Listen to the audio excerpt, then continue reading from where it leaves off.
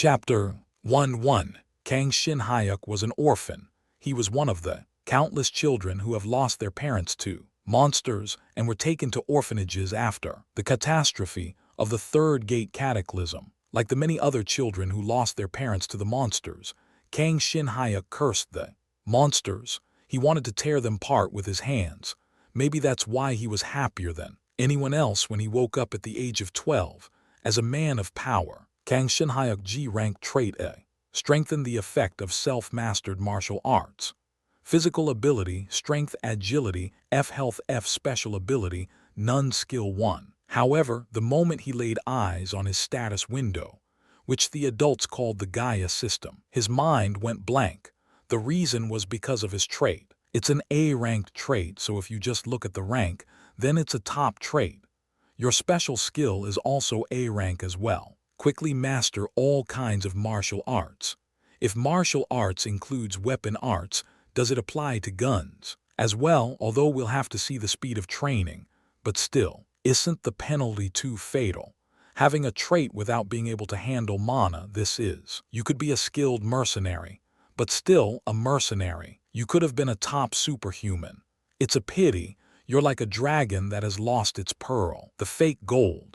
It was an expression used by all those who came to know about his trait. Kang Shin-hyuk understood it. He knew how important mana was to those who fight monsters. Mana, or magic power, the mysterious energy that appeared with the gate throughout the world. Everyone with strong abilities had strong magical powers, and monsters were also stronger the more mana they possessed. Artifacts with special powers could also be only activated with mana, and the price of the mana stones found inside the special monsters increased with the amount of mana they possessed as well. The world after the opening of the gate is dominated by mana. That statement was indeed right. Mana is the power to rule the world, and ironically, Kang Shin-hyuk realized this when he awakened his trod. You can't deal with mana. You can't be the hero of the world. 5 years later, Kang Shin-hyuk turned 17. There were many other options, but he chose to go to a supernatural training academy. Of course, there were countless restrictions on his body that couldn't handle mana, but his trait helped him to quickly master all martial arts and enter the world's best supernatural training academy despite having those fatal limitations. In other words, that was it. It's Kang Shin-hyuk. That high failed the beginner mana midterm exams. Can he advance like that? I wish I get him in the next spar training. I also nearly failed. You know, even if you beat him, you probably won't get many points. At the end of the class, he could hear the voices of the people around him while quietly walking down the school corridor. Kang Shin-hyuk clicked his tongue quietly. Even if he couldn't handle the magic, he was confident that he could always win no matter how many times he fought. However, he had to endure it, as it is not good to cause a commotion, because I always get all the hate. Korea's supernatural training institution, the Shinyang Academy, boasting a whopping 60% international student rate. Shinyang was one of the world's top 3 elite institutions among superpower facilities, and everyone from students to faculty members possessed a strong pride. The pride of being responsible for the future of this generation. However, there was a student in Shinyang who couldn't even deal with mana, a phenomenon. Whereas a superhuman with a trait couldn't control mana, there were even those who considered Kang Shin-hyuk to be a hindrance just by being in the same room as them. He was initially able to get through the year with his superb writing and martial arts skills for a while, but he didn't when he would get kicked out for a minor accident. With the amount of effort he put into entering, he couldn't afford to be kicked out now. It's a place where free dormitories, free food, and free training facilities are given, and no school fees are required. There's even a dignity maintenance fee where you get free pocket money. Kang Shin-hyuk tried extremely hard to enter Shinyang, one of Korea's best and the world's top 5 super institutes. There was not even a satisfactory training environment for an orphan, but he tried. He really tried. Passing the entrance exam gave him the opportunity to train in the best environment for 3 years. He had no time to waste on those who talked behind his back. Suck up everything I can in the school. Take advantage of everything. I have to succeed as a trait user. The body could be trained even without mana. Of course, there were limits, but whining was better. Left for when he reached those limits. As he clenched his fist, pledging to himself, a palm quietly rose over his shoulder. A voice that seemed to suck up the tense atmosphere flew in. Hey Shin Hyuka, let's go play. Beacon Ha. Kang Shin Hyuk looked back and sighed. The name of the boy who crept up so quickly that he could not even his trained eye could notice, Beacon Ha. He was also a freshman like him. Unlike Kang Shin Hyuk, he possessed a high level of mana, and his S-rank trait was also a monster. Among other S-rank monsters, even among the freshmen of the year at Shinyang, which was evaluated for gathering of monsters with excellent potential, he was still considered a once-in-a-hundred-years genius. Nothing good will come from with playing with me. Wow, so edgy, it was just like a line from a novel. Hey, say it again. I'll record it this time. This little bastard. Kang Shin Hyuk sighed as he watched the appearance of Beacon Ha, who turned on the recording function of the popular stick, a high-performance portable terminal similar to a smartphone that was given to all students of Shinyang. He was in the same class as him, and he was also the first person who approached him during a sparring session. Kang Shin Hyuk had been hitting it off with him, and when he tried to distance himself after finding out his trait, he had stubbornly kept approaching him. You're ignoring a real genius or whatever. His trait was the only good thing about him. Apart from that, he was just an asshole to him. However, he was thankful that he got to know him. He would get picked on less just by staying next to him, and his school life would also be a lot smoother. I hate that I'm only calculating benefits like this. Even though he knew that it was good to stay close to Beacon Ha, the reason he acted like this was of this kind of guilt unconsciously appearing in his mind. Why do you keep trying to play with me and chase off the other guys that want to hang out with you? I told you I fell in love with your skills. Kaya, you ace everything, whether it's with a sword, a spear, or even a mace. But I have no mana. You know what people call me? Trash can. It even sounds so trash. Wouldn't something happen when your trait grow more? Besides, isn't it natural to have fall for a guys who works hard rather than people just recklessly believing in his abilities? And this is actually important, he said, and continued while pushing his face closer to him. Your face is really good. You know, to hook up with a girl, you have to be close to a good-looking guy. Kang Shin Hyuk looked at his face at those words. All thought he didn't think his face was bad. It had been a while since he had been told that. It was because that everyone had only looked at his trait since entering Shinyang. You're convinced, senor. So let's play. Let's hook up with some gorgeous and wonderful Nunas and enjoy the night together. Okay, stop talking that way first. He would have been a great guy if not for his embarrassing personality. Kang Shin Hyuk sighed and followed him, while telling himself to stop after 2 hours to make space for training. However, the place where he dragged him to was not a nightlife bar, but a shopping street full of battle equipment shops, consumable shops, restaurants, and taverns. Aka the Soul Superhuman Shopping Center, a place that required a Superhuman Academy student ID to enter. Weren't you going to flirt with college students or social worker Nunes? No, that was a joke, and it's your birthday today. I was thinking of buying you a birthday present. What? Beacon Ha spoke like it was nothing, but Kang Shin Hyuk was slightly moved by his words. Birthday? Who has cared of his birthday? It's early May, so it's only been 2 months since he got to know him. Hey, I'll buy you what you want. Shall we go over there? Are you crazy? That's the brand I'm done by. There are grades for superhuman weapons. The shop which In Ha was pointing to was the brand Mystic. Aside from the rare natural products that can be obtained beyond the gate, the place where only the luxury goods of the highest grade are sold. It's not as expensive as you think it to be. And with your ability, I have to at least buy you this much. Say that again, I'll beat you up. He had heard the gossip. Talent and looks, the boy who had everything, Beacon Ha, his family was also loaded. At school, he had just been eating the same meals and the same clothes, so he had just heard of it recently, but it didn't seem to be ungrounded. Hey, it's really not a big deal. I'm the one that's bothered. Go there to that shop. Kang Shin Hyuk lead the bewildered Beak and Ha to a shabby shop at the entrance to a nearby alleyway. There was a sign calling it a second-hand shop, so it was much cheaper than the Mystic. Second-hand. I know that superhuman weapons are expensive, even used ones. I'm not receiving anything more expensive than that. But the guy who is going to make it big shouldn't start cheap. Give me something more expensive later. I can do with that for now. Kang Shin Hyuk led in Ha, who sounded like some big conglomerate successor, and forced him to enter a second-hand store. Beak and Ha grumbled till the end, but gave in the end at Kang Shin Hyuk's endless nagging. It was a coincidence that he found a sword covered all in black. Over there's one. 5,000,000 won per piece, the shopkeeper said bluntly without any intention to move from the counter. Kang Shin Hyuk heard his words and stared at the sword again. The ebony black sword was mixed randomly with other weapons in a large container, which meant that they were the weapons that even the second-hand shop was eager to get rid of. There are a lot of things to do, so even if you complain later, you can't get a refund. It's useless to use the school's name, so remember that. Yes, we won't do that.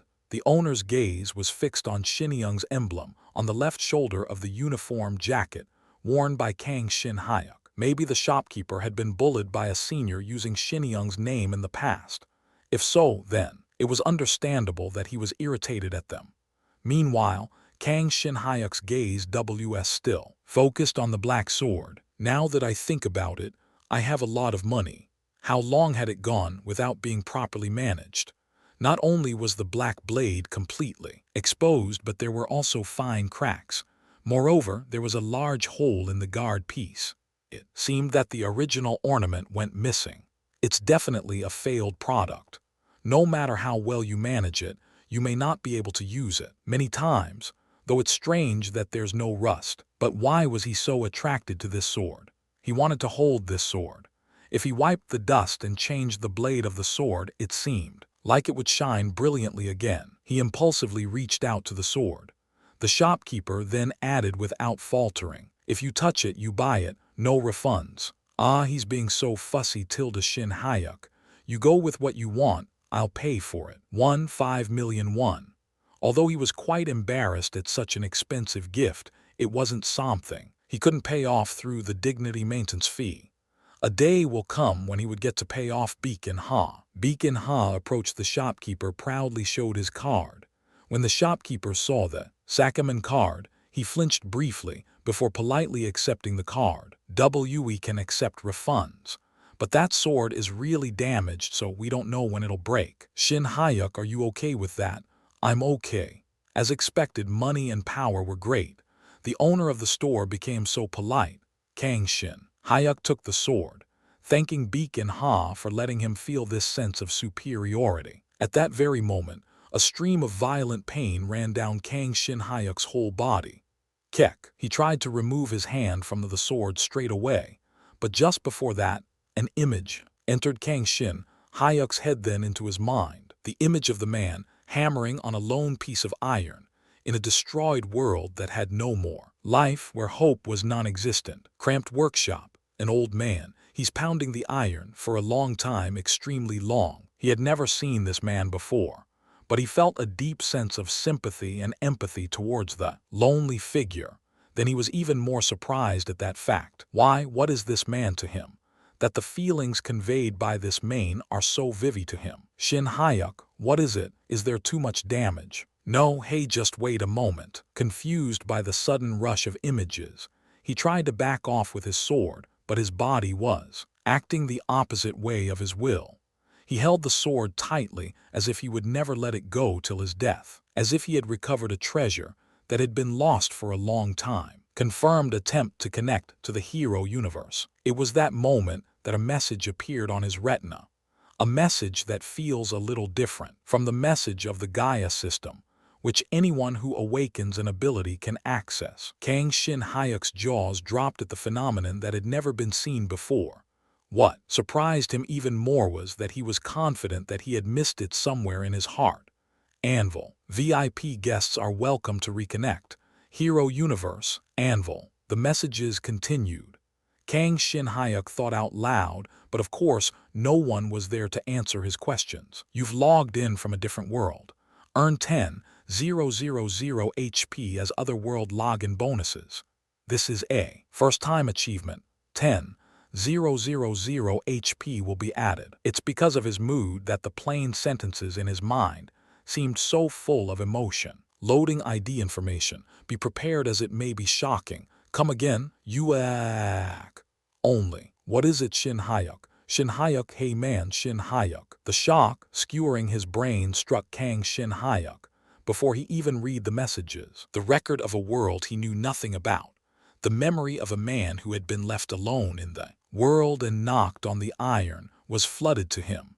It was a much more terrible pain than when he first awakened his trait. Kang Shin-hyuk struggled with the fragments of sharp memories that repeatedly assaulted his brain, trying to resist with his though mentality. But finally, when the name Yun-ah came to his mind, he finally let go of his consciousness. I'm honored to see you again, dear member. Of course, he couldn't read the administrator's message in front of him. Chapter 1, 2. Yuna. What does Yuna have to do to meet her grandpa? Anvil, if Yuna is a good girl, I will come and see you. Yuna, really? You will meet me. Grandpa is way better than mom and dad. My mom and dad always bully me. Don't let me play with dolls, don't let me see movies. Anvil, oh my, looks like grandpa will have to teach a lesson to those kids. And we're going to play with the dolls and watch movies together. Yuna, really? Anvil, yes, really. Yuna's, I love you so much. I'm going to be a good kid every day, so you have to come see me quickly. There were countless memories in his head. All were memories of different times, but the place and people remained unchanged. Kang Shin-hyuk became a blacksmith who was all alone in the Persid world. He was pounding the lump of metal without any rest. He was constantly quenching metal, exchanging messages with a child who didn't know his face or voice. Anvil will take long time to fully synchronize. The HP that you have earned is locked, and it will be unlocked as the synchronization rate increases. Though you are a VIP, the assimilation rate is too low, so it is not possible to properly utilize membership rights. Limited activation of the login bonus feature. VIP benefits, 500 HP as a login. Bonus of the day. Increase your assimilation rate to enhance your login bonus and unlock the My Room function. How much time had passed since he had fainted after receiving the strange message from the hero universe? It was only after the sky was dotted with the peaceful shine of the distant stars that Kang Shin-hyuk managed to slowly regain consciousness. He was in his room. Beacon Ha seemed to have carried him to his room. He thanked him in his mind. Hey, why does my head hurt so much? My head was spinning from dizziness. He felt similar to the faraway morning when he drank with the orphanage kids after the Shinyoung results were announced. He was currently in a situation where he didn't even know himself and what he was living for. However, there was a certain thing left in his head, and that was the memory of a young girl named Yuna. No, there was one more thing. He was a blacksmith and had made a birthday present for her in the past. What former life is it like that? He himself couldn't believe it, but the memory felt too fresh and real for it to be a simple dream. That strange sense of unity was hard to accept in a different sense. An old, shabby blacksmith who hid underground and quietly waited for his death in a world where there was no one left to lean on. And the miracle that came to him, I can't remember anymore. The memories are too random and chaotic. He also seemed to have heard something similar to synchronization and VIP. When he was unconscious, there was a need to check. The Gaia system's log function should work, he thought. But when he activated the log function, he became even more pale. Synchronization operation is in progress. Current sync rate 0.3%. 1,301 days, 17 hours, 32 minutes, 55 seconds, 18. Special abilities and spirit power is unlocked. The serpent without its pearl, awakened fledgling dragon. No, what is it talking about? The talk about VIP and synchronization was probably related to this hero universe. Say he ignored those parts for now, what would he do in the future? Trait evolution, metallurgy, moreover special ability. Wasn't that only for use of magic? No, calm down, Kang Shin Hayuk. This entire thing could be a trap. Maybe it's a terrible nightmare or hallucination since I wanted mana so much. Let's check calmly. Okay, calm down. Every person who awakens a trait encountered the Gaia system and gained the right to check his or her abilities. Yes, that was the status window. He was able to see his objective abilities in real time just as he could see the abilities of the characters in the game. So the moment he said status window, a translucent window appeared in front of him. Kang Shin Hayuk E+ rank, right arrow D rank, and 1 trait. Awakened fledgling dragon. A right arrow a plus. Instead of dealing with mana, you can easily and quickly master all kinds of martial arts. It greatly amplifies the effect of self-mastered martial arts and enhances the performance of the weapons in hand. Physical ability. Strength E+ right arrow D. Agility D right arrow C. Health E right arrow D. Special ability. Spirit power F. Unlocked skills. 18 techniques.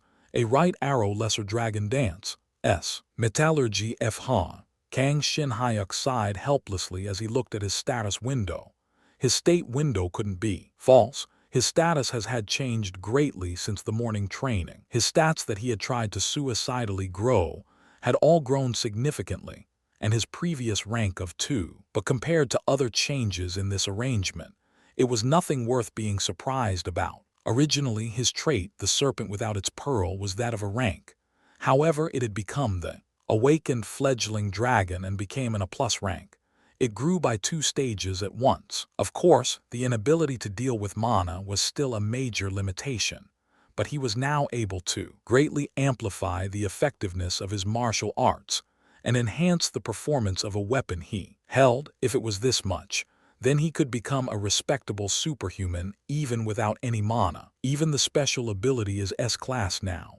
I got a negative mark, but still, I have my foots in the S-grade class. There were remarkable changes to his talent of training with weapons, and his 18 techniques had changed to a higher rank lesser dragon dance. Evolving to a higher rank meant his proficiency would rise by 1 level, and he was still strong. Without much proficiency, an S rank was even more special, since it was almost exclusive to rankers or the Ranka reserve force. He almost couldn't believe it, so he pinched his cheek and it hurt like hell.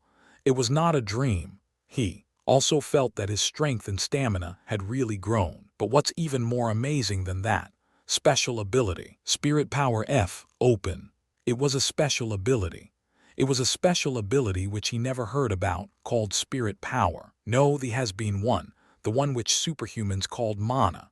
No special abilities other than mana are known, at least for the general superhumans including him. Mana was the power to strengthen all things, and must only be used by the superhumans who faced monsters.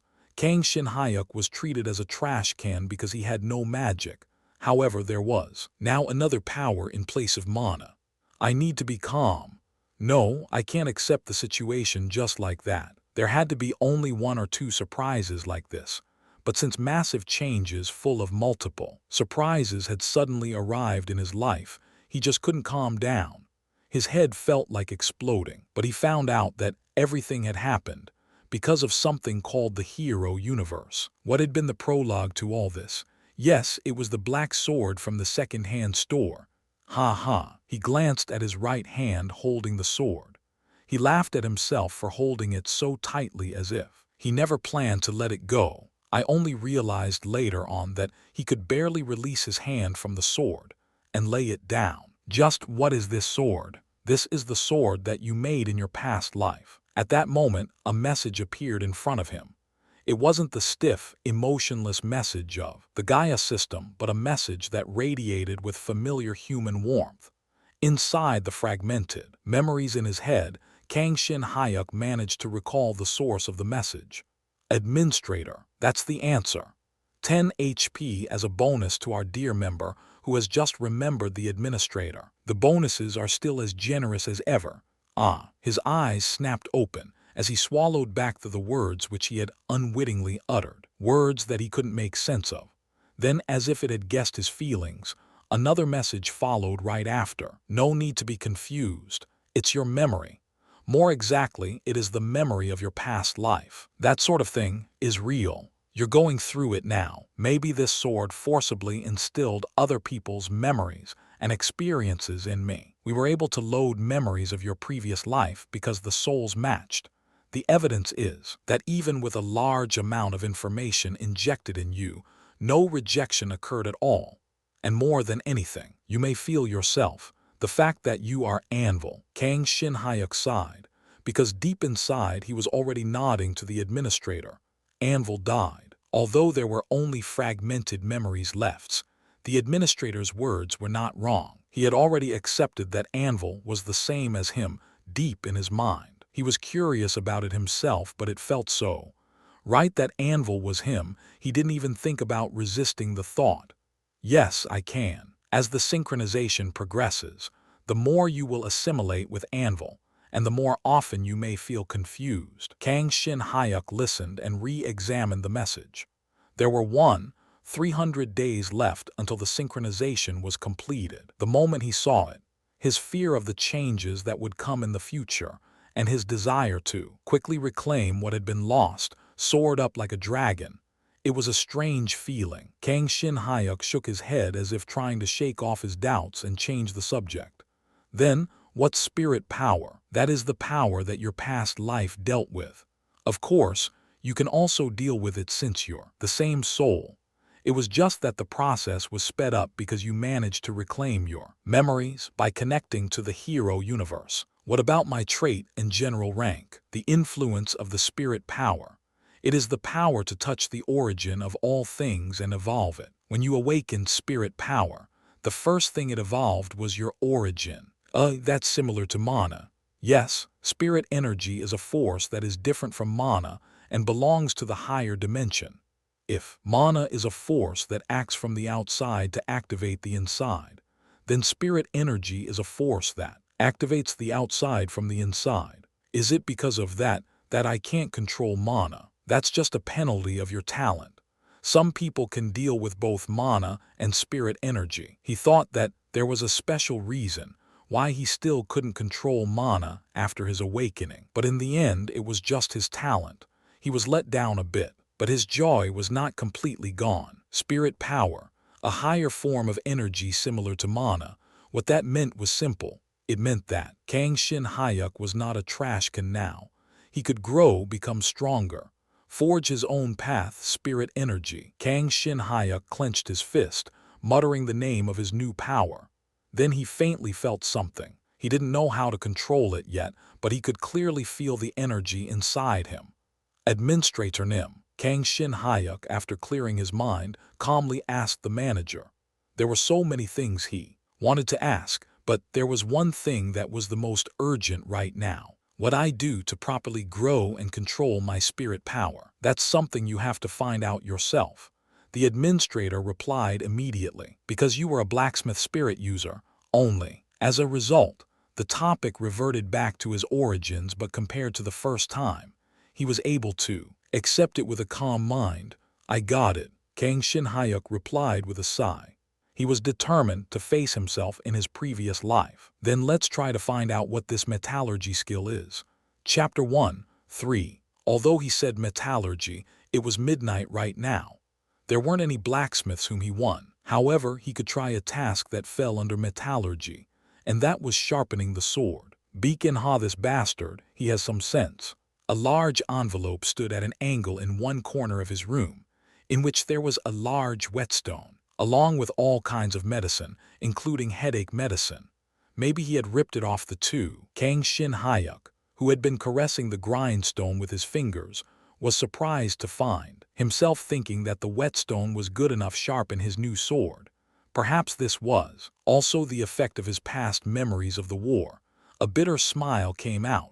Maybe to a bystander it would look like a beginner was using a veteran's jokes. But is this really a Godslayer sword? That's right, the last sword you made in your past life, the Godslayer sword. But it looks so plain. Kang Shin Hyuk shot back, saying that he didn't believe the administrator's words. The Godslayer sword. Yes, in his messy mind he remembered making the sword. The memories just before Anvil's death remained vivid. Yes, he had made it for a man named Janus. He had also removed some of the materials and made it into a small gift to give to a child named Yuna. But in his memories, the blade wasn't this worn or cracked, as a result of falling through a storm of time and space, as well as crossing through numerous dimensions. Even the dragon heart, the core of the sword, was lost. However, since it has returned to the owner's hand, maybe it will be able to regain its original strength someday by reforging it with your spirit power. A storm of time and space, so I have to forge it again. His skill level of metallurgy was only F rank. It was only natural considering that he had never held a hammer before in his life. But to reforge the sword, which had the words Godslayer in its name, would such a day ever come? You don't have to worry. The soul remembers the technique, so if you start training in metallurgy, your synchronization will accelerate, and it won't take long until you recover your past life state. Your ability to deal with spirituality should also grow together. Well, I'm looking forward to it. Now his priority of action was to develop his new strength, spirit power. He had no strong desire to increase the assimilation rate or to restore the memories of the past life. He just thought that he couldn't turn away from it. The administrator continued explaining as if he had read his mind. Also, it could be just his current mood, but the administrator sounded as if he was tempting him. That's not all. Once fully synced, you'll be able to restore your Hero Universe membership status, upgrade your login bonus, and reclaim the massive amount of HP you have stored at the same time. HP is a commodity that can be obtained through outreach and heroic activities in the Hero Universe, so it will have a massive impact on your growth. I'm sorry, I want to forget about the Hero Universe right now. I understand. Of course, he had some memories of my previous life, so he roughly knew how amazing the Hero Universe was. But right now, he was too confused to even evaluate himself, so he couldn't properly think about anything else. In particular, the community he stayed in during the life that he didn't know about. To rush straight into this topic was like jumping in fire with a bomb for his mind. So, I want to start by being able to sense myself to some extent. Connecting to the exterior can come after. -10 HP bonus for member who is realizing the essence of spirituality.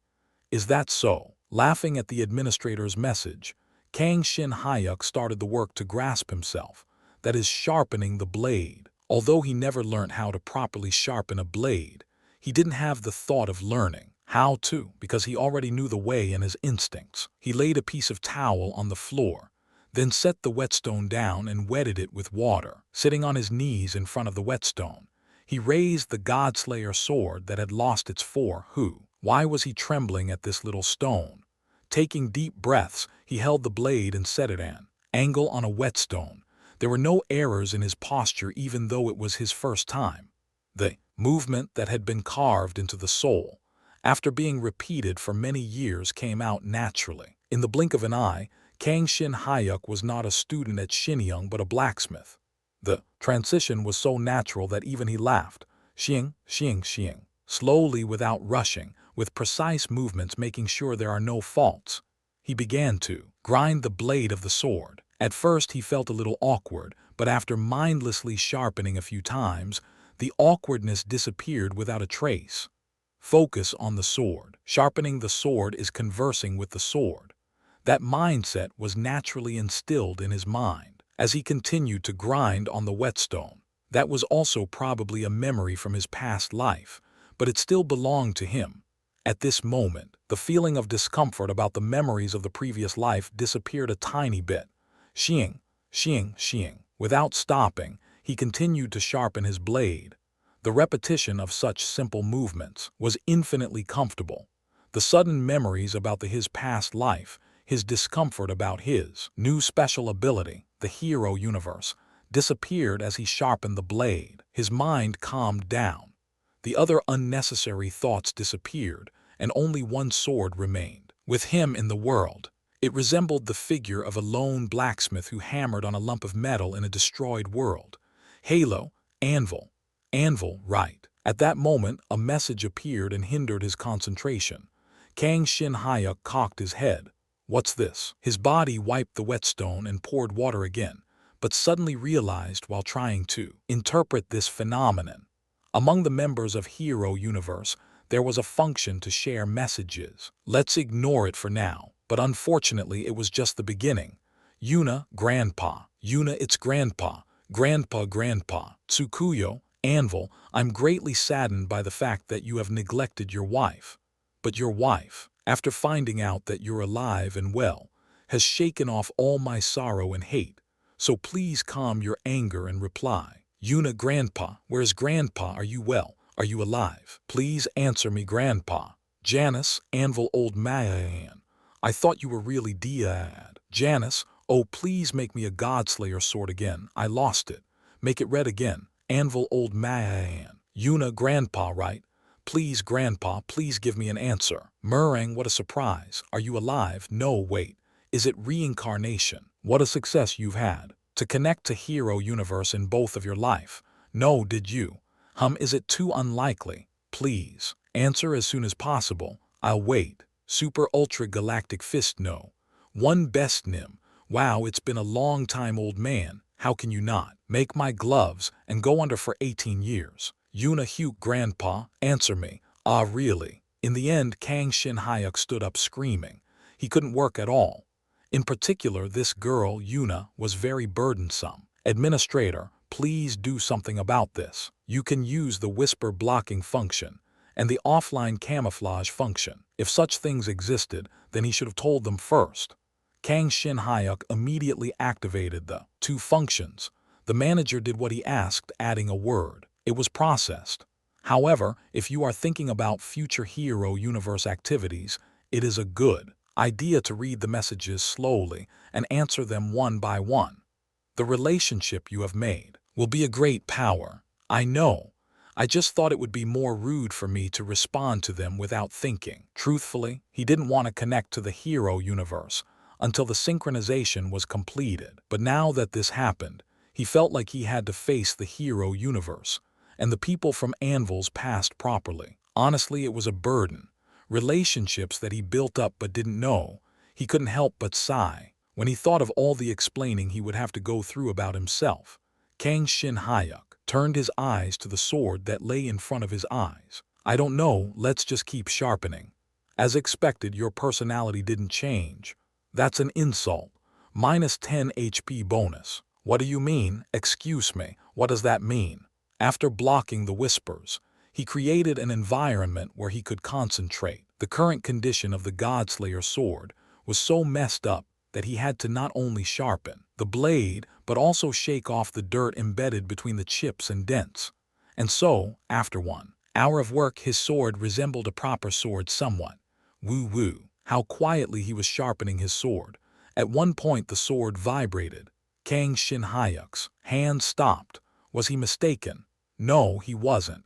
In addition to the sword vibrating, he was able to detect the distinct will contained within it. Gladness, longing, joy, sadness. Such complex emotions was flowing from the sword. Kang Shin Hyuk shivered and realized instinctively. Perhaps this was spirit power. The spirit power inherent in him stimulated the spirit power in the sword, twining their origins into one. Kang Shin Hyuk felt as if he could communicate to the sword with just his will, just like how it mesmerized him in the weapon store. He chose to go along with his instincts. Did I make you? Woo-woo. The moment Kang Shin Hyuk carefully asked a question while sharpening his blade, the sword glowed as if it were positive. It was definitely a spiritual power. The anxiety and faint light shook my heart somewhere. I thought I wanted to help. At that moment, the light that naturally escaped from his body permeated into his sword. The sword seemed to be happy again and made a slight cry. After seeing it, Shin Hyuk Kang lost his composure very briefly, but he soon realized that his spirit was absorbed by the sword. Indeed, it is true. Is this the power to deal with it? He felt pure joy in his heart. Was it because he figured out a way to control spirit power, a higher form of mana? No, that wasn't the reason.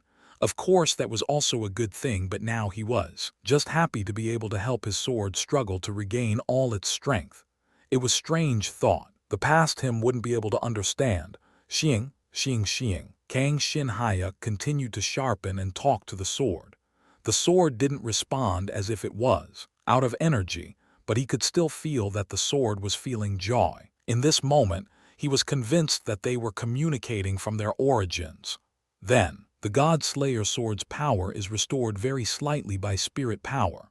The sword emitted a dazzling light as the message of the Gaia system appeared in his mind. It has recovered its lost origin power very slightly and regained some of its former authority. The Godslayer sword regains power equal to D rank. Metallurgy grows to F+ rank. Spirit power grows to F+ rank. Unlock a portion of the sword's memories. Kang Shin Hyuk, who was sharpened the blade, stopped his hands as a feeling of déjà vu came over him. Only, the flood of memory again hit Kang Shin Hyuk. This time it was a memory of another person. Author's notes, translator and editor notes, unknown one. Blacksmithing side, but bit more than just blacksmithing to be called blacksmithing. 2-3. Grindstones are usually made from sandstone. Grindstone machines usually have pedals for speeding up and slowing down the stone to control the sharpening process. For Chapter 1, 4. VIP benefits, 500 HP as a login bonus of the day. On the third day, you'll get a special sign-in bonus, so look forward to it. After the onslaught of surprises yesterday, Kang Shin Hyuk was so tired in the morning that he couldn't even train in the morning and sleepily walked to school. As soon as the morning roll call was over, Baek In Ha laughed as he looked down at the figure slumped on desk. Is little Shin Hyuk okay now? Yeah. Are you the one who brought me to my room? Thank you. Was that sword really okay? No curse or anything like that. It's not that, it's my trait. Something happened with the sword because of that. Oh. Baek In Ha's eyes twinkled. Is your trait growing or something like that? It's something similar, I'll explain later. Anyway, thank you very much. I'll definitely pay you back for this. But the more I think about it, the more I wonder, did the 1.5 million second-hand sword have some sort of ability that stimulated your trait? Or is it because your trait affects weapons in general? Both. Really? But you know, there's more important news than that. You actually lost out a lot yesterday. Baek In Ha pulled a chair from the desk in front and sat down. The chair originally had a separate owner, but he couldn't complain outright to Baek In Ha, so he had to find another friend to sit with. Look at this, I found it while carrying you back. What? Kang Shin Hyuk was astonished to see the figures in the photo, which appeared to have been taken by Baek In Ha himself. He gestured not to make a loud noise, but he was too surprised to stop himself in time.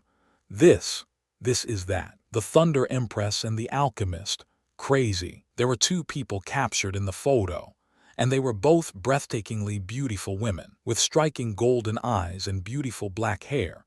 The Thunder Empress Shin Yuna, crimson hair and fiery eyes, and a mole on her lazy smile, all excluding a self-indulgent charm with her glamorous body. The Alchemist Claire Boyle. Both of them were eye-catching beauties, but more importantly, they were ridiculous figures of the current generation, who ranked among the top 500 on the international rankings. Why are they going to the superhuman commercial street? I have some information that I have obtained from a reliable source. That's a really suspicious intro. In fact, there's something they are looking for in a store. It seems to be some sort of hidden weapon, so they appeared yesterday for that reason. So, they're going to appear there again today. Is that right? Our little Shin Hyuk is going to come, right? We're going to go hunting for sexy Nunas, right? Baek In Ha faced Kang Shin Hyuk with a face full of anticipation. I even bought him a birthday present, he won't reject me. However, Kang Shin Hyuk responded politely. I'm sorry, I'm not going. Come on. I don't have time to play for a while. The midterms are already over, so why? For the time being, I have to hold on to the sword you've given me. Baek In Ha's expression crumbled at Kang Shin Hyuk's serious voice. However, what could he do when it was because his gift was too liked? He had dug his own grave, so find another handsome guy and try your hunting together. I'll watch you deflate in the distance. Did you just say the deflate? I need to sleep for a bit. Kang Shin Hyuk then rammed his head on his desk after kicking out Baek In Ha. Of course, he was also interested in the high rankers who visited Seoul's commercial street yesterday. But there was currently something more important than that. Spirit power, Godslayer sword, hero universe, and the sword dance. Last night, the moment he succeeded drawing the power of his sword with spirit power, Kang Shin Hyuk was once again forcefully pulled into another memory. It was the memory of an unrecognizable human shadow, endlessly dancing under the moon's shadow whilst beautifully wielding a sword. It was just a memory, but the short but crystal-clear dance refused to leave his mind. It was advanced to the point where I couldn't even understand it. It was a memory that could not be shaken out of his head.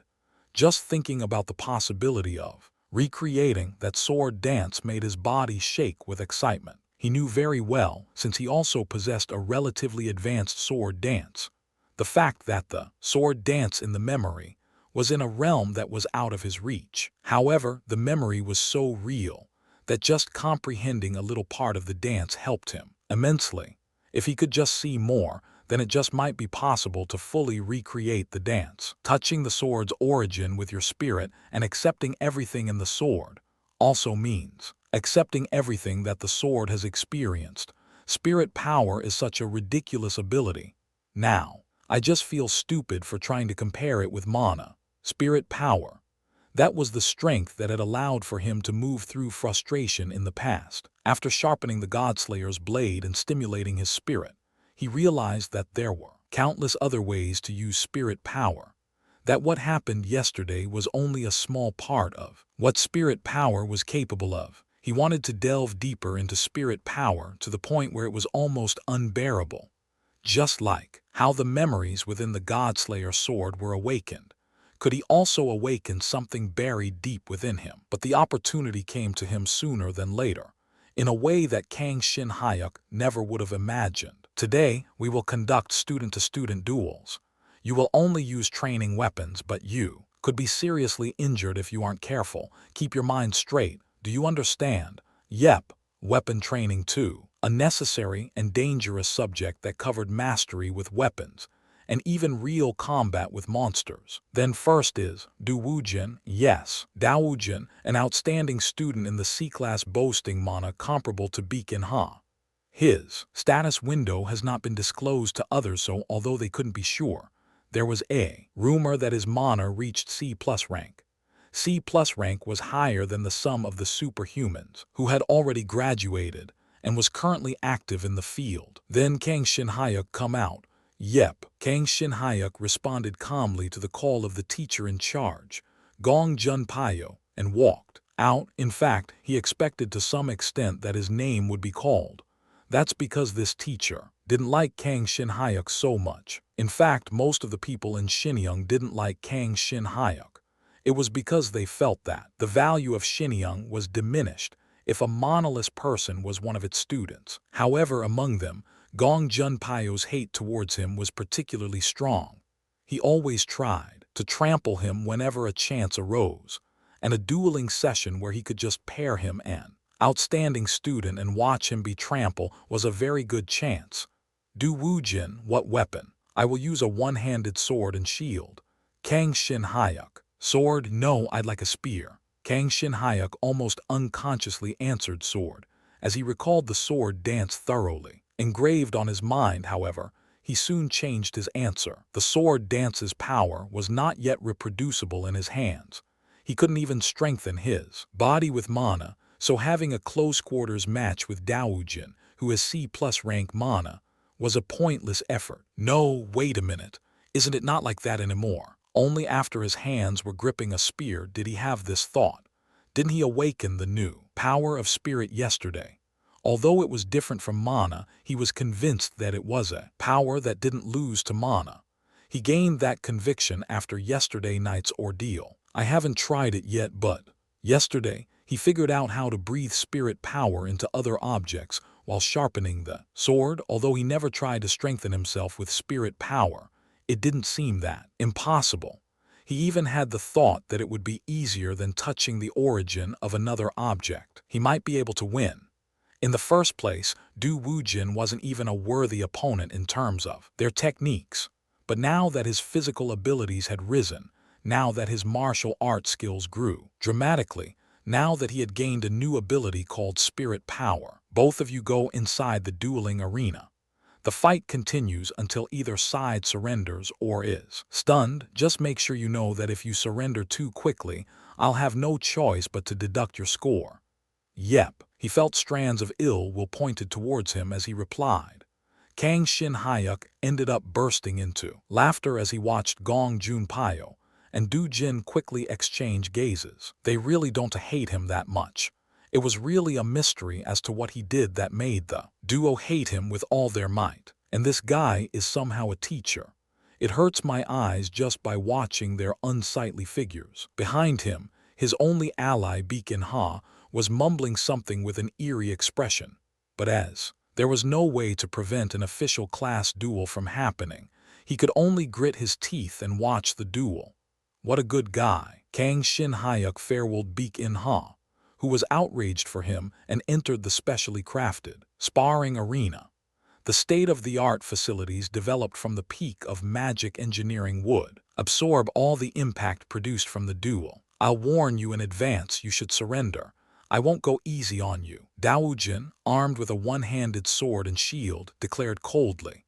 He had more pride in Xinjiang than anyone else, so consequently, his hate for the incompetent Kang Shin Hyuk was also greater than anyone else. In response, Kang Shin Hyuk raised his spear and smiled widely, not backing down.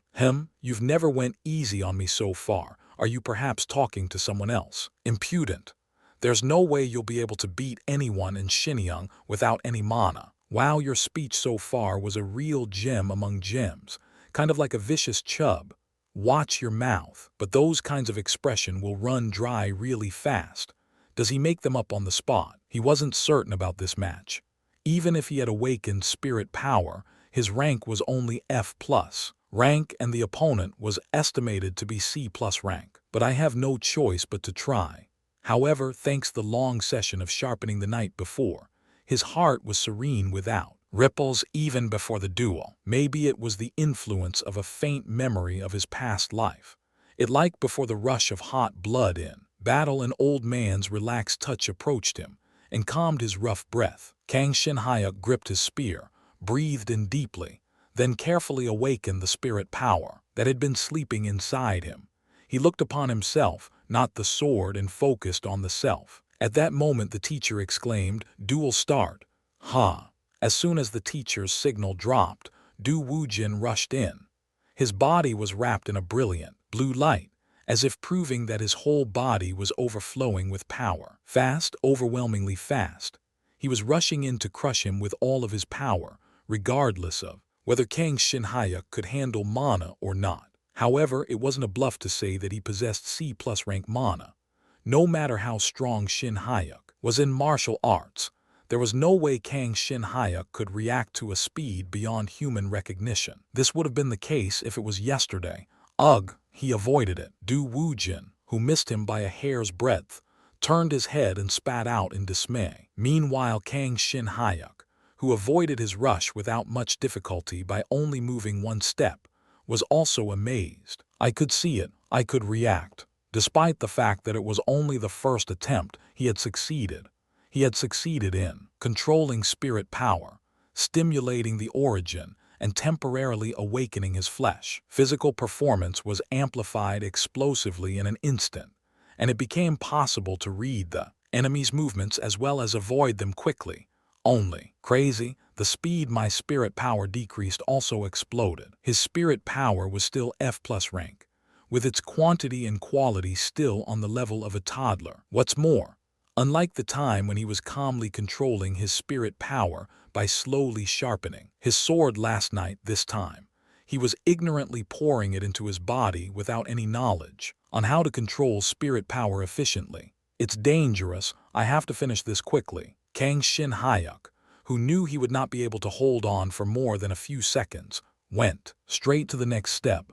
It was of course to attack. Only a short time had passed since Du Wujin froze in surprise after Kang Shin Hyuk dodged his attack. If he didn't take advantage of the gaps that were revealed now, the battle would again instantly shift in Du Wujin's favor. Help me. Kang Shin Hyuk, who could not be satisfied with only strengthening his body, squeezed out the last drop of spirit power in his body and focused all of the divine energy on the training spear in his hands. In an instant, the image of the spear was engraved on his mind.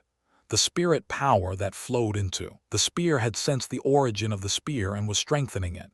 Only, it's a lot different from the Godslayer sword. It is easy to understand the source, but I don't think there's much power to amplify. The will of the weapon itself is too weak compared to the God-slaying sword, which currently resided in his own origin.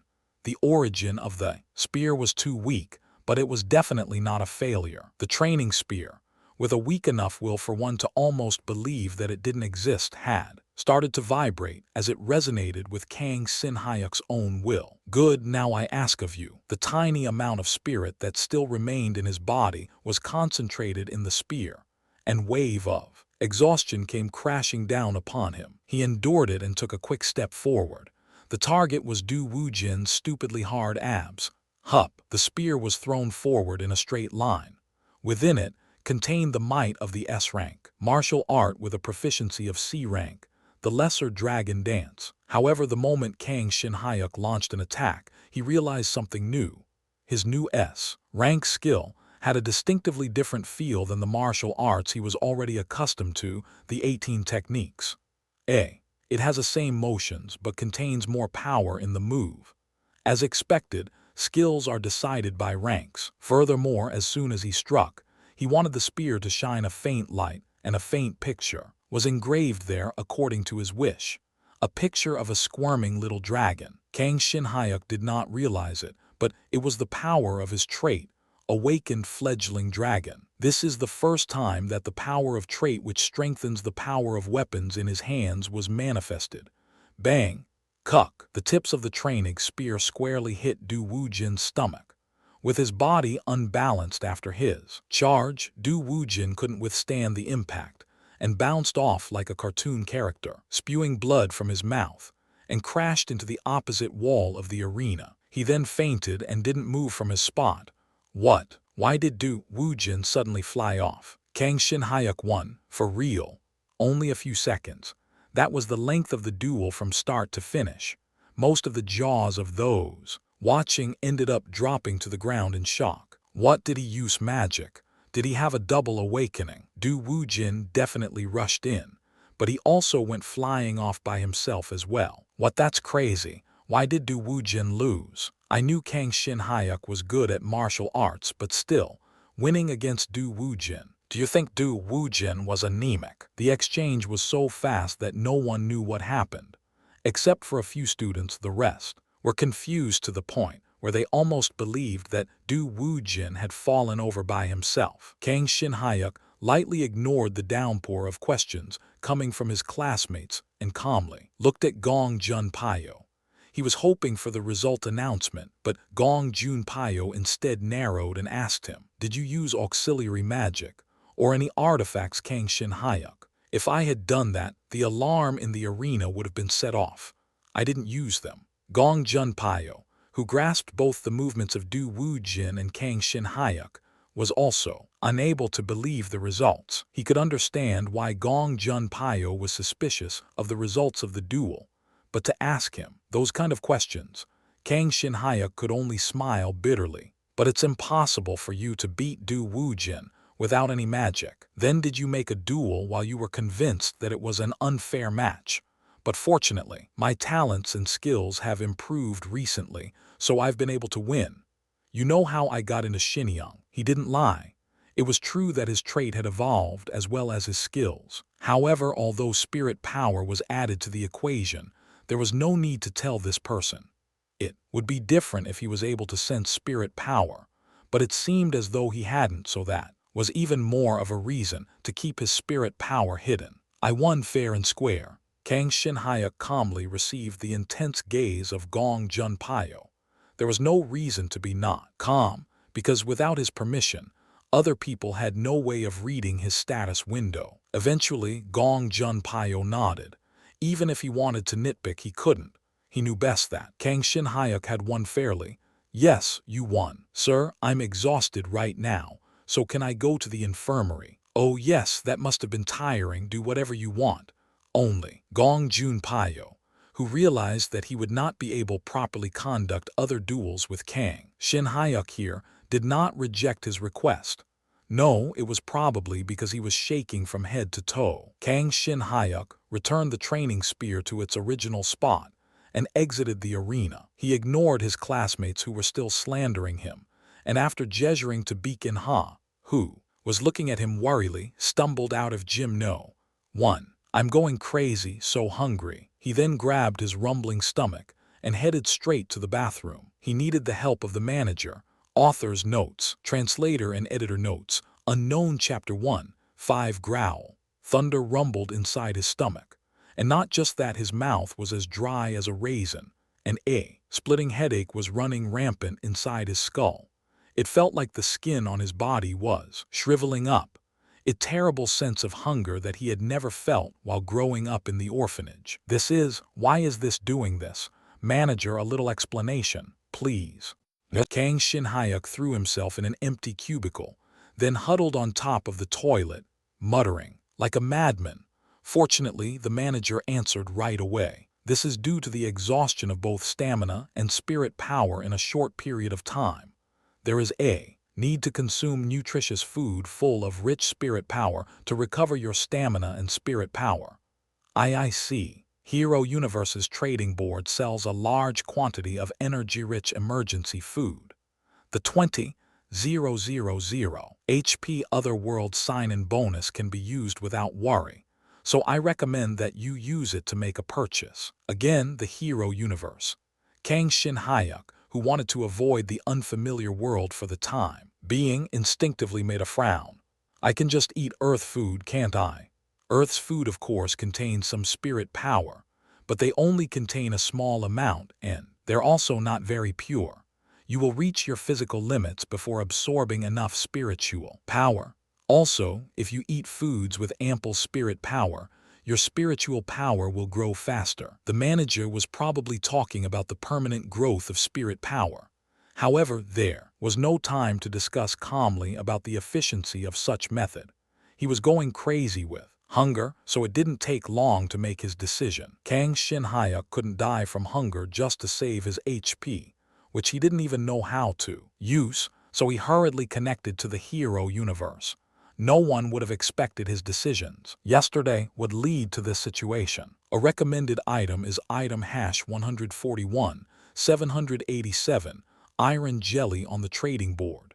It has the highest spirit power to nutrient ratio, and its pure spirit enables quicker spirit power regeneration, as well as its growth. However, the seller is notified of the buyer's ID. Okay, please just buy it. Sooner or later, the Hero Universe had to be challenged again.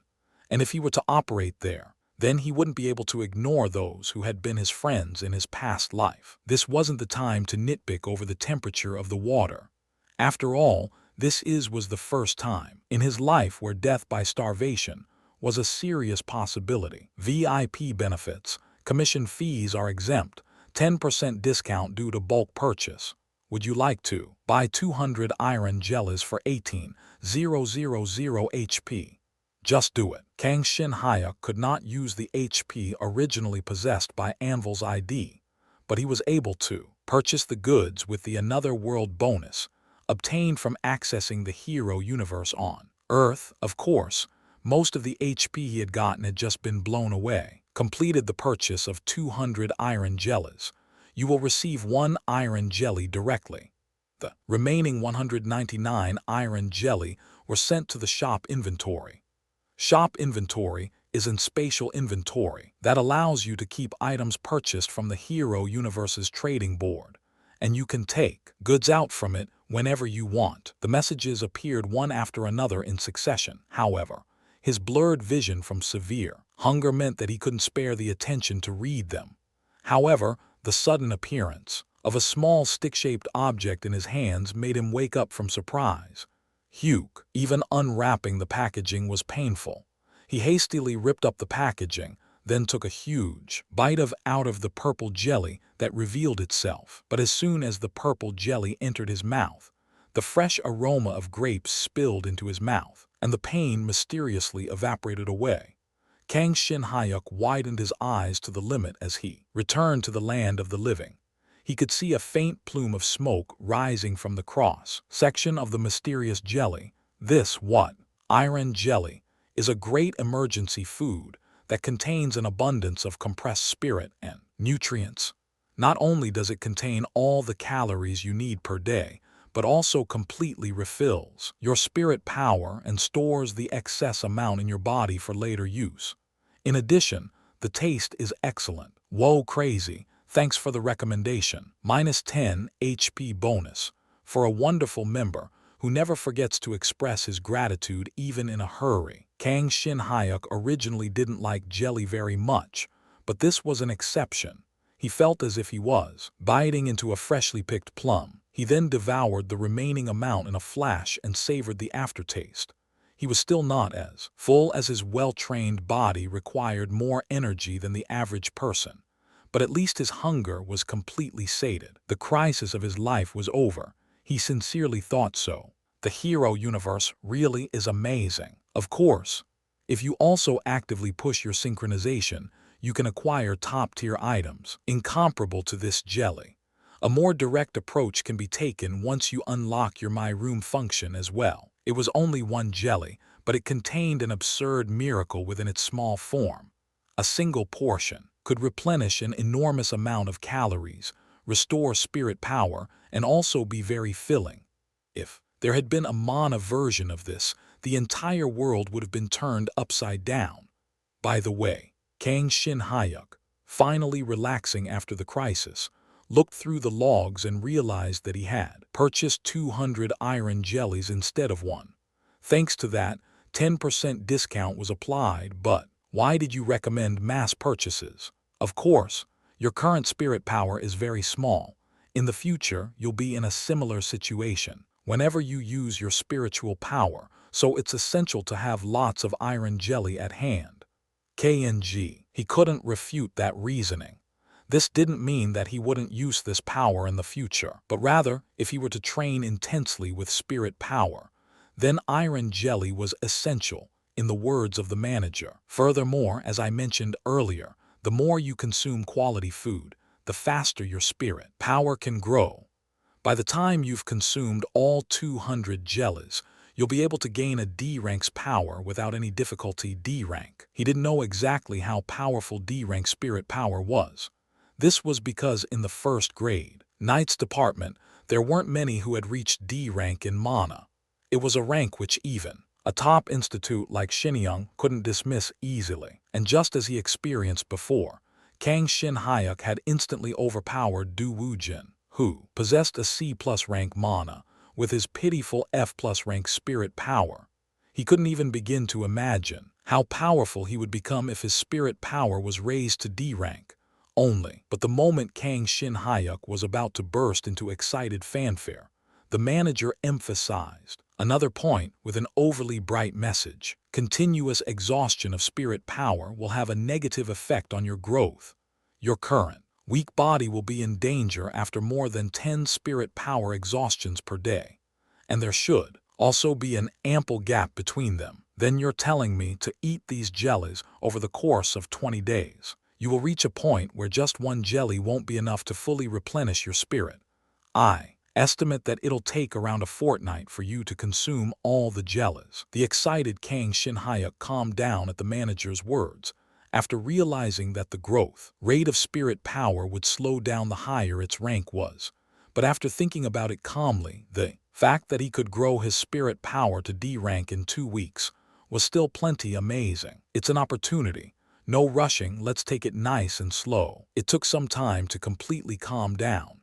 However, when he imagined sharpening the blade of the Godslayer sword, his mind wondrously started to calm down little by little.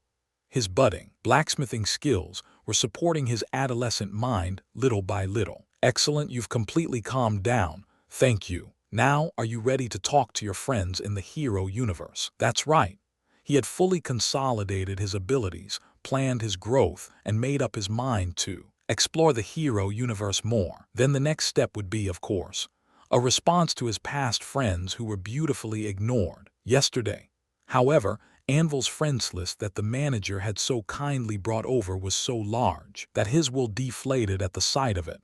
Frankly, he was afraid. First of all, it would be better to send a reply to the friends who contacted you yesterday. Yes, that would be better, right? Halo, Yun Ah, Janice, Tsukuyo, Murring, Super Ultra Galactic Fist, and so on. It looked like a spy was, possibly mixed among them. But it was definite that they were his past friends, especially this person named Yun Ah. I think she had a deep relationship with my past life. Probably, the manager casually affirmed. Also, in the 100-plus messages he received yesterday in that short time, more than half were from Yun Ah. Moreover, she had also appeared in Anvil's memories. Once they find out that I'm not Anvil, they would be very disappointed. You are right, it was just a reincarnation, but it's still different. Yes, the manager answered honestly. If we judged based on the feelings communicated with Yun Ah-nim, it wouldn't be exactly the same.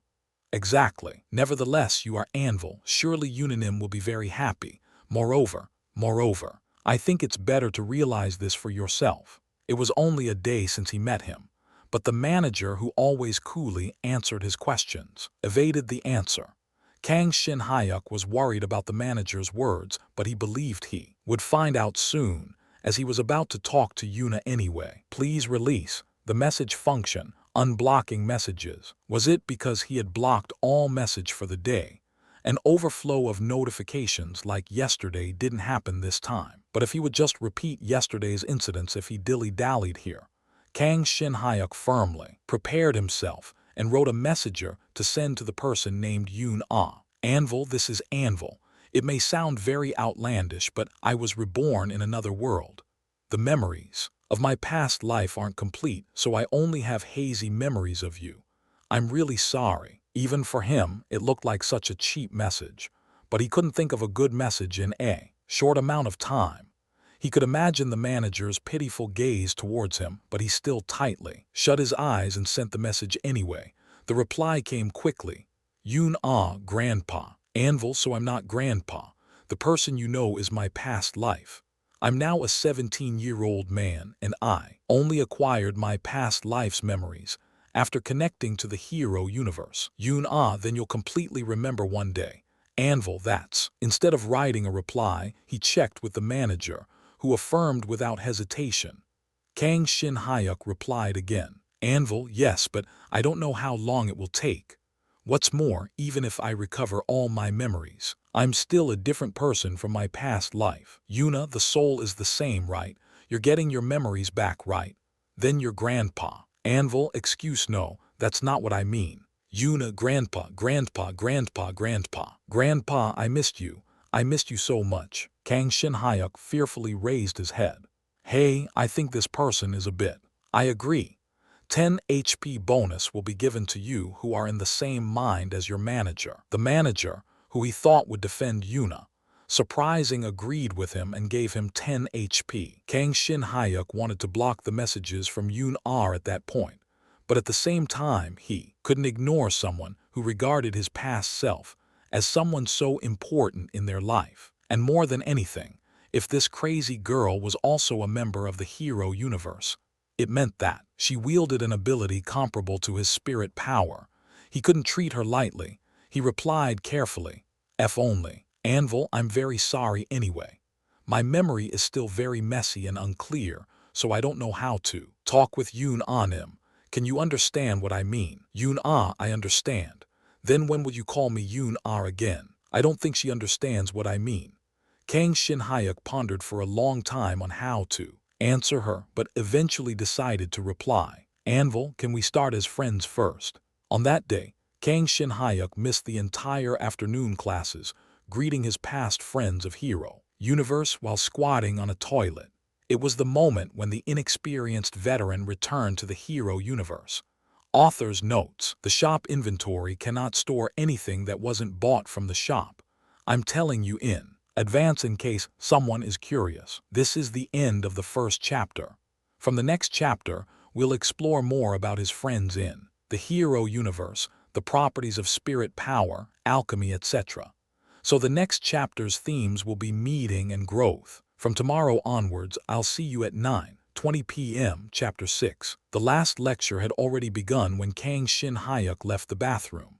He quickly went to the staff room and requested permission for early sick leave. As if they have heard about his barbarism during his training period, the teachers looked at him with suspicious eyes, but the permission was granted with ease. Beacon ha, Kang Shin-hyuk, Kang Shin-hyuk. Get better if I take a break. Bacon ha, really cool earlier. I'm pretty sure the bald dude and I were the only witnesses. Throwing your spear with perfect timing while dodging all the attacks with concise movements. Kaya, as expected of my best friend. Kang Shin-hyuk yourself today. After he walked out of the staff room and texted Beacon ha, Kang Shin-hyuk began walking back to his dorm room. For your information, the bald dude was referring to the supervising teacher of Session 2 of the Martial Arts Techniques Training, Kong Junpyo. There was a saying that even one could hate a human, one must not hair a bald head. Yet Beacon ha had been so harsh. Tsukuyo, the anvil that I once loved, is already gone. That is my final conclusion. So I'll cut to the chase. I want you to delete his ID. Murang, an inheritance of the memories and knowledge gained from your time in Hero Universe. Very interesting. I've never heard of such a case because I've never died before. How's your new life going, Anvil? Halo, how is that world? Is it very dangerous? There is no end to this, no end. In fact, at this very minute, he was receiving whispers from countless friends, Yuna among them. If there was Yuna, a person who rather frighteningly accepts all aspects of him, there was also someone who could not come to terms with the existence of a revival system, as well as an adventurous type who was inspired by Anvil's revival to explore the hero universe. I've had enough for today. He sent a message to his friends, explaining how he was tired by having just regained his memories, and subsequently blocked all of them. By circling the message around to his friends, he extinguished the fire that needed immediate attention. There were still a couple of problems remaining, but none of them were serious enough to deter him from participating in his community activities. Even though he eagerly wanted to learn more about the hero universe, he wanted to focus on a single issue more than anything: spirit power. He tightly clenched his fists while thinking back to his training earlier. He could still feel the exhilaration he felt after beating down Du Wujin, awakened fledgling dragon, and lesser dragon dance. Enough, the most surprising change was the physical enhancement of his body. Awaken the hidden strength of the weapon and extract away your hidden potential. With that alone, you could unveil infinite possibilities. I instantly became stronger.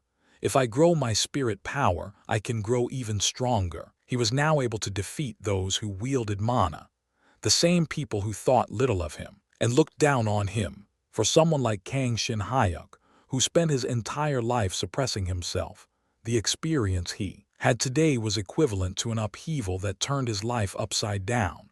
At this point, it would be difficult to suppress his excitement. Please don't exhaust yourself. I know, thank you for worrying about me. After hearing the administrator's message, Kang Shin-hyuk tried to relax. He countlessly murmured to himself that nothing good comes from acting hastily, and comforted his ever-growing impatience.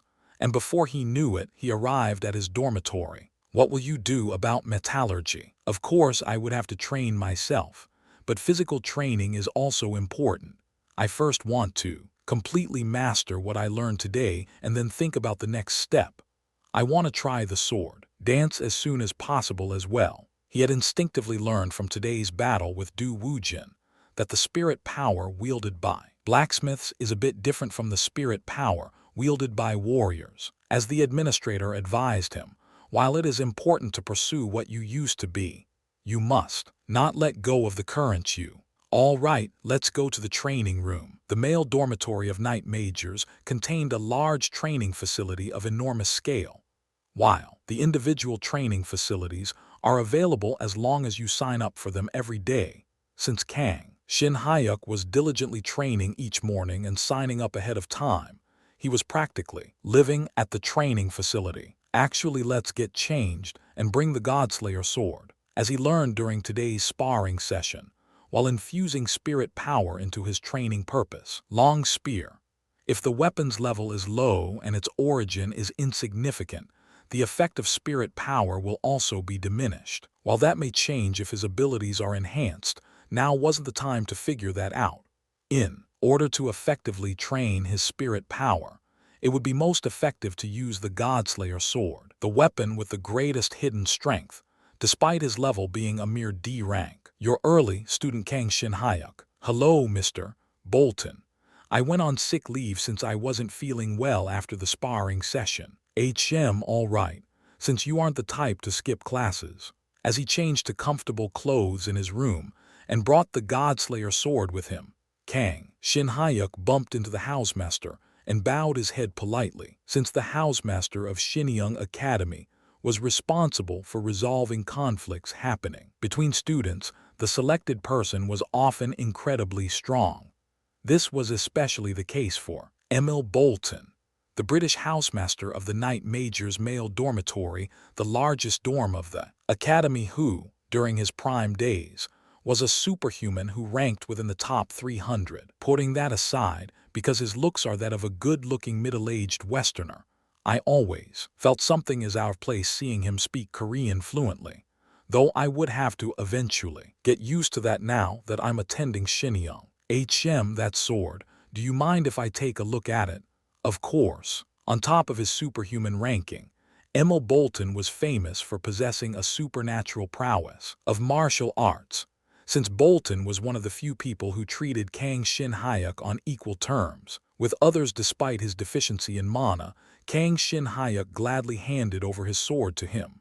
Wow! Emil Bolton let out an exclamation after carefully studying the sword. It certainly is not an artifact containing any special type of capacity, but it certainly was crafted by a skillful blacksmith using quality materials, and if my guess is correct, did student Kang Shin Hyuk sharpen the edge himself? Yes, I'm still clumsy, but I don't think you're clumsy at all.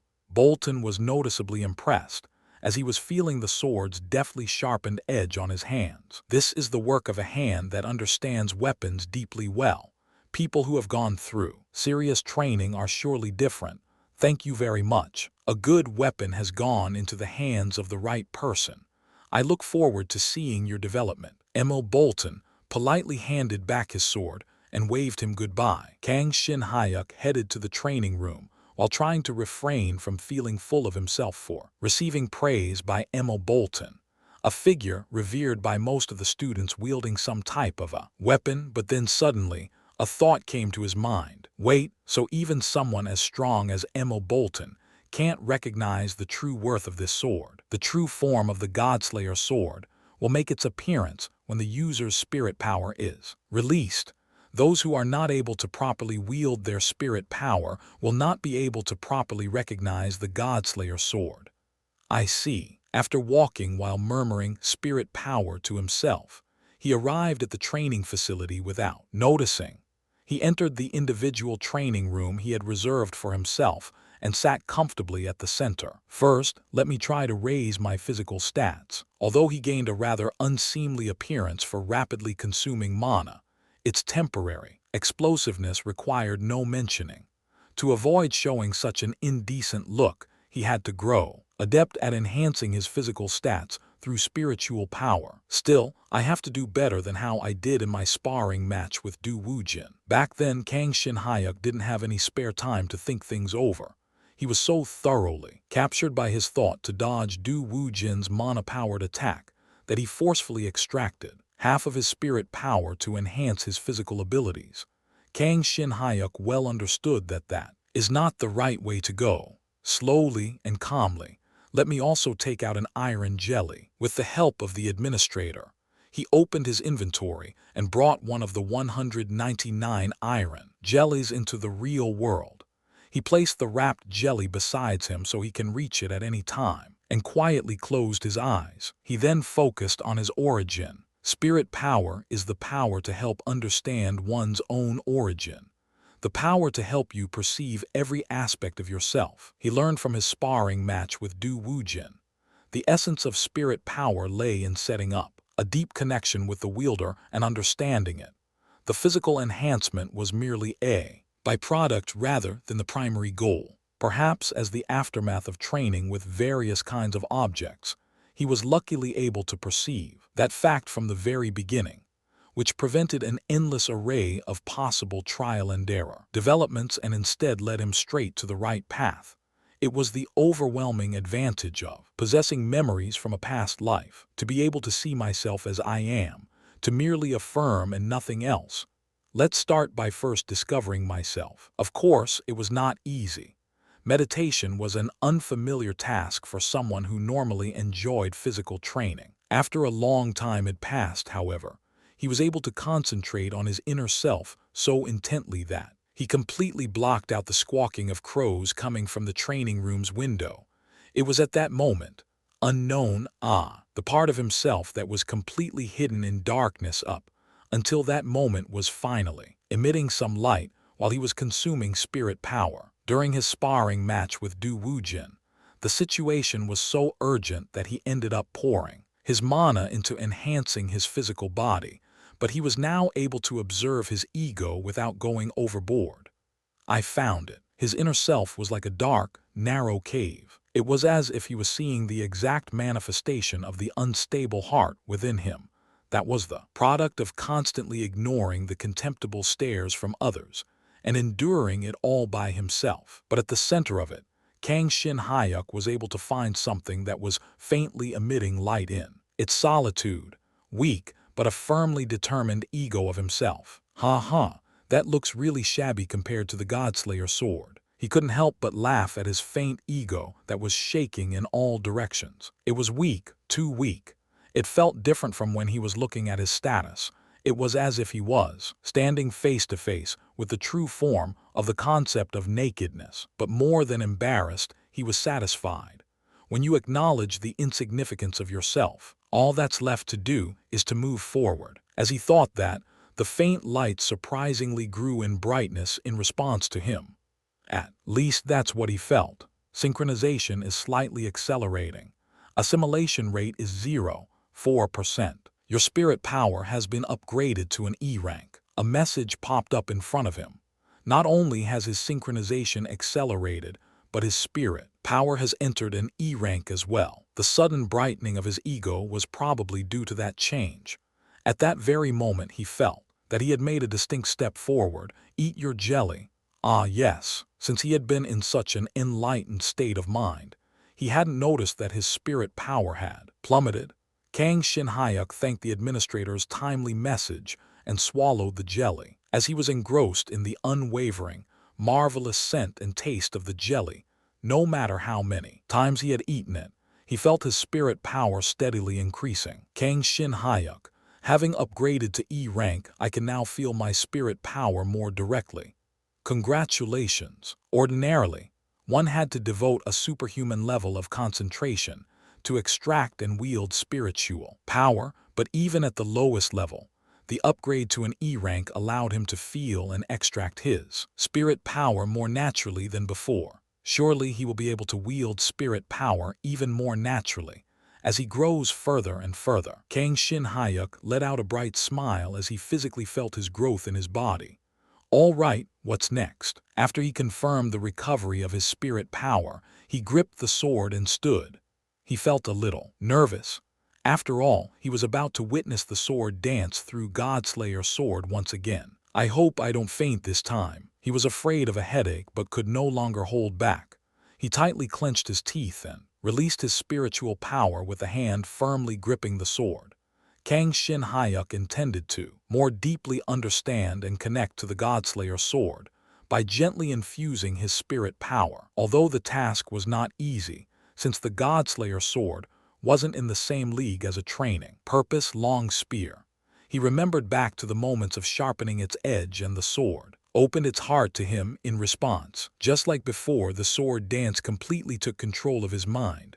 There was no sound, no change, only a shadow performing a sword dance with the Godslayer. Sword gripped in its hand, was present in a world covered in white. Just watching its movements gave him a headache, and his body broke out in cold sweat.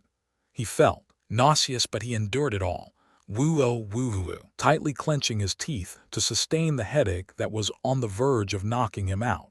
He slowly moved his body.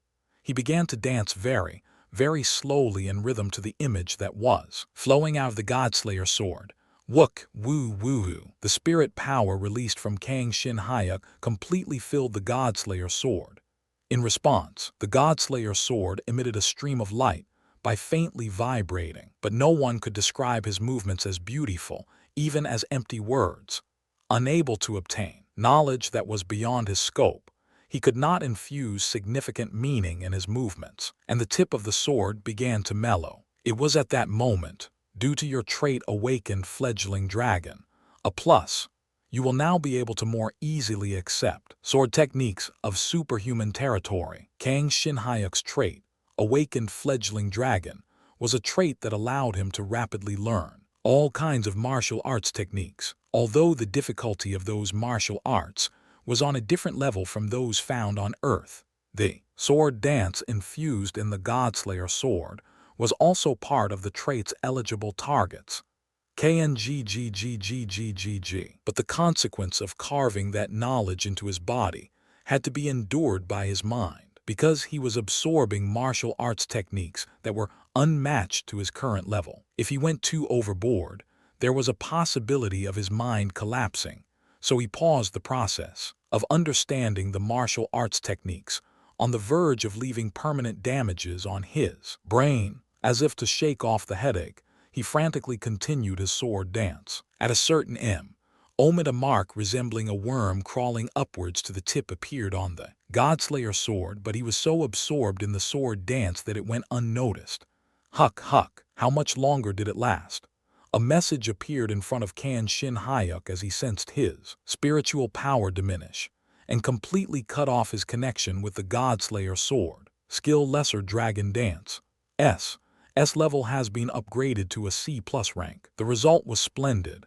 The skill Lesser Dragon Dance had leveled up. It had previously been at C rank, but now it had been upgraded to C+ rank. For your information, Lesser Dragon Dance was an S rank skill that evolved from 18 techniques, a skill Kang Shin Hyuk previously had. The S rank referred to the skill's rarity and its hidden strength, while the C+ referred to the skill's current proficiency level. After he completely stopped his movements, Kang Shin Hyuk used his free hand to grasp his head, as if to tear it apart. He had never felt such an extent of pain before while learning martial arts through his trait, but that also proved that the sword dance, infused in the Godslayer sword, was that exceptional. Despite having only gained a glimpse of it, his understanding of the martial arts allowed him to naturally know its greatness. But it hurt. His head felt so entangled that it seemed as if it were going to explode. I can't do any more of this. He felt that to resume understanding of sword dance, he first had to completely master the understanding he already attained. Kang Shin Hyuk instinctively came to that conclusion. He even felt that by successfully using this opportunity at hand, he might be able to upgrade Lesser Dragon Dance one level further. Dear member, if you're under pain due to a headache, I want to make a suggestion. Is there an effective headache pill listed on the trade board or something? Only. The suggestion is to sharpen the sword's edge with a whetstone. He didn't know how to respond to the administrator's rather odd message, but after realizing that any attempt to continue training that day would be in vain, he nodded his head. I guess I'll sharpen the edge then. A 10 HP bonus to our dear member for humbly accepting the administrator's suggestion. He returned to his room and began sharpening the Godslayer sword's edge as instructed. Now, relaxed, he was now able to objectively review himself during the day and learn from his mistakes, while having improved on his ability to wield spiritual power. The warrior who was excited by his new power had now become a blacksmith again. The days where the current life and the past life would overlap harmoniously still seemed far into the future. Chapter 7. The sun shone brightly, the breeze was cool. On top of that, there was no gate occurrence in that morning, so she could leisurely enjoy her tea time. She felt happy. Actually, even if there was an overcast sky without any wind, and an S-class gate appeared where she'd have to be dispatched, she would still be happy. a genius who was distinguished among the superhumans across the world, one that appeared once every few hundred years, and the pride of all young Korean superhumans who stood at rank 317 in the world's superhuman ranking, renowned not just in Korea, but across the whole world. The Thunder Empress Shin Yuna felt cheerful for the entire day. People who heard humming coming out of her office were curious. Did something good happen to our Thunder Empress? She never scolded me today. She's had that smile on her face earlier. My heart almost dropped as I passed her during lunchtime, seeing how beautiful it was. Don't talk about her looks in front of her. She hates it. I'm not crazy. Shin Yuna had the world's attention from a young age for possessing the SS rank trait Conqueror of Thunder. Of course, her beauty resembling that of a beast stone contributed to her popularity, but compared to her gleaming talent, it was a trivial factor. Since she was a child, Shin Yuna received the best education to match the expectations of having parents who were among the top 10,000 in the world's superhuman ranking. When she graduated from elementary school, her skill levels were to the extent that she could easily place within the top 1,000 in the world's superhuman ranking. But in the end, she rejected every sweet deal coming from various large, well-known guilds from all around the world, instead choosing to settle at the Association of Korean Superhumans instead. It was a prestigious position, for sure, but many people were confused by her decision. Even in Korea, you could easily find guilds that were willing to pay 2 to 3 times the amount the Korean government could pay her. Excuse me, division leader, come in. The Special Mission Force of the Association of Korean Superhumans was a unit that specialized in tackling missions that were beyond the capability of ordinary superhumans of the association. It was a unit that only a select few possessing remarkable combat skills were assigned to. Shin Yuna was the division leader of the 1st Division. This is the record of the Agate Kaisen 4017 incident that happened 3 days ago. The 7th Division of the Special Mission Force was dispatched to the scene, and they have successfully apprehended all the suspects before any more victims could arise. The case was resolved. Ah yes, As if her thoughts were at some happy faraway place, Shin Yuna flipped through the pages of the report, blatantly unengaged in the conversation with her secretary. It was an incident involving complications having to do with violating various kinds of rights. But the only details she paid attention to were the number of dispatched special force members and the method they employed to suppress the targets. Most of the time, an incident would be resolved without having to dispatch the 1st Division, but as preparation for a possible joint operation in the future. Shin Yuna kept track of every single incident report through her secretary. What's the status of the gate forecast for the evening? She asked while tossing away the report which she barely read. The secretary replied while withholding her sigh. No case of irregulars. All 8 gates of C rank or above have been acquired successfully. There shouldn't be a problem then. I'll get going. Will you be spending time today with the alchemist lady again? Yes, is there a problem? Anybody informed on issues surrounding superhumans knew that the Thunder Empress was friends with the American high ranker, rank 479, alchemist Claire Boyle, but no one knew where that friendship had begun. Although they were similar in age, their areas of activity were completely different. No, sorry, it's nothing. I was just wondering if there's a scouting intention behind that person's approach to you.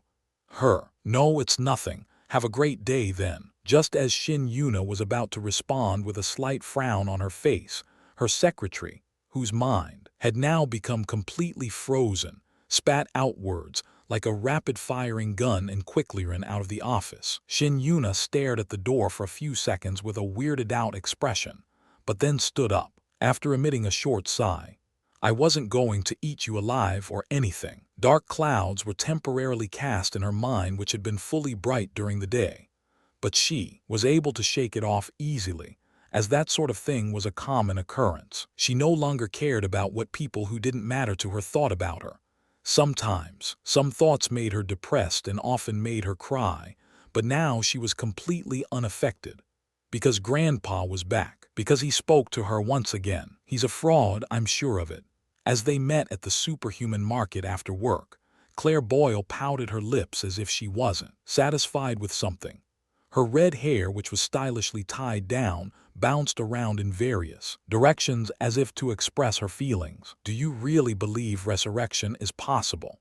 There hasn't been a single case like it in the hero universe, which was teeming with extraordinary geniuses. If souls exist, resurrection should definitely be possible.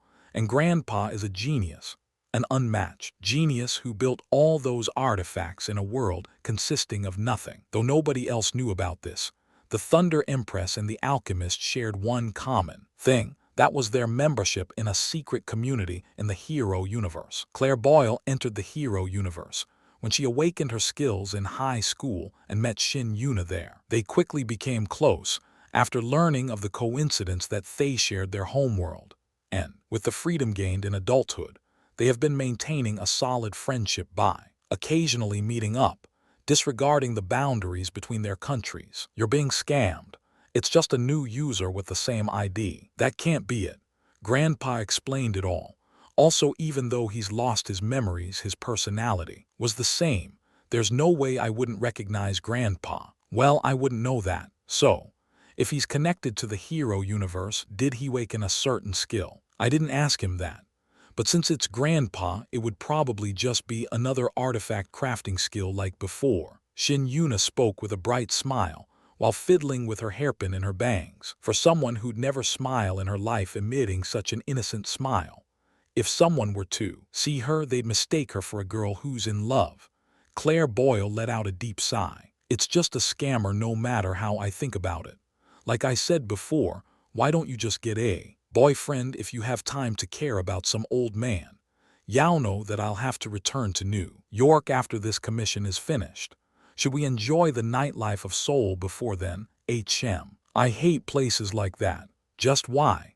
There's even a superhuman exclusive club. Why won't you want to go? Superhuman exclusive club. Just as the words imply, it's a club where only superhumans can enter. A VIP establishment for superhumans that could only be located in a city like Seoul. A world center of superhumans ever since Gates started appearing. Shin Yuna responded to her friend, who was eager to take her to the club without hesitation. I promised Grandpa to stay as a good girl. That geezer again. KNG, forget about it. Let's just quickly wrap up Janus' commission. Finding that Godslayer sword or something. Having realized once again that the conversation would not come to a resolution with an issue surrounding Grandpa, Claire Boyle shifted the topic while letting out a deep sigh. But, unfortunately, the matter here was also related to Grandpa. I definitely felt it around here, but the presence is gone today. Did someone take it already? The girls were in an alley that was quite secluded in the superhuman market. Having accepted a commission from Janus, a strong associate of theirs in the hero universe, they were looking for his Aegean sword that was said to have fallen on Earth. That's not possible, because its presence is tightly sealed if it can't be detected by Grandpa's hairpin. You won't be able to find it. Looking at its picture, and how it's completely covered in black down to the sword's edge, the sword seemed to contain a significant meaning behind it. Let's try there. It looks like a store that contains lots of weapons with some sort of meaning behind. Shin Yuna, who was constantly fiddling with her hairpin while scouting around for nearby magical powers, turned towards where her friend was pointing at. It was a small pawn shop located at the mouth of the alley, as it was a place that took security deposits and loans from superhumans. There was an eerie feeling surrounding it. All right, let's check it out. Okay, I hope Janus gives us plenty of HP as promised after we find it. There's this cocktail ingredient that I've really wanted to buy, and each root costs over 3 million. Can you believe it? 3 freaking million. Yeah. But what does Janus do to have that much HP? What the hell is he? He's a bit eccentric but incredibly strong. I've heard he is among the top 3 in hero universe. Holy crap. What the hell is up with Anvil then, making a weapon for such a superstar? He's our Grandpa. Yeah. Even though Shin Yuna was heading towards the pawn shop, while talking to her friend, her thoughts were somewhere else. She wanted to quickly finish the commission and talk to Grandpa again as soon as possible. Grandpa would be so surprised if he knew what I'm currently looking for, she thought while letting out an innocent laugh. Countless people who peeped at her experienced difficulty in breathing, but she was completely unaware of that fact. Janice Kang Shin Hyuk, Kang Shin Hyuk. Meanwhile, Kang Shin Hyuk Shin Yuna's grandpa was speaking to Janice with the Godslayer, sword gripped in hand, which the girls were desperately looking for. Given the size of the message log with Janice, he seemed to have been the closest friend of Anvil. Just after Yuna, Kang Shin Hyuk sent him a message in the evening as well, but Janice didn't reply until late at night. Janice Kang Shin Hyuk, Kang Shin Hyuk Janice Kang Shin Hyuk, Kang Shin Hyuk. Hero Universe, but it has significantly weakened. Currently, it's at D rank by the Gaia system standards. Janice, Dragon Heart is missing, am I right? Kang Shin Hyuk, Kang Shin Hyuk. A D rank weapon is a standard weapon in modern monster hunting. A new product would easily surpass 20 million, and even a used product could be sold at 10 million, as long as it has been managed carefully. Despite that, Janice was treating it as garbage. He had realized once before when Janice casually mentioned a legendary treasure like a dragon heart, but now there was no doubt that Janice was a person possessing unfathomable strength. Janice, instead make me a new Godslayer sword. There are still a couple left that I need to kill. Also, it'd be nice if it's fire-friendly. Kang Shin Hyuk, Janice aren't you? Kang Shin Hyuk Janice Kang Shin Hyuk, Kang Shin Hyuk. Kang Shin Hyuk laughed while making that response. It was as if everyone related to the hero universe, including the administrator itself, was expecting him to perform metallurgy, even though there was no way that the same results would be produced by the current him picking up a hammer. I'd have to do it anyway, though, to train his spirit power, to increase his assimilation rate, and receive the whole of Hero Universe's VIP benefits. And no, those weren't the only reasons. They were of course included, but separate from such necessary reasons. There was an image of himself pursuing metallurgy purely for its own sake. I want to forge and create things out of metal. I couldn't shake off this impulse ever since I saw the back of that lonely man. Ever since I received the memories from a past life, and perhaps even more so since sharpening the Godslayer's sword, he could not help his uncontrollable urge to use a hammer. Perhaps the reason he prioritized martial training that day out of all days was an attempt to resist that incredible urge. Kang Shin Hyuk. Not that it was possible to delay training in the first place. He didn't want to delay, nor was there a reason to. Only, having realized his spiritual power, observed his ego, and confronted the Godslayer sword, he was finally ready. Janice, I'll bring whatever ingredients you need, so I'll leave it all up to you, geezer. Kang Shin Hyuk. Kang Shin Hyuk raised his head after finishing his conversation with Janice. Now firmly determined on what to do, his eyes radiated brightly, like a night sky brimming with stars. I'll thoroughly search for ways to train metallurgy. A bonus of 100 HP from a deeply moved administrator. Wait, why now? Chapter 8. The next day at dawn, Kang Shin Hyuk was greeted with a rather special message when he woke up early. For today's login bonus, you will receive a growth rate buff.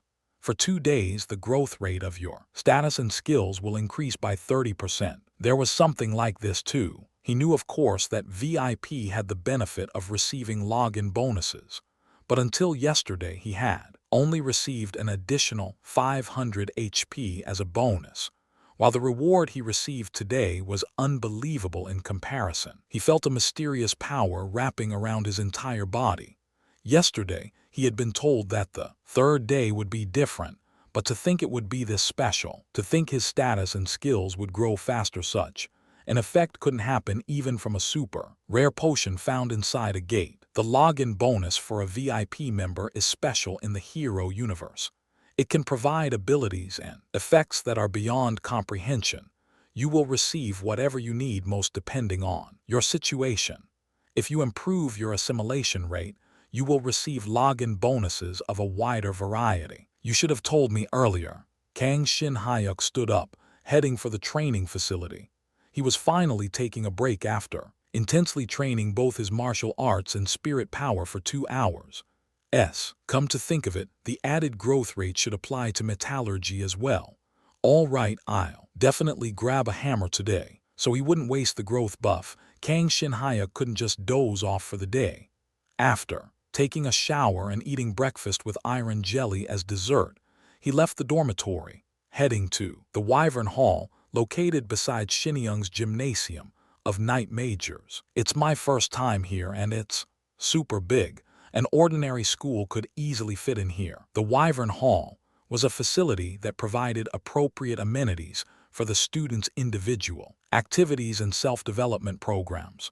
To put it simply, it was a building that contained various student clubs, including the student government and volunteer groups. Since a student club at a prestigious school like Shinyoung possessed a lot of power, a student could climb a few levels higher in authority simply by being accepted to a renowned student club. Among the renowned clubs, 3: the student government, the Wyvern Knights, and the Shinyoung Magic Academy possessed an overwhelming degree of authority. Simply put, if you were a member of these clubs, you had nothing to worry about for your future. I have no interest in any of them though. The student government was responsible for several important events like the student festival, annual school trip, an exchange meeting with a sibling school. Because the positions were usually monopolized by the students who came from renowned families, ordinary students couldn't dream of joining the organization. A bloody war zone where rich students with authority, wealth, as well as physical power try to bite each other off to obtain their seats in the organization. Baek-in-ha criticized them for smelling like a pile of blood-soaked rags, but Kang Shin-hyuk could estimate his wealth just by that one audacious statement. The Wyvern Knights Club is a group of the Night Major's top elites, and the Shinyoung Magic Academy is the equivalent for the Magic Majors. If I were to join either of them, it would certainly be the Wyvern Knights Club.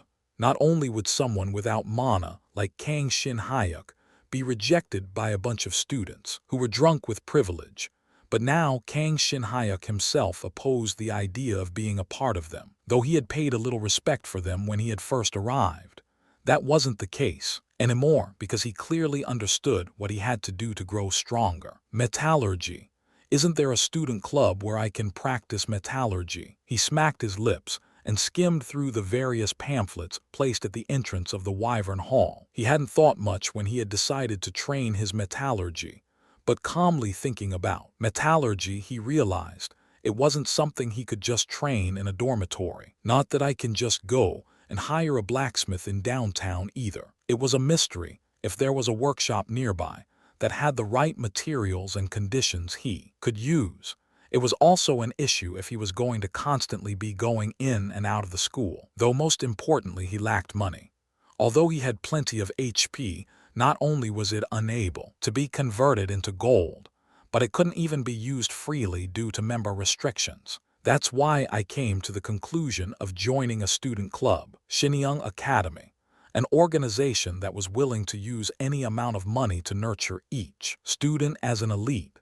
As part of that commitment, they poured countless resources into establishing and maintaining various types of student clubs, but the problem was that no matter how much he looked, he couldn't find any club that was related to metallurgy, but that was to be expected. Even if someone had awakened a trait related to metallurgy, that person would have attended an academy other than Shinyoung. A significant number of clubs were merely places intended for socializing with fancy names. The majority of Night Majors clubs were under the physical activity category, a pretext for sparring sessions, and the majority of Magic Majors were under the category of culture, a pretext for magical research. Occasionally, there were a couple of clubs run by people who wished to pursue their respective subjects for their own sake to temporarily escape the harsh academic environment at Shinyoung. But unsurprisingly, none of them dealt with metallurgy. Then the only remaining solution is, Kang Shin-hyuk thought of one last solution, to establish a new student club. As proven by the 100 or so existing student clubs. One did not require complicated qualifications to make a new club, but still there were 3 essential conditions that had to be fulfilled: prospective members, high grades, and lastly a supervising teacher. 3 conditions which Kang Shin-hyuk couldn't fulfill at the present moment. My grades for the entrance exam were already at the bottom due to the written exam. The midterm was no different. Do I have no choice but to ask for Baek In-ha's help? Everything could be resolved if Baek In-ha were to come for help. Who in their right mind would object to a student club being founded by a student possessing an S-rank trait of all people? Countless students would flock toward the club in hopes of joining. He had excellent scores in his written exams, and he could probably amass about a dozen interested teachers. However, Kang Shin-hyuk didn't feel like it. There was a limit to what one could ask from a friend. But if there is no other way, I have no choice but to ask for his help. Tsup, I keep owing him more and more. Move out of the way, Hua. Surprised by a sudden female voice from behind, Kang Shin-hyuk frantically turned around. Out of instinct, Kang Shin-hyuk reached for his waist, but he was unarmed at the moment. Fortunately, the person didn't show any hostile intention towards him. She was only gesturing for him to move out of her way with a slightly irritated look on her face. Looking at it now, he had been blocking the path to the Wyvern Hall's front entrance. I'm sorry, Sunbeam. It's okay. She was absent-mindedly nodding her head as if she didn't care in the first place. Kang Shin-hyuk was able to recognize her as his senior due to her tie, the Magic Major's uniform, along with a blue taishis, a sophomore. Shinyoung Academy operates 8 night and 2 magic classes, totaling to 10 classes for each year. Since an average class consists of about 30 students, each year consisted of about 300 students, adding up to a total of 900 students. As an academy that assembled only the elites among the elites, while disregarding their country of origin, the total student body of Shinyoung was small compared to that of a typical high school. But having attended Shinyoung for only 2 months, Kang Shin-hyuk still had difficulty recognizing all the faces. But there was still a way to figure out their major and year through their uniform design and tie. The Night Major's uniform exhibited more of active type design, and the Magic Major's uniform was more of a scholarly one. A first year's tie was red, a second year's tie was blue, and a third year's tie was black. But is she an international student? She's really pretty, even if our majors are different. It's odd that word about her hasn't spread among the first-year students. More than her uniform, what caught Kang Shin-hyuk's attention was her nicely tanned, brown skin. As he thought she might have spent some time at a beach in the south, the riddle was solved by her exotic features, starting from a sharp nose, 2 deep eyes, attractively tall with long, straight legs and sizable breasts. She had a distinctively Western body. To add to that, the silver hair that slopped around the rim of her neck and her dimly burning eyes attracted him, though her unrealistically sleek hair and the color of her iris should be the effect of her awakening.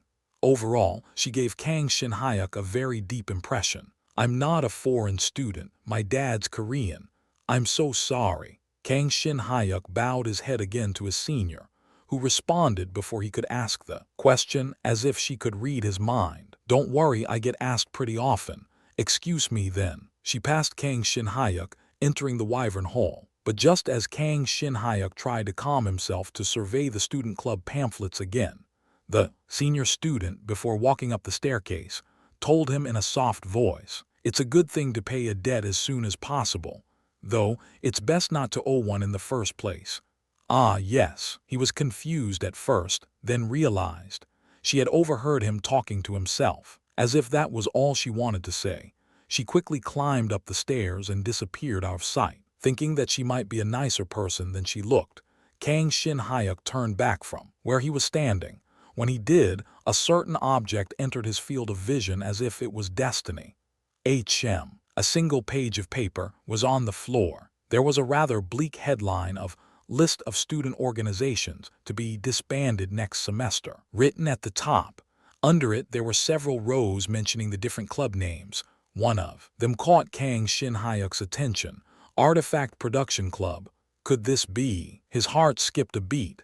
There was definitely a possibility. The problem was the club was scheduled to be disbanded in the next semester. But he decided there was no need to worry about that for now. All right, let's visit them after school. Kang Shin-hyuk left the Wyvern Wall with a bright look in his eyes, eager to commence his metallurgy training as soon as possible. Kang Shin-hyuk felt that time passed by unnoticeably during the lectures, strangely, as if they were wary of him since the previous day's sparring session. Nobody had picked on him during the whole day. Kang Shin-hyuk's presence was gradually building up tension for those around him, which Kang Shin-hyuk didn't give much thought about. A student club at this time. Yup, so I'll get going first. After the last class ended, Baek In-ha quickly approached Kang Shin-hyuk's seat to chatter about his experience at the superhuman market the day before. But Kang Shin-hyuk took the initiative as he was about to speak. Baek In-ha's eyes narrowed in response to form a look of suspicion. Is our Shinhyuk hiding something from me? Yup, yesterday you absolutely dominated in the sparring match and now you're hiding something. Yup, I'll tell you all later. I sense a girl involved. Shinhyuk, there's a girl you like at the club, right? It was a hopelessly wrong answer. Kang Shin-hyuk flung a fierce finger flick toward Baek In-ha's forehead, which was gradually approaching closer to question him, and subsequently headed to the Wyvern Hall. He located the Artifact Production Club's clubroom in a corner of a third-floor hallway after searching for a long time. To be designated a clubroom at such a remote corner, the club had to be very unpopular from the beginning. Excuse me. Oh, Kang Shin-hyuk was totally captured by the unexpected sight as he opened the door. Unlike its appearance, the clubroom was massive, as expected of an academy that unhesitantly pours an incredible sum of money to fund the physical spaces students need. But Kang Shin-hyuk didn't pay much attention to the desks standing in a row, the drawings of magic circles placed on the desks, or the props that seemed to be used for a certain craft. It's there, it's really there. A soundproof wall was segregating the clubroom into two. Beyond that translucent wall, Kang Shin-hyuk could see a room that was equipped to train metallurgy. To think that they'd have a blacksmith workshop in a clubroom, this is the quality of the best superhuman academy in the nation. Who is it? He rejoiced and stepped into the clubroom after confirming the workshop's existence. Soon after he stepped inside, someone called out to him. Just as Kang Shin-hyuk flinched and stopped moving, he spotted a person sitting on the floor with his back against the wall. At first, Kang Shin-hyuk mistook him for a statue, but that was not the case. Those wide-open eyes that gazed at him definitely belonged to a human. An old man. There was an old man who was well over 70 in age with white hair in front of him. Struggling to look unflustered, Kang Shin-hyuk asked him, "Are you a teacher? The supervising teacher of the Artifact Production Club?" "That's right. Hi, I'm Kang Shin-hyuk, a first-year student of Night Major from Class C. I came here today in hopes of enlisting in the Artifact Production Club. There's no work available for you." The old man, or rather, the teacher, flapped his hand back and forth while giving a firm response to Kang Shin-hyuk, who was pulling off a perfect performance of a cheerful freshman. "The Artifact Production Club is over as of today. I sent the last remaining student earlier, so look for somewhere else. But I need to hammer metals." Kang Shin-hyuk's glare was blatantly pointed towards the workshop. The teacher raised his eyebrow as if to signify his interest in the student's rather unusual reaction, but his answer hadn't changed. "Unknown. A student club scheduled to be disbanded can't accept new members. Not that it can be sustained with only one member either, so just leave." "But sir," the teacher stood up in annoyance, as Kang Shin-hyuk was about to say something as if to indicate that if he doesn't leave, then he will leave himself. "This conversation is over. If you're still here when I return, expect to receive a penalty." As the teacher looked around the clubroom while passing Kang Shin-hyuk, he gave a soft glare to the workshop, but then he shrugged his shoulders and left the room. Only Kang Shin-hyuk remained in the spacious clubroom. Not knowing what to do, Kang Shin-hyuk shifted his gaze towards the workshop that was left alone. In the room like him, I put a lot of effort into finding this place. Dear member, you have to hammer a heated metal at just the right time. He knew he shouldn't do what he thought of doing, but his violent impulse, his firm desire, and his fierce origin were pushing his hesitation back. Only, if it's just taking a look, won't it be okay? A wholehearted 10 HP bonus from the administrator. He didn't think for long. Kang Shin-hyuk acted as instinct told him to. Everyone was waiting for him. Chapter 9. I shouldn't be in trouble if I leave before he returns. Though hesitant at first, Kang Shin-hyuk acted decisively, thinking that he was merely looking around. More than anything, though, his fiercely beating heart wasn't letting him walk away from the facility. Kang Shin-hyuk resolutely turned the doorknob and went past the soundproof wall. The facility was flawlessly equipped with metallurgic equipment, a huge brazier, a pair of bellows to nourish the fire, a massive anvil, and a hammer so big that he may have trouble properly holding it, weren't there. What the hell? There was a small brazier with a fancy magical diagram engraved. State-of-the-art equipment to freely control the fire to any extent with a single press of a button. If you wanted to create a special fire with unique properties, all you had to do was put in the right materials. But the bellows were nowhere to be found. The anvil wasn't that big either, since it was crafted out of shape, memory alloy. It had the feature to control the shape of the constructed product depending on its usage. If you preset the wanted shape of the intended weapon or armor, it automatically guided the hammer's movement to turn the desired shape into a physical form. A circular tube nearby also had a magical diagram engraved at the bottom, which had the feature of cooling an inserted metal to an optimal temperature by spraying water on it. There even was a pile of metal ingots that had been successfully casted. This is a lot different from what I imagined. A faint memory of an old blacksmith inside Kang Shin-hyuk roared out of rage. This isn't what I wanted. I wanted a more traditional blacksmith workshop than this high-tech crap. A practice where you squeeze the handles of the bellows with all your might and solely confront the metal as its shape slowly comes to life. Of course, I can't pull off something like that without practicing in the first place. Kang Shin-hyuk slowly calmed himself.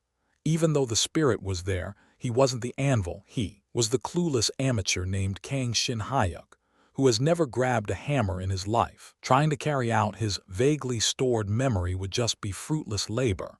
He should be thankful for having a cutting-edge facility before him where he can nourish his dormant skills. Excuse me then. Breathing slowly to calm himself once again, he slowly approached the hammer placed on top of the anvil and gripped it in his hand. It was surely different from the hammer that was owned by Anvil. The modern design that was optimized for comfort ironically made Kang Shin-hyuk uncomfortable. Still, the very fact that he was holding a hammer naturally left a smile on his face. Synchronization rate is slightly increasing. Your assimilation rate is now at 0.6%. Kang Shin-hyuk had no doubt that he was the reincarnation of Anvil. He naturally accepted it as a matter of fact. But until this moment, Kang Shin-hyuk had never fully consciously experienced that fact as reality, something more than an abstract thought stored in his head. I am Anvil. I'm a blacksmith. I might have felt this way even if I weren't aware of the reincarnation. A deeply embedded instinct was guiding him forward. He could feel his soul satisfied by a simple act of heating up and knocking on a metal. I'm almost regretting not looking for a hammer earlier. Now there was no need to fall into a deep meditative state to confront his origin by squeezing out his spiritual power. The ego that was faintly emitting light at the end of a dark cave was now blazingly lighting up to assert his existence. Synchronization rate is slightly increasing. Your assimilation rate is now at 0.65%. Ha ha ha. Kang Shin-hyuk had an eerie feeling as he felt an unknown emotion filling up inside of him. But that wasn't a bad thing. It's a part of the process of understanding himself as part of his spiritual power training. Rather than an addition of something that was previously absent, it was a revelation that had been kept hidden. Dear member, is grabbing the hammer all you're planning to do? A message suddenly popped up in front of his retina. Looking at it now, he has been sinking in his sentiment without even putting the hammer to use. Well, I didn't even get permission from the teacher. After all, he told me to leave before he returns. The administrator would like to recommend performing as many practices as possible while your growth buff is still in effect. That's true. He told the administrator that it was already inappropriate to be holding an equipment by walking into the workshop without permission. The administrator gave a firm response to such an obvious statement. Unknown. While I can't estimate how much points you'll be deducted, the results you gain from metallurgical training are much more important. Besides, if the teacher has a pair of functioning eyes, he won't be able to penalize you after seeing what you're capable of. He might even be inspired by your performance to prevent the Artifact Production Club from being disbanded. That wouldn't be. Your talent is capable of making that possible. If Kang Shin Hyuk was in the right senses, he would have denied the administrator's claims all he wanted. How would someone like him, who has never once grabbed a hammer in his life, go through all those troubles as if he could make anything? Rather than taking those risks, it would have been much wiser to go back to his dorm and train on his own. But since Kang Shin Hyuk was in an uncontrollable state, after having laid his eyes on the anvil and the hammer, Kang Shin Hyuk was shaken by the administrator's obviously perforated logic, like a field of reeds being rushed by the wind. Then, maybe just a little, just hammering a bit and nothing else. A 100 HP bonus. The administrator eagerly pushed Kang Shin Hyuk, powered up by the administrator's encouragement. He grabbed the metal tong located on the other side of the workshop with a slightly more dexterous movement than when he grabbed the hammer. With it, he grabbed an ingot that was piled within from the side. With his lacking intuition, he couldn't firmly grasp the identity of the object at first sight. But as he grabbed the ingot, a stream of spiritual power escaped Kang Shin Hyuk's body as naturally as a breath of air and enveloped the object in whole. The object subtly vibrated in response and subsequently imbued Kang Shin Hyuk with the knowledge relating to itself. This feeling. I see it steal. Of course, even if Shinyoung was flooding in money, they wouldn't just hand out magical medals to students. Although a little bit of him wished for that to be true.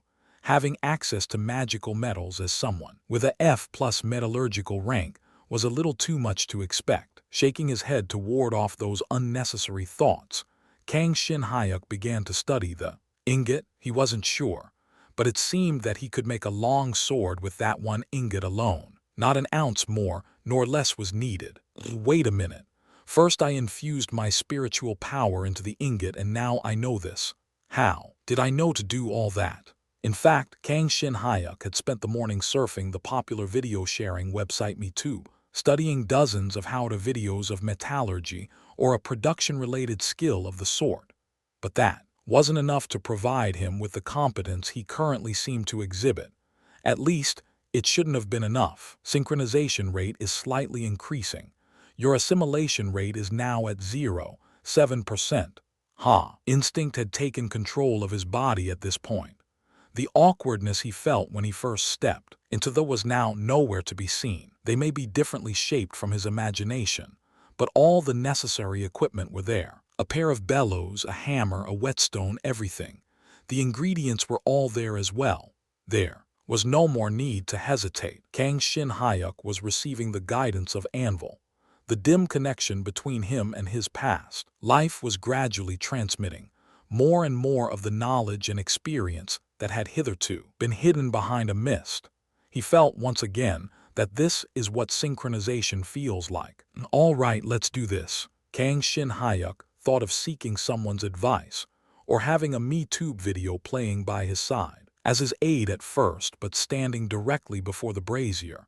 He didn't want to divulge his attention to anywhere else. If he spent all his time assessing every option, he wouldn't have trespassed onto the workshop in the first place. Even if he was ridiculed for acting recklessly like an ignorant child, it didn't matter to him. Woo! He tightly gripped the ingot with the tong and placed it inside the brazier.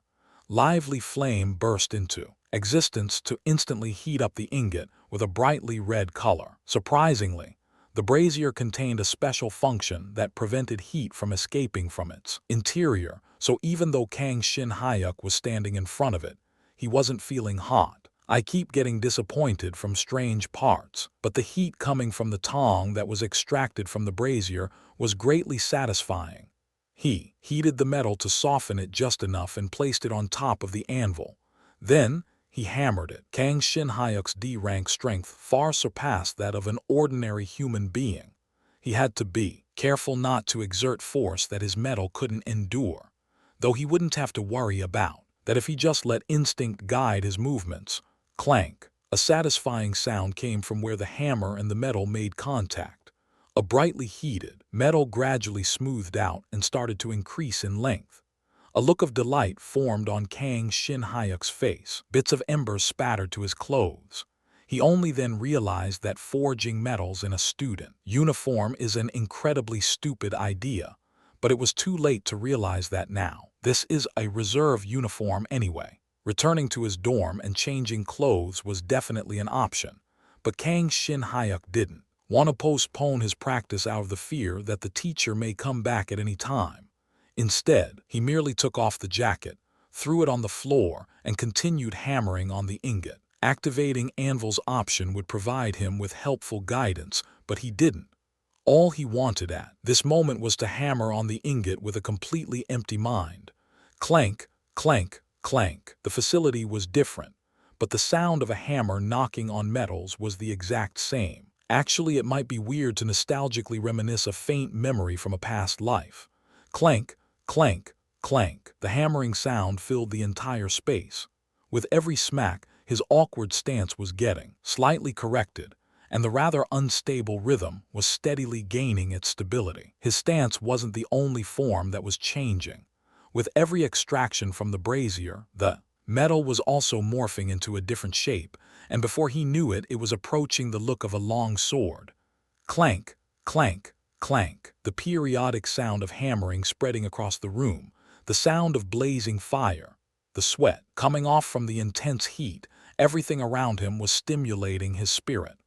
Good, very good. It felt to him that only he and the metal that was slowly becoming a sword existed in the whole world. In fact, he hadn't even noticed that he was releasing his spiritual power. But that was not a problem.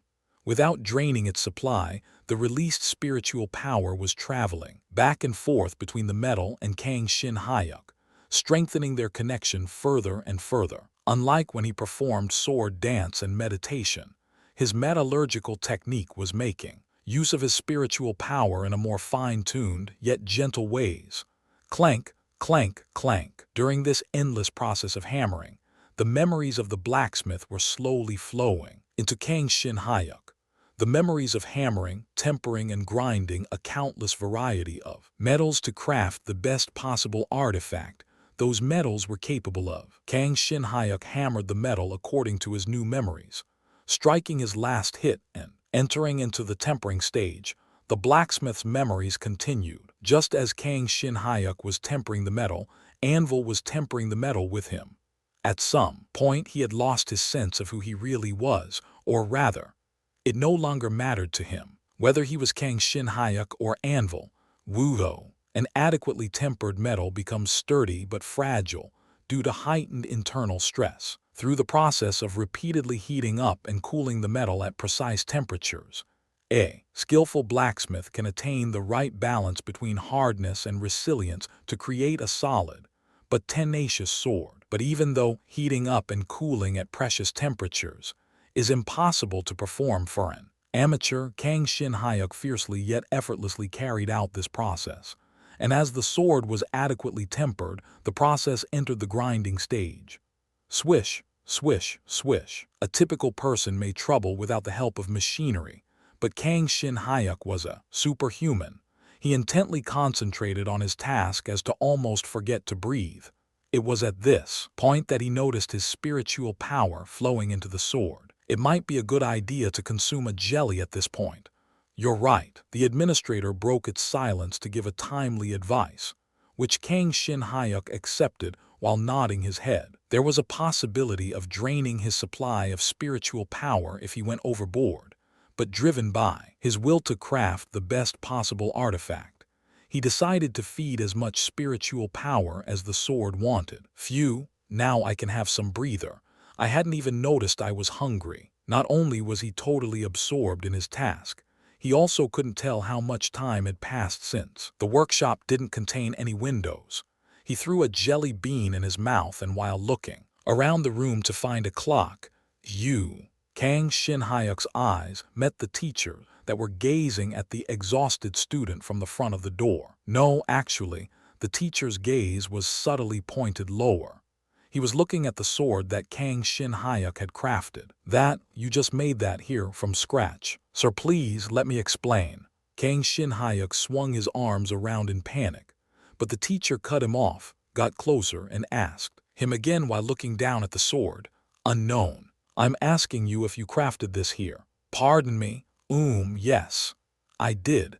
I will reimburse you for the materials I used later. They were going to be scrapped anyway, but this thing, he was going to penalize him, while blaming the administrator for pushing him and putting his brain to work through every possible escape plan. The teacher gave an unexpected response. Finish it. Pardon me. I said to finish it. You're not quite done yet. Ah, yes, of course. See, I told you. It turned out just as the administrator said. A 20 HP bonus of joy. Good job. Kang Shin-hyuk could sense hope.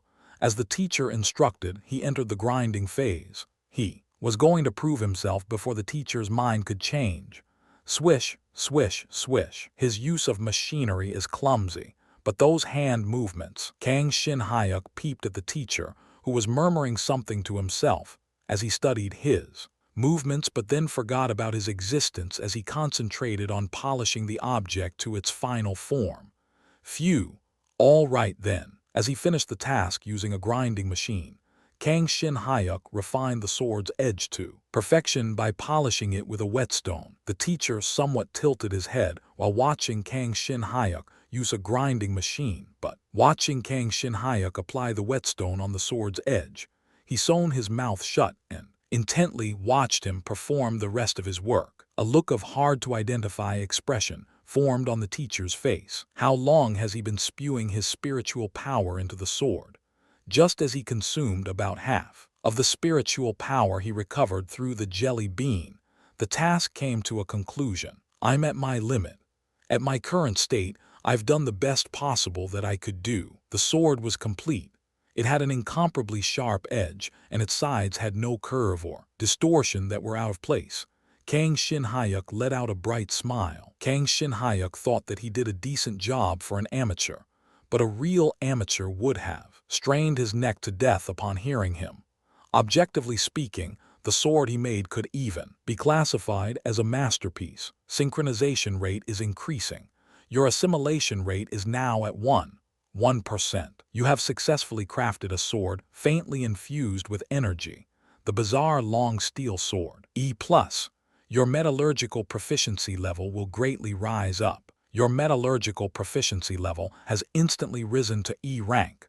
Due to the increase in your skills rank, your physical strength's rank will increase to D rank. As he declared the completion of the sword, by attaching the prepared handle and polishing the sword's edge one last time, Kang Shin-hyuk was flooded with messages from the Gaia system. Perhaps due to the buff attained as a login bonus, he was awarded incredible rewards. Kang Shin-hyuk was silently watching the messages.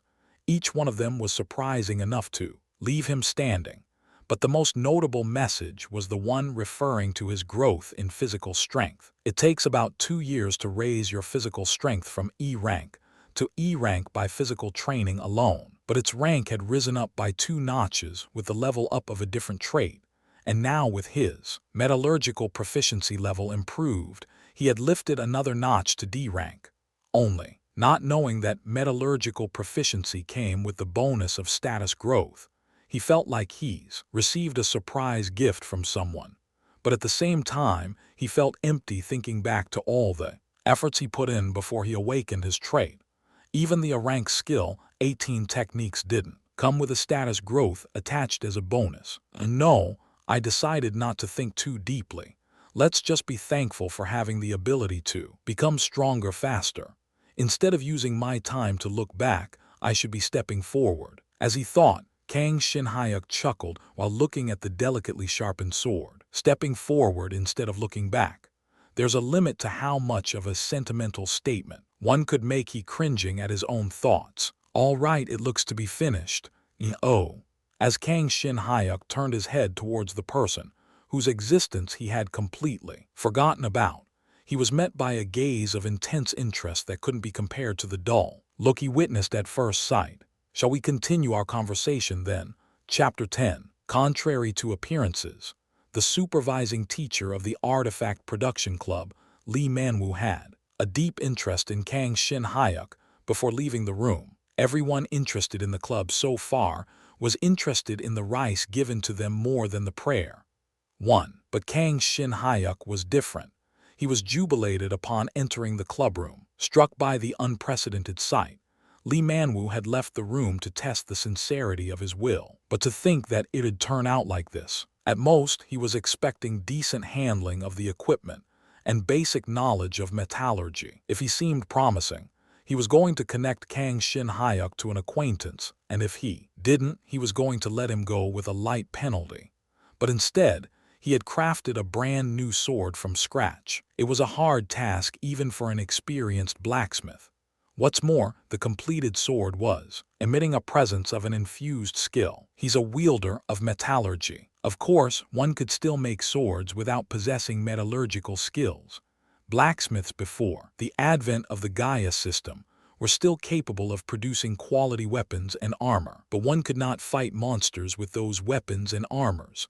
Only the artifacts crafted by those possessing metallurgical or a related sort of production-based skill were able to land a critical hit on monsters or block an attack from them. If you didn't have access to those weapons, the only option you had would be to fight with the artifacts earned from a monster drop or by clearing a gate. That was a natural law. Looking at it from that perspective, the weapon Kang Shin-hyuk crafted was, without a doubt, a monster hunting type of a weapon. It was not a weapon of the highest caliber, for sure, but Lee Manwoo still had trouble dismantling the true nature of the skill that was infused in the sword. Maybe this guy is. No, it's naive to form a conclusion too soon. A premature expectation always ends up in disappointment, but still, Lee Manwoo narrowed his eyes.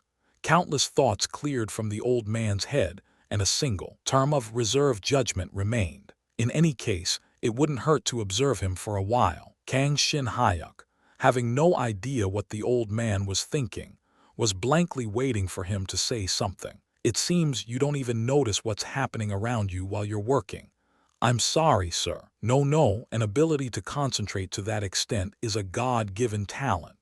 It's not something to apologize for, though it is wrong to use a workshop without permission. I give you my sincere apologies again. I couldn't resist the urge. But sir, I genuinely wish to enroll in the Artifact Production Club. Lee Manwoo's expression turned stiff. Kang Shin-hyuk bowed his head to earnestly request without succumbing to his authority, and just going along with whatever decision he made. Perhaps he would have backed off if he hadn't touched the hammer, but having made a weapon using it, he was going to hold his stance no matter what. The old man kept looking at him with an expressionless face. He finally broke the silence while emitting a deep sigh. Like I told you before, this club is scheduled to be disbanded. Yes, I know, but there should still be things we can do to prevent. I recognize your smithing skills, but producing an artifact is a different matter. I may be clumsy since this was my first attempt, but I'm still growing. Lee Manwoo's stiff expression relaxed at the unexpected response and asked back, "This was your first attempt?" "Yes, sir." "That's not possible. A total novice can't craft a sword of this quality, even if you've never grabbed a hammer before. You still should have been educated as an apprentice for at least 3 years." "No, I have not experienced an apprenticeship yet." Kang Shin-hyuk, to tell the truth, was taken aback by the man's astonishing claim. It wasn't wrong to say that Kang Shin-hyuk was an apprentice after gaining Anvil's memories, instead of training on his own, but he had no choice to deny the man's statement. as he couldn't outright talk about reincarnation or the hero universe. Are you telling me that you awakened your ability yesterday or something? Not an awakening, but I did acquire a blacksmithing skill. Hey.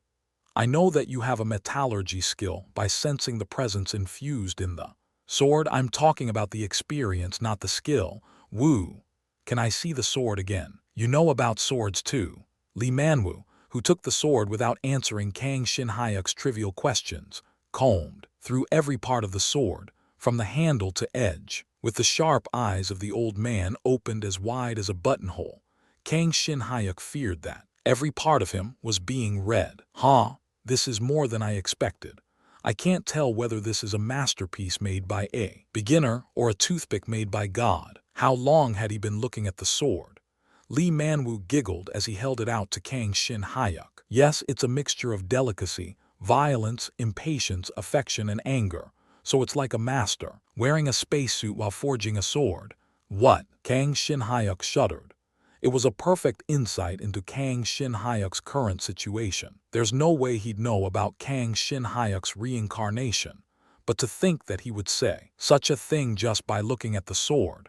What kind of an individual was he? Okay, I've changed my mind. Suddenly, Lee Manwu said with a big smile, while Kang Shin-hyuk was at a loss for words. I'll be watching you for a little bit.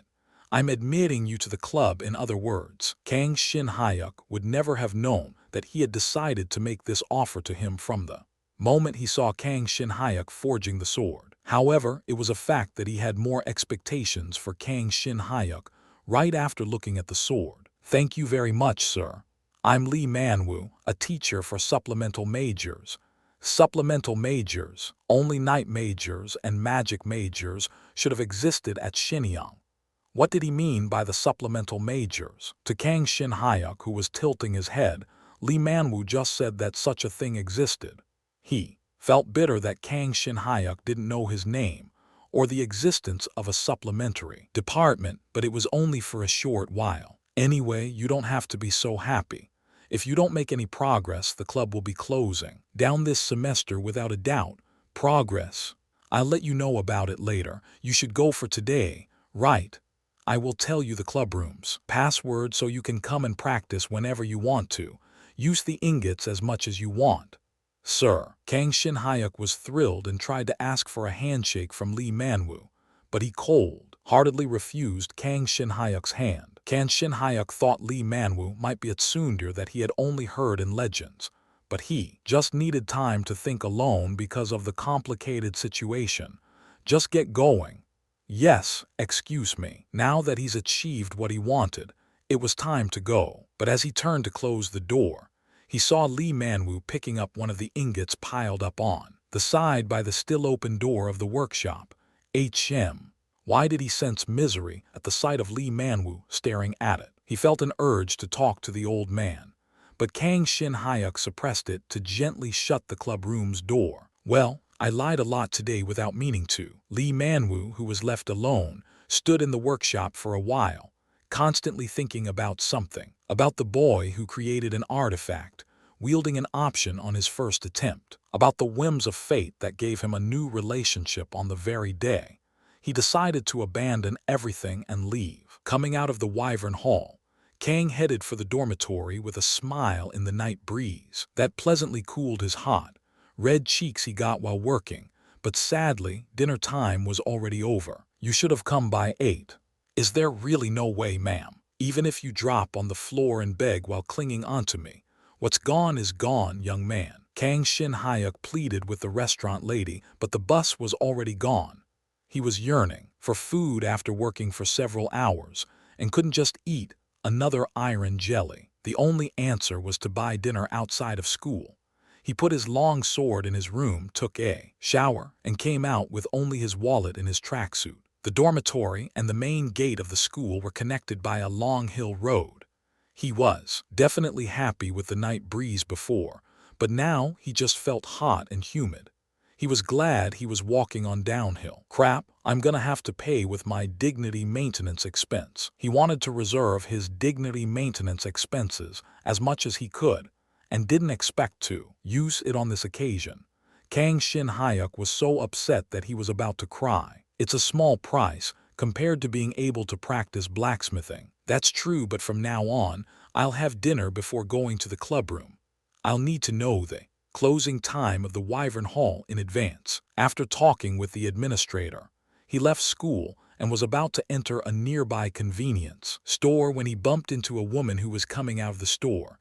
"Ah, I'm sorry." He might have been so hungry that he couldn't see her coming. Kang Shin-hyuk stepped back, gently, quickly apologizing, and the woman who bumped into him stared at him without coming out of the door. "Hello." Sigh. "No, don't make weird exclamations and just move out of the way." Kang Shin-hyuk faced the woman with such thoughts. At the same time, he was shocked. The alchemist. It was Claire Boyle, the alchemist who was in Beek and Ha's photograph. Why was she here? Is the Thunder Empress nearby?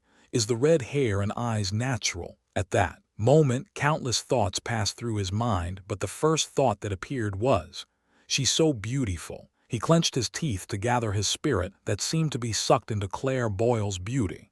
But still, he couldn't help but unconsciously direct his attention to her unbelievable beauty that was, leaving a tingling sensation in his spine.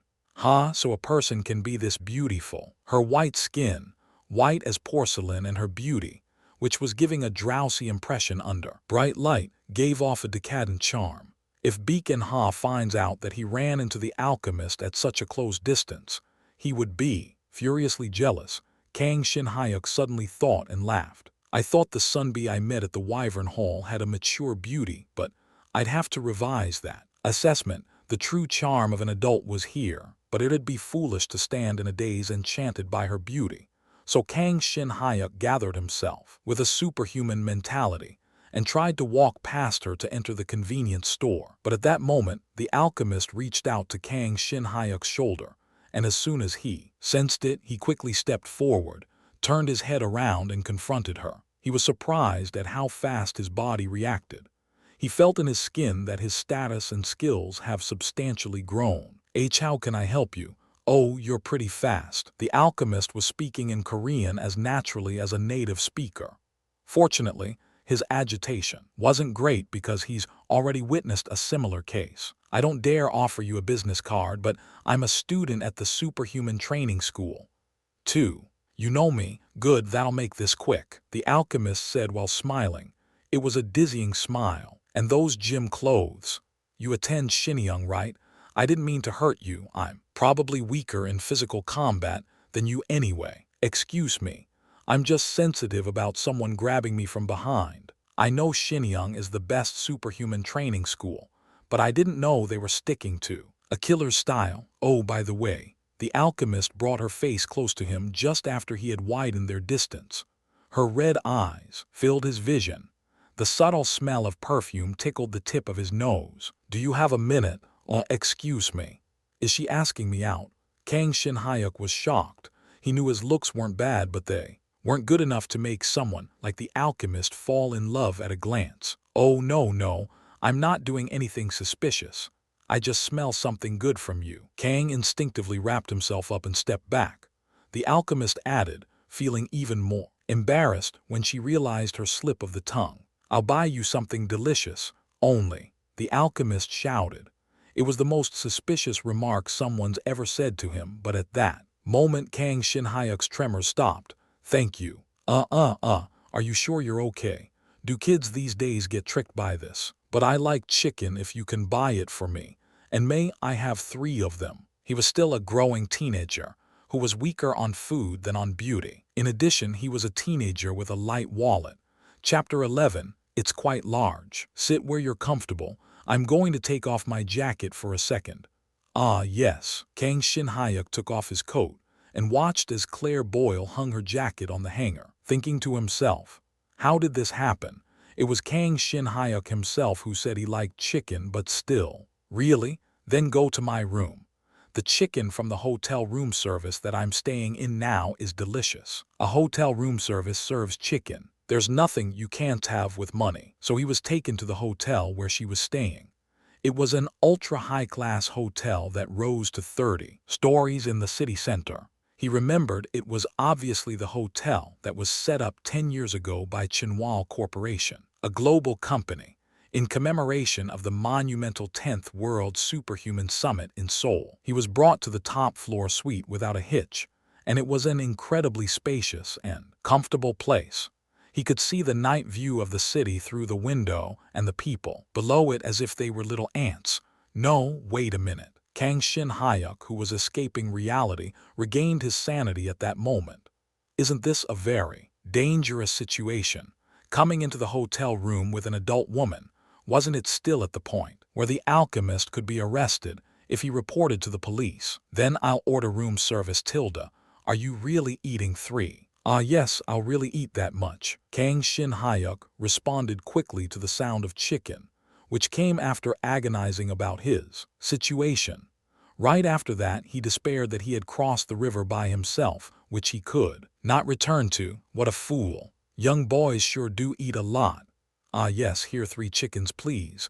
No, actually 4, alcohol. 2. What do you mean by beer? Chicken and soju is the hot combo. While Kang Shin Hyuk cursed her impersonation, Claire Boyle finished the phone call and sat across from the sofa where he was sitting. When she took off her coat and dressed lighter, her provocative figure was clearly revealed.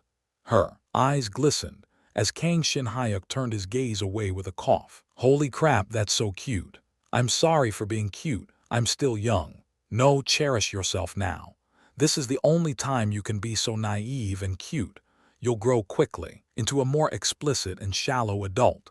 They don't even get shamed while looking, Claire Boyle said with a slightly embarrassed smile. Looking at the expression, Kang Shin Hyuk felt a little relieved from his senseless agitation. That must be distressful. I'm sorry.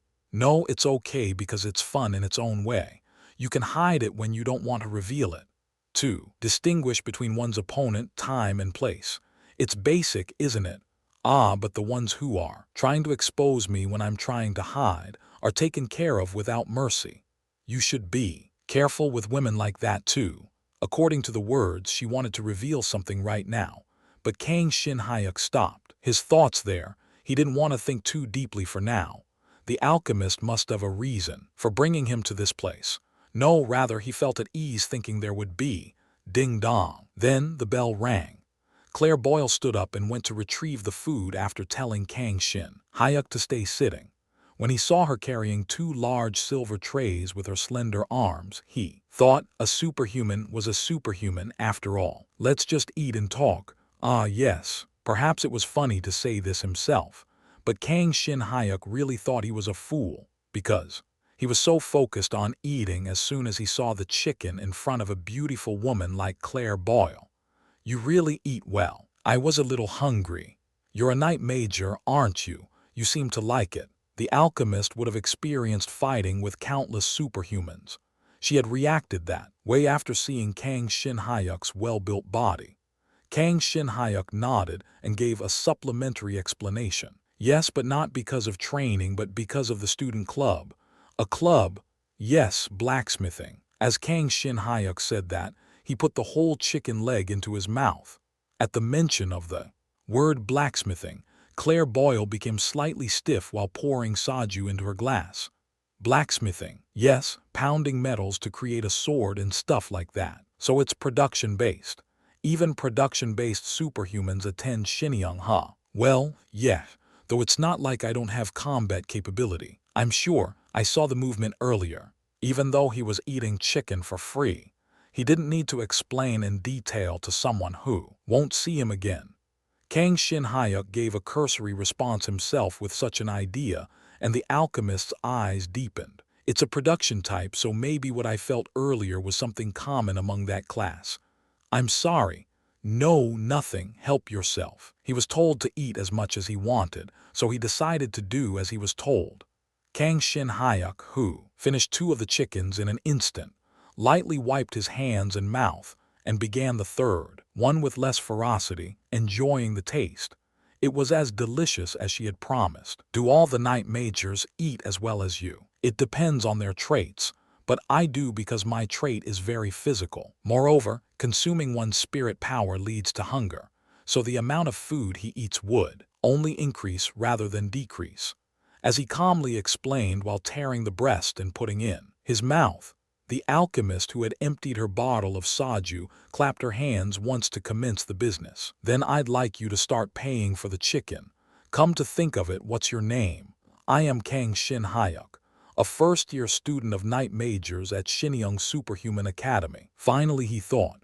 His heart was palpitating, half suspicious but half excited about what was about to happen. His reason was his instincts telling him something. Kang Shin Hyuk tried hard to calm himself down, recalling the memory of the blacksmith anvil. Well, Kang Shin Hyuk, okay, you know my name, right? You knew my nickname. Yes, alchemist, your name is Claire Boyle. That's right, just call me Claire.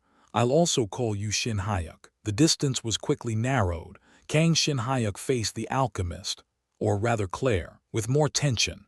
However, the words that followed confused him. I awakened on my way to high school, to combine or process countless things that overflow in the world and create stuff that has never existed. That's my knack. Well, yes. He didn't know why she suddenly talked about her past, but one thing was for sure. What Kang Shin Hyuk was worried about, or rather, excited about to happen, wasn't going to happen. Frankly, to say he wasn't disappointed would be a lie. But wouldn't it have proved that he's still a young, innocent boy if he was more relieved than disappointed? A magic bomb, a simplified trap, a potion. I quickly became famous for making so many things. My abilities got stronger in the process too. I also have the ability to handle things that I make more efficiently. That's incredible. No wonder she's amazing. The alchemist is a monster among the top 500 in the superhuman ranking, though her problem was the lack of pure force, and considering the things she could do with her characteristics, it was natural for her to rank among the top 100 based on importance alone. Kang Shin Hyuk couldn't believe he was sitting face to face with her in this hotel room. Shin Hyuk, do you know what I like most of all? I heard it's a potion. That's right. It's fun to combine different materials in different ways and eventually make them into a single, mixed liquid. I wanted to be a bartender until I awakened. Claire said that and pulled out her bag that lay below. It was full of cocktail tools like shakers, jiggers, bar spoons, and muddlers. Even now, all the potions are made with this. The taste and aroma vary depending on how you mix the same potion, making the potion as delicious as possible. That's my ground goal. That's awesome, right? It's wonderful, isn't it? It was a moment when the emotions of an alchemist and a male high school student were united. Cough, I'm sorry I got excited. I'll get to the point now. I mean, there are times when I feel strange when I make a potion these days. Strange feeling. Yeah, feels like something's being sucked from me into the potion. Something separate from magical power. Until then, Kang Shin Hyuk's eyes, which had been listening quietly, narrowed. Come to think of it, he's heard something like this before. There's definitely something, but I can't figure it out. But the potion that I made with that feeling definitely turns out better. It smells good too. It's been upgraded by more than one level. But I don't know how I did it. Kang Shin Hyuk was convinced at this point. This woman was dealing with spiritual power without even knowing it. Though he wasn't sure why. She hadn't awakened it yet. Sometimes I feel that way in the ingredients. There's a black market that sells rare materials, and the materials that are made there have a strangely good fragrance, a relaxing scent. If I can get more of them, I'm sure I'll be able to figure it out for sure. Then just buy all those. Oh, is the supply limited? No, I'm short of money. But didn't countless superhumans pay hundreds of millions for her potions? As Kang Shin Hyuk put on a puzzled look, Claire shook her head with an awkward expression. The dollar and the one aren't widely accepted in the market, so anyway, there is something like that, and while wandering around I met you. Me. Yeah, yes, you smell like that scent. Kang Shin Hyuk picked up his sleeve and smelled it. But there was no scent because he came out of the shower earlier. Can the alchemist really smell spirit power? He wanted to ask the administrator, but he couldn't make a mistake in front of this woman. Just then, the administrator, who noticed what was in his mind, sent a message. Spiritual power is the rarest and most unique ability in the whole universe, and it is also a force that depends on perspective. So everyone has a different way of feeling and handling spiritual power. Their effects are also different. Two people in this small space dealt with such rare energy. Wasn't that a little strange? No, it was not so strange to say the alchemist was attracted to him. In the first place, due to his spirit power. You feel spiritual power is an energy with a distinct heat, and you have the ability to handle it skillfully and reach the origin easily, but in fact, that's an exceptional capability. She still can't feel or handle the spiritual power properly, and can only distinguish them by scent. In the ensuing explanation, Kang Shin Hyuk thanked the administrator in his heart.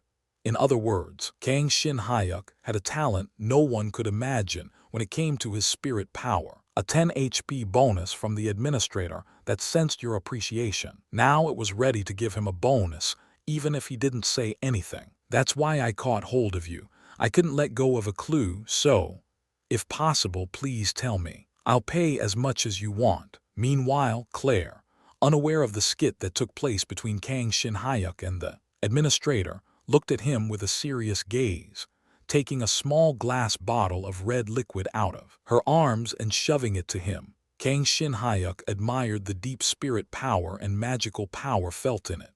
It was an unimaginable treasure for a school student. If this is the artillery piece made by an alchemist, its value cannot be measured. He could see how serious she was. It's a small token of appreciation. Will you tell me, do you know about that power this sent? The anguish didn't last long. If you're not a stranger to spirit power and you're already half aware of it, you'll find your way sooner or later, whether I tell you or not. Then again, the overwhelming benefit is to make a connection with her in return for a little help in finding the way. She's a person who offers such a valuable potion, saying it as a token of gratitude. There was no harm in becoming closer to her. However, at that very moment, Claire's phone rang. No, right after that, the whole building vibrated and the sharp sound of sirens filled the city. This is... Yeah, he probably. Kang Shin Hyuk's pager in his pocket was also ringing wildly.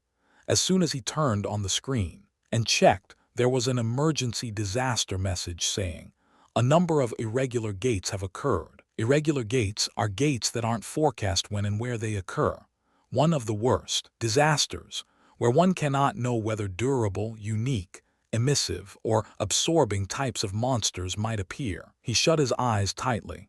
Frankly, this text was meaningless even if you received it. It was always sent out after an incident. In fact, sirens were still ringing throughout the city. The disaster was spreading in a flash. Damn it. Kang Shin Hyuk instinctively gritted his teeth, recalling the day when his parents died. No matter how much time passed, he could never forget the memory of that day, the day he vowed to be a superhuman, the day when he first learned the feeling of hate and despair. After that day, the scene of the day dominated his mind and wouldn't let go of him. Whenever he heard that siren, yes, Yuna, that's right, I hear the sirens. If it's an attempt to blow up monsters' eardrums and kill them, I think you'd better stop. Before that, my eardrums are going to explode. Claire was already on the phone beside him. He thought she was receiving a disaster message, but she wasn't. Her calm voice on the phone also subdued Kang Shin Hyuk's mind. He opened his eyes slightly and looked at the alchemist. She looked as calm as her voice. How many have you got? That's a lot. Where are you gonna be? Okay. Any estimates? At least a rank majority. Woo, I get it, I'll hurry. The phone call was soon finished. The alchemist packed her bag, swung it, and broke the outside window. Shin Hyuk, there's an irregular gate occurrence, so you can hide in this room while I go to catch some monsters for a while.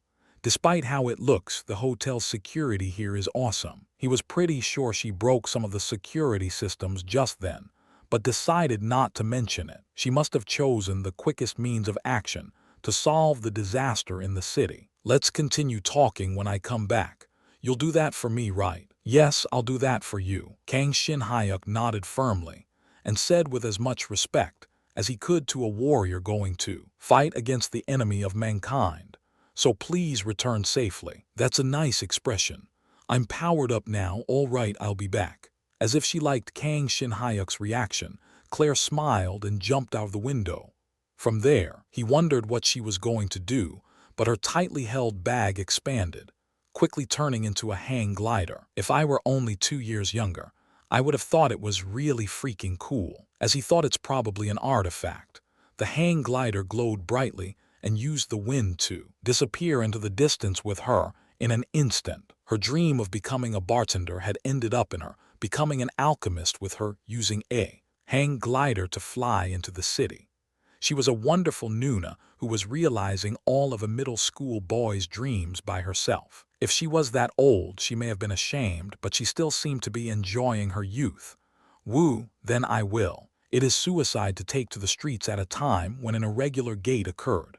Like other superhumans, he wanted to take to the streets and fight, but he knew he was still lacking. He had to hide for now, making up his mind. He tried locking himself in the bathroom, but grabbed the red potion that was chained to the table. He wasn't sure, but hundreds of millions of won would be traded in an instant for this object in cash. He couldn't leave it unattended. This is a miracle potion that temporarily amplifies all statuses when ingested. As you are proficient in dealing with spirit power, you can expect further increases in your abilities, or even permanent increases. I think it'll easily surpass hundreds of millions. No, wait, you don't have to tell me the price. Just don't. He held it dearly in his arms and turned around. At that very moment, boom, a roar rang out at a short distance. Bounced by a terrible shock, Kang Shin Hyuk was worried about the potion even when he flew to the opposite wall and was stuck upside the head, but fortunately the glass bottle was durable. Kaya, Kiyik. He heard a cry, a strange beast's voice, though curiously it sounded like a laugh. Kang Shin Hyuk scurried ahead, scaring up his shaggy body. The window that Claire broke earlier was now shattered without a trace. Only something had entered through that window. Kiyai, I found it. It was a talking black monster, a different smell, a special smell, a smell of spirit power. Go ahead and drink the potion. It's a variant of a Class B monster war troll.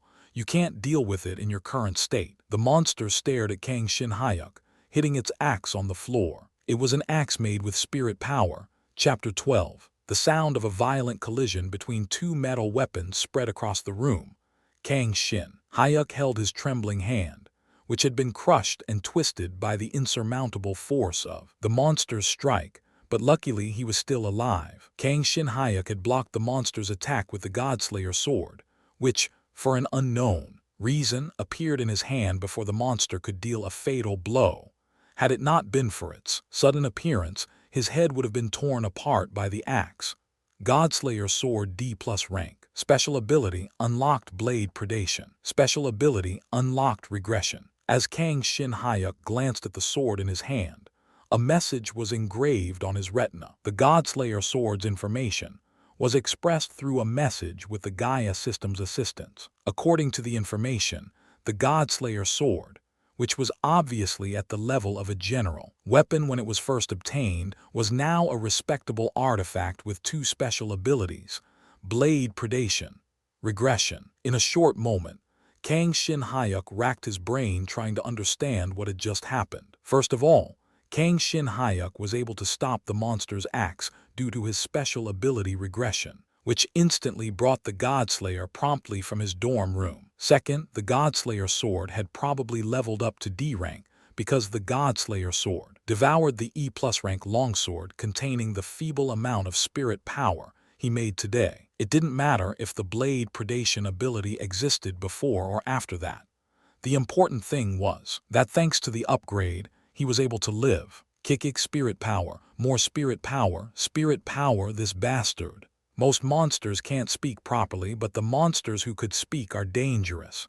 It was already a widely publicized fact. Kang Shin Hyuk pretended to play along in its conversation and wondered, how can I survive in this situation? Spirit power, I have to find it. Spirit power, find it, eat it. There were two options: fight the monster or escape. But since he didn't think the B-rank monster war troll variant would be slower than him, it would be practically impossible to escape. If he somehow jumped out of the window, it would still be impossible. Now it's dangerous outside. He broke into this hotel straight for me in the first place. That means he might have the ability to track my spirit power, though it does seem that the spirit power he's wielding comes from the axe rather than himself. Was it because of the memory of the blacksmith in his previous life? Or was it because of his own spirit power? Kang Shin Hyuk instinctively knew the fact just by looking at the axe the troll was holding. The spirit power flowing within it wasn't that of its own, but that of the axe. Even so, it was strange. The administrator had said spirit power is a very rare force, but people, from left to right, were showing it like there was some sort of a spirit power bargain sale today. Wait, what if my presence with Claire affected the irregular gates breakout? No, wasn't that hypothesis too far-fetched? He put aside the idea for now because it didn't help him to solve the current situation. Anyway, I have to fight now. In the end, only that crappy conclusion remained. Fighting a variant B-rank monster. Nature must have a terrible sense of humor because the current situation was not a joke for him. Kang Shin Hyuk gritted his teeth and put his hand into his arms. Kurbriak, crap. As soon as the monster lifted its axe, it noticed Kang Shin Hyuk's suspicious movement. Kang Shin Hyuk threw a sword at it with as much determination and strength as possible with his broken, twisted hands. Kang Shin Hyuk's skill 18 techniques. No fanged wyvern dance, too, which had now grown into an S level, was quite useful for this unexpected circumstance, as it also supported throwing techniques.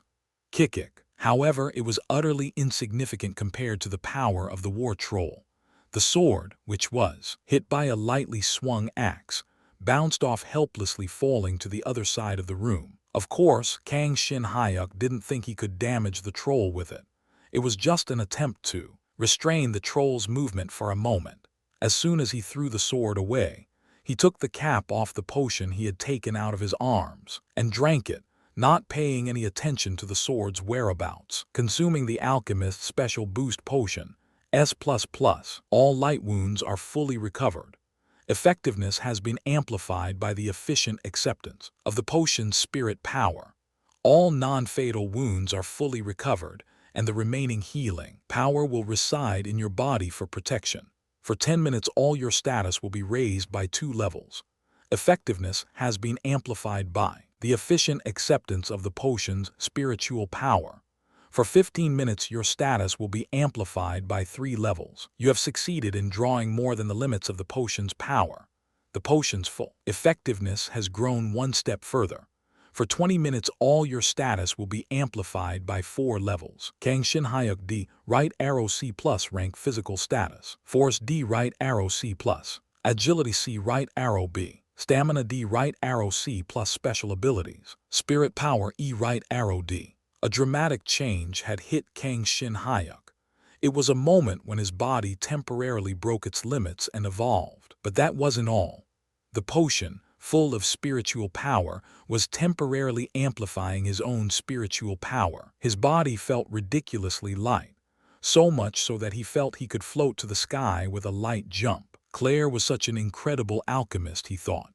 To temporarily amplify all his statuses by 4 levels was a God-given power to create miracles. Even more surprising was the fact that Kang Shin Hyuk's spirit power combined with the potion's spirit power to double its effectiveness.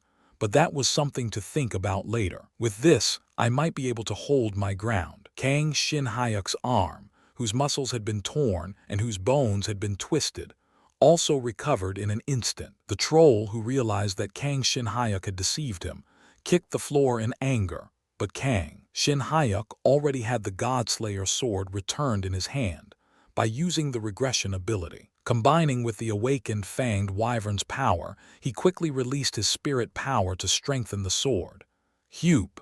Kyuuo! The war troll leapt towards Kang Shin Hyuk with a groan, and its axe and the Godslayer violently clashed. This time, he was able to read the opponent's movements properly and react on time. Kang Shin Hyuk used his competent martial art ability to neutralize the attack's force as much as possible, but the troll's strength was so strong that he was overwhelmed mercilessly. It was impossible to face a troll head-on, even with his upgraded physical strength. What a ridiculous monster it was. However, he was able to grasp the extent of his power with that clash. What did you do? Spirit power has grown. Give it to me. If you don't give it to me, I'll take it. Once Kang Shin-hyuk managed to withstand the axe's power and stepped back, the monster leapt forward. As the axe rose in unison with the troll, Kang Shin-hyuk was able to clearly read the monster's next move. His eyes, enhanced by the awakened fanged wyvern, was reading the movements of his opponent's muscles in minute detail. 2 attacks incoming, a kick, and a strike from the axe. The monster moved in a way that seemed to be expecting Kang Shin-hyuk to take a step back. If that was the case, he wouldn't back down. Believing in his amplified agility, he made a quick dash. Kang Shin-hyuk moved past the axe's orbit with his sword held straight up as if to grind its legs into a thin line. Kiak, due to his weak status and inability to handle mana, Kang Shin-hyuk was used to fighting those who were stronger than him. He dodged the troll's kick by a hair's breadth and reached close to the point where he could see its thigh. The Godslayer sword tore its groin and carved out a wound. Crap, it's shallow. Cock. Kang Shin-hyuk's face was splashed with black blood. It was that moment when the enemy was inflicted with valid damage for the first time. However, there was no time to be happy as the troll's enormous healing capacity allowed it to quickly recover. In fact, the wounds it had just received up were slowly clogging up. But the real attack begins now. He launched a stronger attack at the moment when the enemy was wounded and instinctively slowed down. Kang Shin-hyuk drew his sword with all his strength as it slipped through the monster's groin. At the very moment of engraving a deep wound on its body, the dragon emblem on the Godslayer sword shone brighter than ever before. It looked like a dragon was ascending to heaven. Wow! Kiak. Black blood poured out of the monster's wounds like a waterfall. He could see the ragged monster's genitalia dripping on the floor. After he backed off and repositioned, Kang Shin-hyuk let out a wolfish smile. Even a troll wouldn't be able to regenerate that wound right away. However, just as he felt happy for dealing a fatal blow to a B-class monster, a shockwave blasted in from an unknown direction, throwing Kang Shin-hyuk to the opposite wall. Kuk! Kahea. Kang Shin-hyuk felt an unpleasant and inscrutable sticky feeling. It wasn't magical power, nor spirit power. The shockwave that attacked Kang Shin-hyuk hit him again from the front. He was just behind the troll, so how was the situation turned so quickly?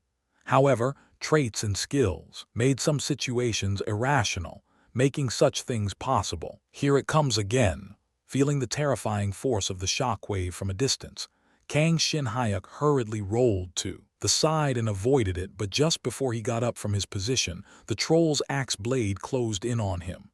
Die!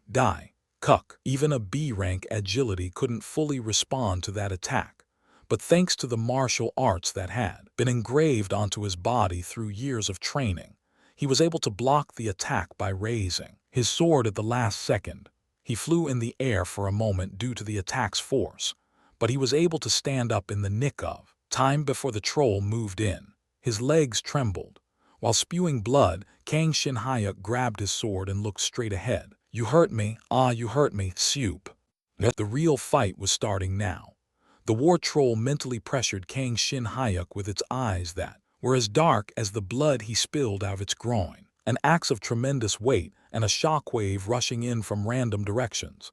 If Kang Shin-hyuk's senses were not activated to their limits, he would have been torn to pieces by the combination. Try this, Karhea, Kyuk. Kang Shin-hyuk was stumbling, but somehow managing its attacks. Every attack left a huge burden on his body, but luckily he still had the effect of the potion Claire had given him. The potion was barely preventing Kang Shin-hyuk's body from breaking apart, but that wasn't going to last long either. The force of the potion was not infinite. Can I hold out until Claire gets here? He wondered as he withstood the troll's attacks. Soon the answer he came to was no. War trolls were fast, strong, and meticulous. If that was everything, he might have dealt some serious blows to the creature with his amplified status. But there was the problem of the occasional shock wave. He was dodging it as much as he could, but the damage to his body continued accumulating. Before I get any more tired, before I run out of energy. He had to throw a winning move. There was a firm determination in Kang Shin-hyuk's eyes. The strength of the sword rose even higher in his hand. What came to his mind at this moment was nothing other than the Godslayer sword dance. He had a hunch that if it was the unparalleled force of the sword dance, he would be able to cut down anything, whether it was the Wartol's axe or the unknown shockwave. If it's now, I may be able to reproduce it to some extent. If it's a body that has temporarily reached C+ rank, it might be able to follow the sword dance's movements by combining with the D rank spiritual power. No, rather, he had no choice but to follow those movements. I have to recreate the images of sword dance that the Godslayer sword holds. I'll extract the Godslayer sword's origin with my spiritual power and link it to my own origin. Kang Shin-hyuk shut his eyes. The spirit power stretched out from him and dug deep into the Godslayer sword, covering it entirely. In an instant, the images contained in the Godslayer sword covered Kang Shin-hyuk's ego. As soon as his head complained from the pain, muscles all over his body tightened. Closing one's eyes with an enemy in front of him was tantamount to suicide. The troll was flustered at the sight, thinking he was crazy, but it did not slow down in its attacks. On the contrary, the war troll thought, it was nice to be able to cut off his neck neatly. Give me your neck. Just as the axe blade was about to cut through Kang Shin-hyuk's neck, Kang Shin-hyuk took a step forward with a gruesome sound of his flesh tearing apart. Blood spurted from both his legs and arms, even though he had not yet been attacked. By trying to reproduce movements that couldn't be performed with his current abilities, he was leaving incredible strains on his bones and muscles. Nevertheless, even though the sword dance was incomplete, it was enough to avoid the war troll's attack. Know what's more, at the moment when the dragon imprinted on the Godslayer sword shone brightly, the entire arm of the troll holding the axe was cut off. His thick arm fell to the floor with the axe still in hand, spewing blood everywhere. Not understanding what had just happened, the troll was astonished, its black eyes wide open. How? The troll was a great warrior. He tried blocking Kang Shin-hyuk's movement by instinctively firing shock waves, despite the sharp pain that came at the moment his arm was cut off. If Kang Shin-hyuk had not thought of reproducing the sword dance infused in the Godslayer sword at that moment, if he hadn't thought of linking himself with the sword and reproducing the images of the sword dance, the troll would have been able to accomplish his goal safely. Again and again, the sword embroidered a fine line of trajectory in the air. 3. The first slash neutralized the shock wave, followed by a slash that cut the neck of the troll. He could feel his arm muscles tear to shreds, and his headache had become even worse. Only, just as Kang Shin-hyuk was about to have a heart attack, he opened his eyes, enduring a pain so terrible that he gasped. The neck and eyes of the troll, which hovered in the air for a moment, met his eyes. Facing black eyes filled with consternation, Kang Shin-hyuk smiled clearly despite the pain of his whole body being torn apart. He had succeeded in killing the enemy. Chapter 13. You've overpowered a harmful monster. Your membership tier has upgraded. You've earned an additional 5,000 HP. You've earned a VIP bonus. With an additional HP equivalent to 50% of the reward, you've received a total of 7,500 HP. You've learned small but important knowledge relating to spirit power. Your understanding of spirit power has deepened, and the total capacity of your spirit power has been greatly increased. Your spirit power has been upgraded to D rank in an instant. Your understanding of the fundamentals of martial arts has deepened. The fanged wyvern dance has leveled up to B rank. Your body has realized its limitations during your battle with a B+ rank monster. The energy of the alchemist's special boost potion has responded, and your body will begin to change. All physical statuses will upgrade to the next level. When the enemy died and Kang Shin-hyuk's victory was confirmed, a list of messages he had never seen before filled his retina. Kang Shin-hyuk somewhat expected that if he defeated a monster, he would get additional HP that can be used in Hero Universe, But the more important part was the upgrade in his abilities. All I did was drink the potion and defeat the enemy. Those were enough to cause an upgrade. Moreover, did the growth buff stored in his body play a significant role? The fanged wyvern, Dance, and his physical statuses have grown by 1 level, with his spiritual power growing by as many as 2 levels. He thought that having your abilities enhanced mid-battle and becoming stronger after a glorious victory was something only to be seen in a shonen manga, but to think that he would experience it himself. It was funny to say it himself, but it was worth risking his life. Thrilled by the upgrades, Kang Shin-hyuk instinctively clenched his fists. You are seriously injured. Failure to tend your wounds quickly may result in permanent damages. Ooh. Suddenly, overwhelmed by a surge of delayed pain, Kang Shin-hyuk rolled on the floor. He felt his entire body's muscles twisting, bones breaking, and skin splitting all at the same time. Of course, it was an obvious outcome, considering that he had challenged a being that was way beyond his current ability. The fact that his body held on during the battle was already respectable enough. Enter the Hero Universe's trade board and buy emergency pills. It will prevent permanent damages to the body, and it will mitigate every fatal wound to a moderate degree so as not to raise it to much suspicion from the people who find you here. Thanks for the proper advice, but can I afford those? Available for 5,000 HP. It was a hefty price considering the number of bonus HP he had just received, but Kang Shin-hyuk had no choice. Following the administrator's advice, he quickly purchased an emergency pill from the trade board and swallowed it. He was lucky to have an effective orally administered medicine in a situation where he could not properly rub medicine all over his body manually. Your body's condition is improving. However, if you do not receive proper treatment within a few days, your condition may worsen again. His pain subsided immediately after taking the medicine, and he was met with such a message. Kang Shin-hyuk breathed a sigh of relief at the thought of being out of danger for the time being. There was a limit to how many things could go wrong in a single day. If he had to suffer irreversible damage right after defeating an undefeatable monster, fate would have a very unfair way of treating him. There is something else you need to do. I think I know what that is.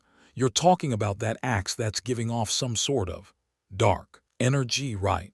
It wouldn't be a good idea to have it spotted by someone. A heartful bonus of 100 HP to our dear member. As the pain toned down and he was able to move his body again, Kang Shin-hyuk stood up by, balancing himself with the Godslayer sword acting as a cane. What Kang Shin-hyuk saw in front of him was the dead body of the war troll whose head and arm have been chopped off, and the black axe held in its fallen arm. For a moment, Kang Shin-hyuk thought of peeking into the axe's inner structure by infusing his spirit power as headed with the Godslayer sword, but he had no time to spare leisurely meditating in a decimated hotel room.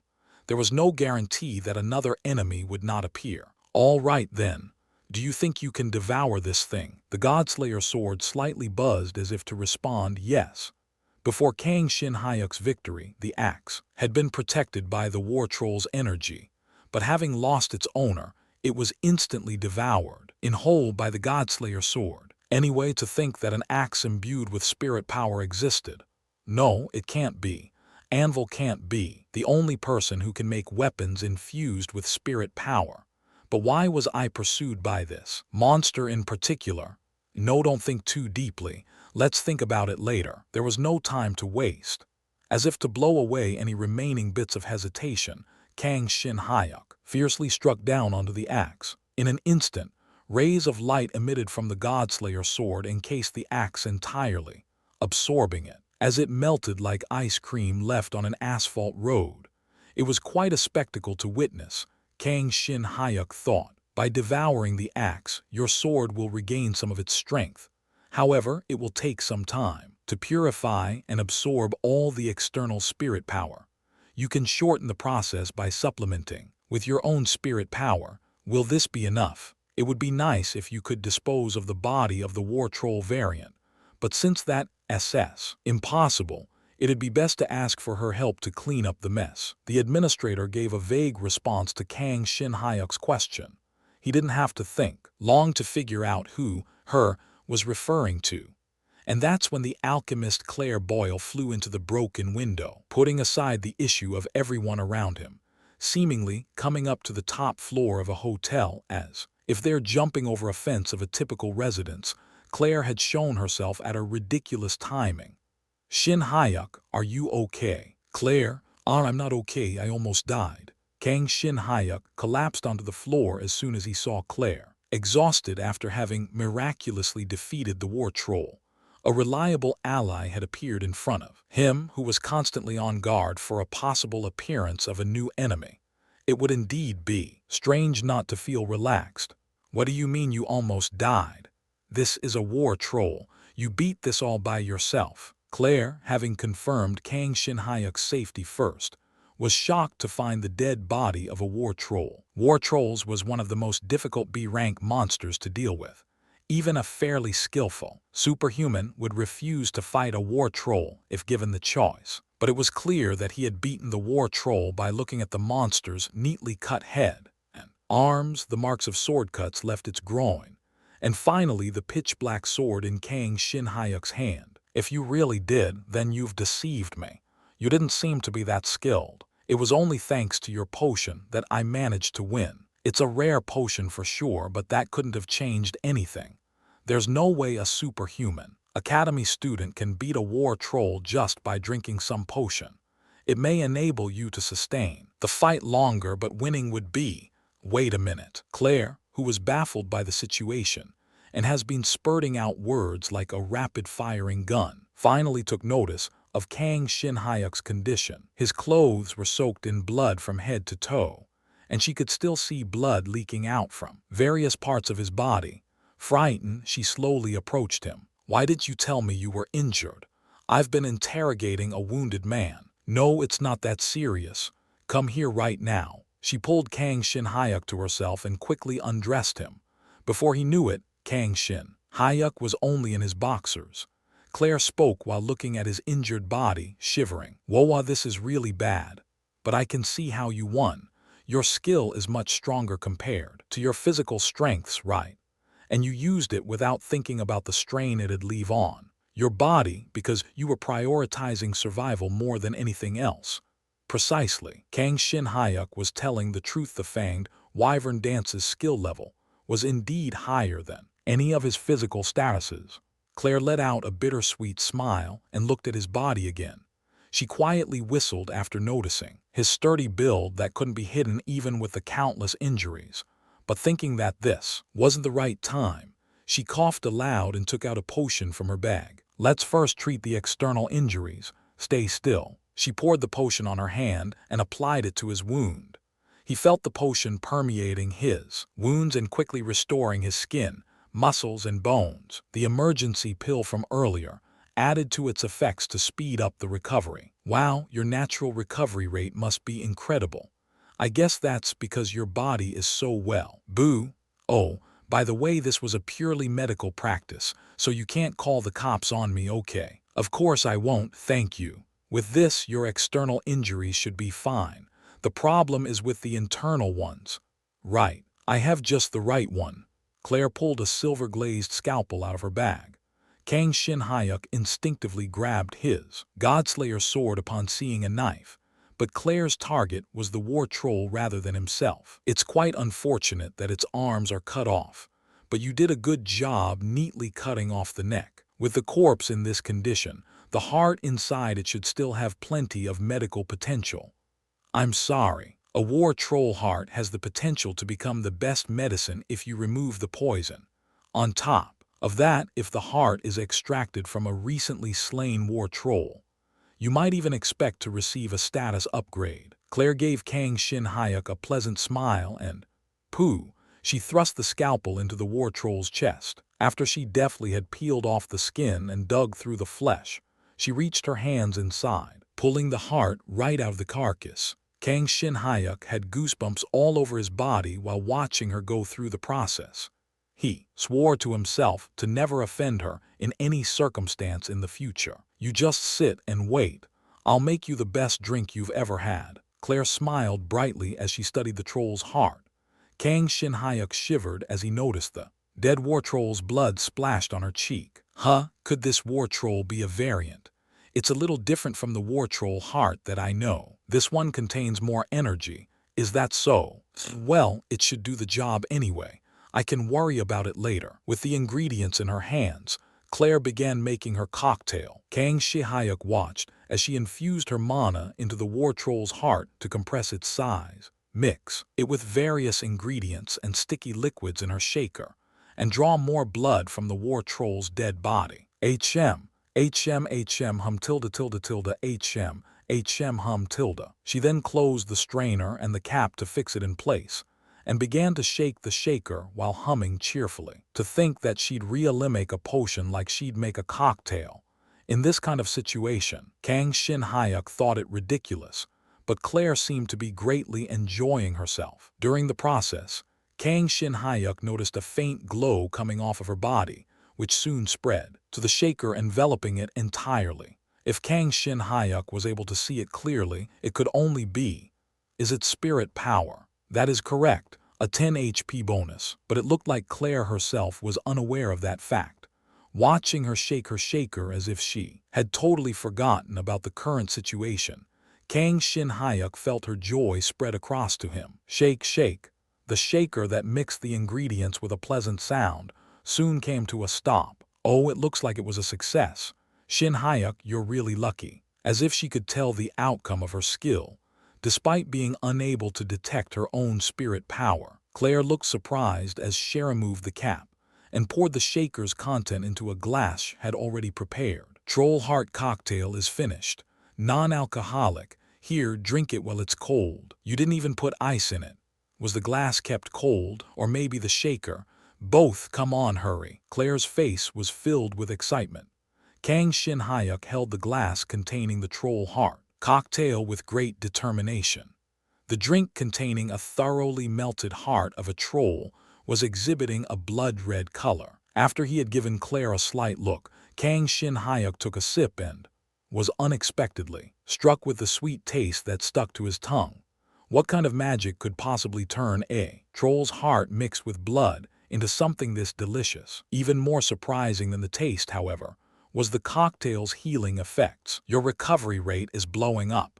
All your injuries will be instantly healed, and for 3 days. Starting from today, the increased blood flow buff will be in effect. With your metabolism speeding up, every type of growth will accelerate, which you will need to make up for by eating more food. You will receive the full effectiveness of a war troll variant potion, specially produced with spirit power. Your physical strengths have been upgraded to C rank. The cocktail that slid down his throat not only amplified his blood circulation, but also immediately affected his whole body, making his bones and body more robust. His body had become incomparably stronger as he entered the C-rank territory. Kang Shin-hyuk was so thrilled that he felt like hugging Claire until she was out of breath. Putting aside the obvious healing and the buff, to think that a potion would upgrade his physical strength 1 level further to a C rank. What do you think? It's amazing, right? It's incredible, it's the best. Kang Shin-hyuk let out his joy and excitement with no intention of hiding them. Claire gave a satisfied smile at his childlike reaction. Great, it was worth all the effort I put in. Then do you mind waiting here for a bit? The truth is, the whole situation is not fully resolved yet. I came here rushing after hearing the report that a B-rank monster had slipped through our blockade. My heart was pounding when I found out it was heading for this hotel. Those words had confirmed his theory. The monster was heading for him from the very beginning. The question was why and how. Countless questions passed through his head, but they were not questions that could be answered. Immediately, Kang Shin-hyuk tried his best to smile to hide his complex feelings. I'll patiently wait here. Only. Yup, this place should be safe now. I'll be right back then. Ah, Claire, HM. Kang Shin-hyuk stopped Claire, who was about to jump off the window after confirming his safety, and said with great embarrassment, I'm really sorry, but because I lost so much blood, I'm a bit hungry. I mean, if you're busy, it's okay, but do you have a hole in your stomach as well? Claire was dumbfounded, but she promised to buy him more chickens after the job was finished. Kang Shin-hyuk thought that she's a really nice person.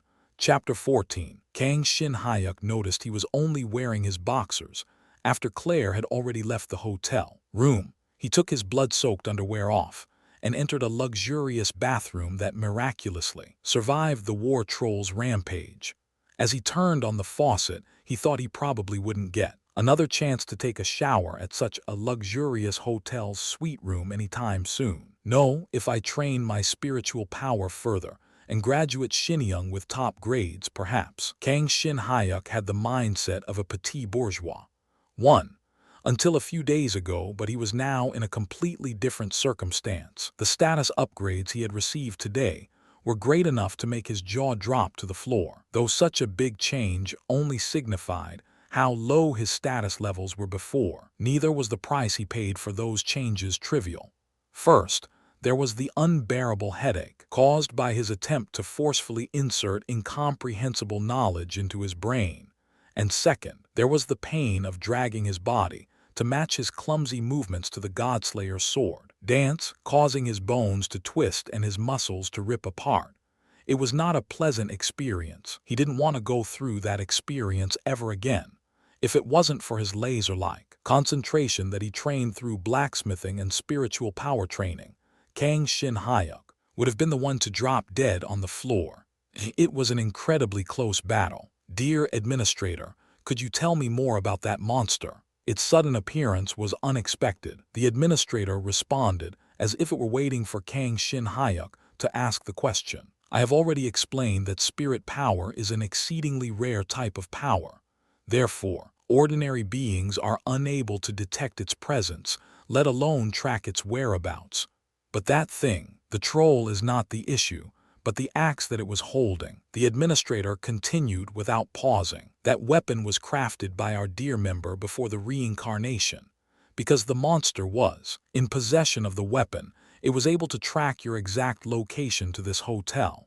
No way. Kang Shin-hyuk had never anticipated his suspicion would turn out to be true.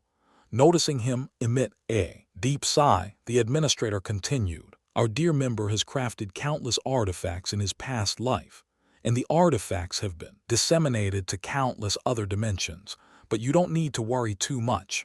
The majority of those artifacts are owned by someone, and even if some were to be stolen, the chance of an enemy breaking through a gate on this planet with one of those weapons in hand is extraordinarily slim. So you're telling me that I beat some astronomical odds today? Deep in his mind, Kang Shin-hyuk was suspecting that something else was happening, something he could not yet see, something even the Administrator didn't know about or perhaps didn't want to speak about. But, thinking that he'd be unable to accomplish anything without putting his faith in the Administrator, Kang Shin-hyuk decided to trust its words and wait for the time being. Nothing like today's event should happen again for a while, right? I guarantee. I see. Then there was only one thing left for him to do. I should train myself when I have the time. That's the correct attitude. A 10 HP bonus from the Administrator. He was now able to reach a territory he couldn't reach before. He also knew what kind of effort he had to put in. The only thing left to do then was to spend day and night training himself. Compared to those days when he had to train like there was no tomorrow to compensate for his lack of mana, Kang Shin-hyuk was in an ideal condition. As long as he put in the effort, there were no bounds to how much he could grow. It was a blessing for someone who yearned to become a superhuman who has succeeded in defeating every monster. Open status. Kang Shin-hyuk, C rank trait. Awakened Fanged Wyvern, a plus. Allows you to rapidly acquire martial arts techniques, amplifies the effects of martial arts techniques and enhances your weapon's abilities. Physical stats: strength, D plus agility, C stamina, C special ability spirit power, D skill. Fanged Wyvern dance, S B blacksmithing, E great. It seemed his previous level up was just a short while ago, and yet he had already leveled up to C rank. As if that wasn't enough, His strength, which used to be at a mere D rank, have now grown to an extent where he could compete to be one of the top first-year students at Shinyang Academy. All in just a couple of days. The rapid growth of his spiritual power required no mentioning. With its level at D rank, he could fight on equal terms with Shinyang's magic majors. By the time I finish all the iron jellies, I may have grown much further than I initially expected. His skills have grown just as much as his statuses. While he was happy with the result of obtaining the knowledge to utilize spirit power more efficiently, he was most pleased with the upgraded Fanged Wyvern Dance. The Fanged Wyvern Dance was the product of honing the only skill he had for 5 years, 18 techniques. Considering the amount of time it took for the skill to evolve, the Fanged Wyvern Dance's proficiency level had risen to B rank in no time. It's all thanks to the life or death battle with the troll, I'm sure. Of course, the skill's growth was significantly influenced by the images of the sword dance that he had received from the Godslayer sword, but he was still deeply satisfied to watch the growth of a skill that has accompanied him since his awakening. I want to grow more, Kang Shin-hyuk murmured to himself with heavy determination, while intently staring at his status menu. He didn't waste too much time indulging in his drastic growth. He was already looking beyond. He had been hungry for greater strength for far too long to be satiated at this point. I'm hungry. It had been only a matter of time before his hunger for power was overcome by a hunger for food. I shouldn't just call room service without Claire, right? Wait, come to think of it, why is no one coming up to check despite all the fuzz that was happening? It must have been the effect of the increased blood flow. Buffett was a great buff, for sure, but he was too hungry at the moment. Kang Shin-hyuk quickly rinsed off the soap bubbles, wrapped a towel around his body, found a nightgown in the closet and wore it. When it came to luxurious hotels, everything was different, he thought. I'm here, Tilda. When Kang Shin-hyuk, wearing a gown, glared at the minibar wondering if he could eat the snacks. Inside, Claire came bursting through the broken window. It was a splendid landing, just like before. The whole situation has been resolved, so you can now relax. Oh, did you take a shower? Great, I was just about to tell you to. How are your injuries? I took a look while taking the shower, and they're gone without a trace. But he was about to say that she could have taken a normal route to the hotel room if the situation was resolved. But the words went right back in as he noticed a few plastic bags full of chickens in her hand. May I call you Nuna from now on, too? You're too easy, but I like that.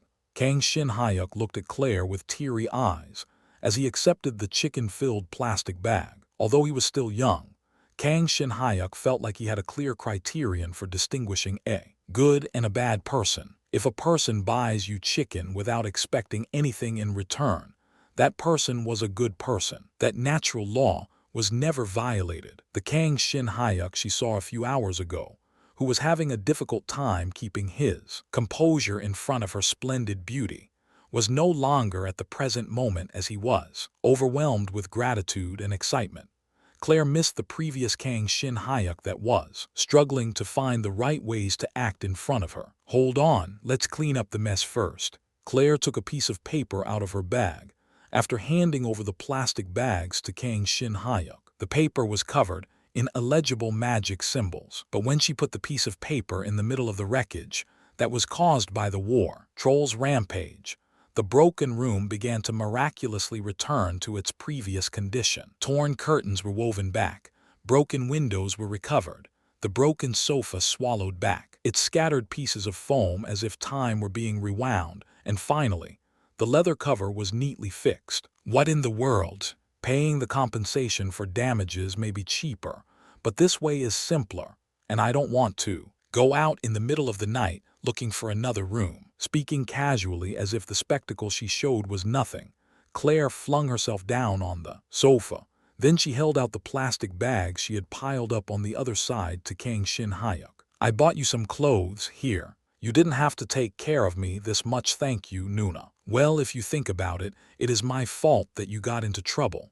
I'm the one who brought you here from your school, so it's obvious that I should take care of you. His first impression of Claire was just a beautiful woman who often likes to go out for fun, but his image of her has drastically changed in the last couple of hours. From admiring bartenders to thoughtfully taking care of him and buying him chickens, Kang Shin-hyuk had learned again it was foolish to judge a person by their appearance. By the way, there won't be any aftermaths of today's incident that you'll need to worry about. As Kang Shin-hyuk changed his clothes and left the dressing room, Claire unwrapped the plastic bags containing the chickens and began to explain. A lot of events happened today, and it won't take much work to dispose of a single war troll's dead body. Oh, and I won't forget to share the profits we gain from it. Its most important heart is missing, but if it's the corpse of a war troll variant, you can at least expect to receive some pocket money. Kang Shin-hyuk quickly snatched a piece of a chicken and put it into his mouth as he listened to her. He felt so energetic as to swallow the whole thing, including the bones. Actually, I was told to keep the monster's break into this hotel a secret. Your fight with the war troll did cause a lot of noise, but as you might know, the sirens and the vibrations that filled the entire city had disappeared a little while ago. Of course, that's looking at it from other people's positions. If you wish to publicize today's incident, I can help you. As you might expect, a student defeating a B-class monster is a big deal. It might even help with your assessment at school. I'm fine. You're fine with keeping it a secret? Yes. Kang Shin-hyuk firmly shook his head to Claire's offer. He was trying to sound serious, but the chicken in his mouth threw off the cool vibe he was aiming for. As I've said before, my victory over the war troll was only due to your potion. Spreading news about something that I didn't accomplish with my own skills would only lead to more troubles. So I will train myself further and receive an assessment that's fair and square. I don't know, like I said, adding my potion to the story doesn't change how incredible your feat was. The effects I received from the potion were greatly amplified from the regular amount. Actually, it'd be more correct to say the potion was a good fit for me. What? Judging the conversation might go on forever without the proper explanation, Kang Shin-hyuk decided to let out the truth. Kang Shin-hyuk grabbed 3 pieces of chicken as he continued explaining to the red-haired beauty whose eyes had now widely opened. Not long ago, I awakened a power called spirit power, and the potion you gave me was infused with such power. The cocktail you made earlier was too, if I might add. That's why I received an effect several times stronger than the default effect. Spirit power. Claire looked surprised, as if someone smacked her with a bat from behind. She didn't seem totally unaware of spirit power's existence, but she seemed incredulous to hear the words mentioned in the current situation. I did overhear them talk about it, but to think that it was without a doubt spirit power. Kang Shin-hyuk didn't know who them was referring to, but decided to continue the explanation. Spirit power is similar to magical power, but they are applied differently. I was told that spirit power is the power of your soul, but I don't know the details because I only recently learned to use it myself. But thanks to you, I learned that different people have different ways of sensing it. Different ways of sensing it. Oh, so you don't smell its scent. Right. As expected of someone who has been already sensing its existence, she understood his explanation without much difficulty. When Kang Shin-hyuk rapidly nodded his head to her words, Claire formed a disconcerted look while scratching her cheek. It was a look mixed with joy and unrest. What a shock! I was just expecting to receive a few clues from you, but to think that I hit the jackpot. It's so surreal to find the answer out of nowhere like this. Also surprising that you told me without a second thought. I survived and became stronger thanks to your spirit power-fueled potion. I thought it'd be meaningless to hide it from you. After all, am I not the one in the position of having to ask a favor of creating more potions? I like the honesty. Oh, and I don't want the chicken legs so you can finish them all. Wow, you're an angel. Claire's kindness level was upgraded 1 level further in Kang Shin-hyuk's mind. A person who shared chicken legs with others was either an angel who never betrayed someone else or a devil with 100 rattlesnakes in its stomach. 3. So it was spirit power. Shin Hyuk, what would I have to do to freely use it? I'm not entirely sure. But I saw your spirit power flowing out of you when you were shaking the shaker. I think that might have been the trigger. Really? Yup. When Kang Shin Hyuk nodded with confidence, Claire's eyes were filled with joy. Kang Shin Hyuk wasn't sure why she reacted with such excitement, but he was happy for being helpful. But then a second later, Claire dropped a bombshell. All right, I've decided. I'm gonna become a bartender. I'm sorry. I've been thinking about it for some time, but with what you just told me, I've made my decision. Thanks, Shin Hyuk. Wait a minute, excuse me. A bartender, you're going to quit alchemy. Claire grabbed a chicken breast and stood up. Kang Shin Hyuk almost fell in love with the confidence she emitted. I knew that this was the correct path. After I train my spirit power through bartending and make a name for myself, I'm going to stuff these chicken bones into the mouths of those higher-up bastards that always complained about me wasting time on some stupid hobby instead of alchemy. Research, then Yuna will also stop. Wait, HM. Claire narrowed her eyes. After muttering what if in her mouth, she looked down at Kang Shin Hyuk and asked quietly, Anvil? What? Hero Universe. Huh? So you do know about these? Kang Shin Hyuk naturally flinched at the unexpected words that were deeply ingrained in his heart. Looking at his reaction, Claire's eyes narrowed even further. You're a 17-year-old who's awakened spirit power, who trains in blacksmithing and knows about Hero Universe. Come to think of it, that sword, the Godslayer sword, was leaning against the sofa. She hadn't given much thought to it due to the circumstance, but looking at it now she was certain. That's the sword that Janice commissioned us to look for. The Godslayer sword, crafted by Anvil. Oh, I didn't know Janice made such a commission. I mean, he told me to just keep it. At this point, Kang Shin Hyuk couldn't help but realize Claire was probably a member of the Hero Universe as well. Kang Shin Hyuk was shocked to find another member in his homeworld, but he'd be lying if he wasn't also happy. I didn't know you're also a member. It's great to meet you. I've actually never met another member before. What's wrong? It was you. The one who was proclaiming to be the reincarnated Anvil was you. The fraud who tricked our innocent Yuna, Claire shouted while pointing at Kang Shin Hyuk with her chicken-oiled finger. Wait, was I the only person who was happy to meet a fellow member? But why is she angry in the first place? Wait, Yuna, did she just say Yuna? So the Thunder Empress Shin Yuna was that Yuna? That's crazy. I mean the person who sounds like a little child. Yes, you imposter. That silly girl who actually believes you to be Anvil is my friend. Kang Shin Hyuk couldn't believe it despite the same name. He couldn't connect the dots because the images he had of the Thunder Empress and the Yuna of his message log were too different. How could he have thought that an acquaintance from the universe hero, the intersection of countless different worlds, was actually from his homeworld?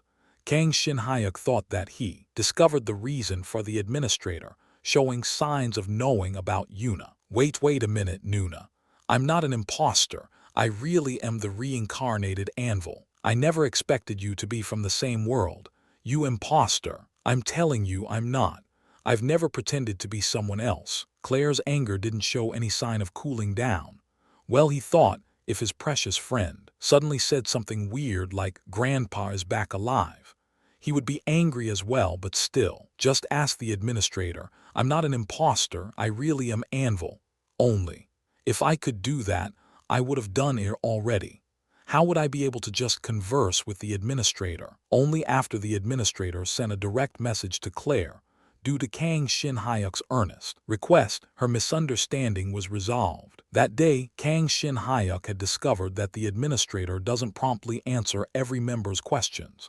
Chapter 15. The next day, Shinyang Academy was in chaos. Not just Shinyang, the entire city of Seoul was talking about last night's event where monsters broke out of dozens of irregular gates.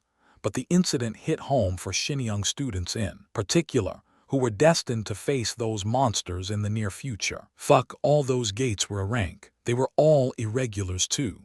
I heard there were a lot of casualties. That's insane. All of the superhumans a rank or above would have been dispatched. Humanity's progressive adaptation to the new world didn't mean that the gates would cease to be dangerous. Just as with other natural disasters such as floods and earthquakes, gates were erratic, events that humanity could only prepare to effectively respond to once they occur. And yesterday was a test of humanity's preparation. But Seoul has a ton of skilled superhumans, like the Thunder Empress. I'm so thankful the Thunder Empress is part of the association. The top guns of most elite guilds are often dispatched overseas. It also seemed like the alchemist was still around Seoul. Because of her, I heard there was practically no one injured, despite the casualties. I freaked out when the sirens suddenly went off last night. Rank monsters. I'm freaking curious though, don't you want to see one? Yes, will the next E+ rank person please speak? Kang Shin Hyuk was silently eating his energy bar in the midst of the chaos in the classroom. The Troll Heart Cocktail's buff, increased blood flow, was still in effect. Kang Shin Hyuk was incredibly thankful for receiving an additional 3-day buff growth rate buff on the last day of the login bonus. But on the dark side, he was greatly bothered by the hunger that constantly plagued him. The burden was so great that even after eating 7 chickens the night before, 2 trays of cafeteria food, 1 tray just for the rice and the other for the side dishes, 2 times in the morning, he felt hungry again just as the first class had started. I'm so thankful today is Friday. The remaining 2 days of the buff's effective period were Saturday and Sunday, his days off. School, if he could make it through today, he could spend the next 2 days training himself in his dorm room with a mountain of snacks stacked beside him. He had already been growing at a rapid rate, but he couldn't let go of this golden opportunity. While increased blood flow was still in effect, he was determined to upgrade his physical strength from D+ to C rank. D+ rank and C rank were just a stage apart, but the difference in strengths was as clear as the change in the letter. His agility and stamina were already C rank and C rank respectively. With his strength entering C rank, all of his stats would enter the C rank territory. Then I would already have reached the level of a superhuman who was trained at a decent superhuman academy. At Shinyang, I would surely place among the top first-year students. Adding to that, since my weapon proficiency is second to none, if I supplement it with my spirit power, I'd have nothing to be afraid of. If it all works out, I might be able to get superb grades from the upcoming sports day. Almost every event hosted by Shinyang has grabbed a lot of attention from outsiders, but along with the school festival, sports day in particular attracted a lot of interest. The reason was simple. Outsiders were allowed to enter. It was an event where students of various talents showcased their skills, and scouts from various different guilds and active superhumans came to evaluate them. In other words, your performance on sports day could greatly impact your future, so it was unwise to consider it as a fun day where you could just slack off. Getting good grades from sports day also improves your academic evaluation. In many ways, it's a great opportunity to raise my worth. It might even be a good idea to participate in the new students' competition. If he diligently raised his worth this way, he'd be marked as a student of great promise and would receive several sweet offers from various guilds upon graduation. When that happened, it wouldn't be much of a dream to go back to the hotel he stayed in yesterday. He could order 10 chickens from room service and enjoy the luxury of drinking cup ramen soup. After dumping the noodles into the sink, anything would be possible. VRRRR. Kang Shin Hyuk's stick vibrated as he instantly finished the energy bar while trying to relive the moments of eating last night's chickens. He checked to see new messages that were sent by the kind-hearted Nuna that bought him chickens at the hotel. Bartender Nuna. Bartender Nuna. I thought about it, but let's keep our meeting a secret to Yuna. Bartender Nuna. Bartender Nuna. Also, don't tell anyone that you're from Earth. Kang Shin Hyuk. Kang Shin Hyuk, okay. Kang Shin Hyuk had saved her number as Bartender Nuna out of the concern that having her real name listed and spotted by someone may lead to some bothersome trouble. But the innocent young boy didn't know that a name as vague as Bartender Nuna would also lead to various sorts of troubles. Bartender Nuna. Though with your skills, you'd be exposed to the world pretty soon anyway. There's no way you'd go unnoticed by Yuna when you were noticed by me, right? Kang Shin Hyuk. Kang Shin Hyuk. Are you acknowledging me as Anvil now? Bartender Nuna, Bartender Nuna. I don't believe in the reincarnation part, or rather, I don't want to. Bartender Nuna. But I think I can believe the part where you obtained Anvil's ID and inherited his memories and knowledge. Bartender Nuna, Bartender Nuna. But if you impersonate Grandpa in front of Yuna, I'm going to kill you. Kang Shin Hyuk, Kang Shin Hyuk. Like I said, I never did that. Kang Shin Hyuk, Kang Shin Hyuk. She'd tell you the same if you ask her. I've been honest from the beginning. Bartender Nuna, Bartender Nuna. Emote. Despite his firm denial of her accusations, Claire sent several types of suspecting emotes and staring emotes. She had been like this on the phone since they split apart from yesterday, so Kang Shin Hyuk was already quite used to it. Bartender Nuna. Anyway, I hope you had a good rest last night. I'm about to board my plane, so I'll talk to you later. Kang Shin Hyuk, Kang Shin Hyuk. Are you returning to America? Bartender Nuna, Bartender Nuna. Of course. I may be a freelancer, but I can't stay away from home too long. Bartender Nuna, Bartender Nuna. I met everyone I planned to, and the commission from Janice was a total bust. Kang Shin Hyuk, Kang Shin Hyuk. I'm sorry about that. The three of them, Kang Shin Hyuk, Claire and Janice, had already talked about the matter the night before.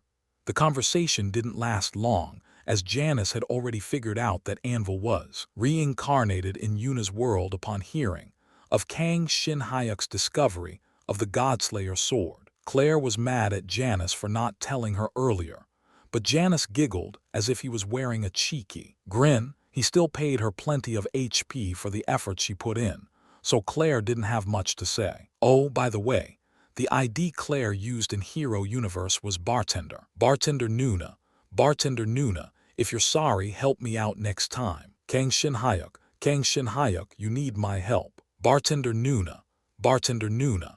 I don't know how to use my spirit power yet, so I want you to help me. Kang Shin Hyuk, Kang Shin Hyuk. But I'm not that good at it either. Bartender Nuna.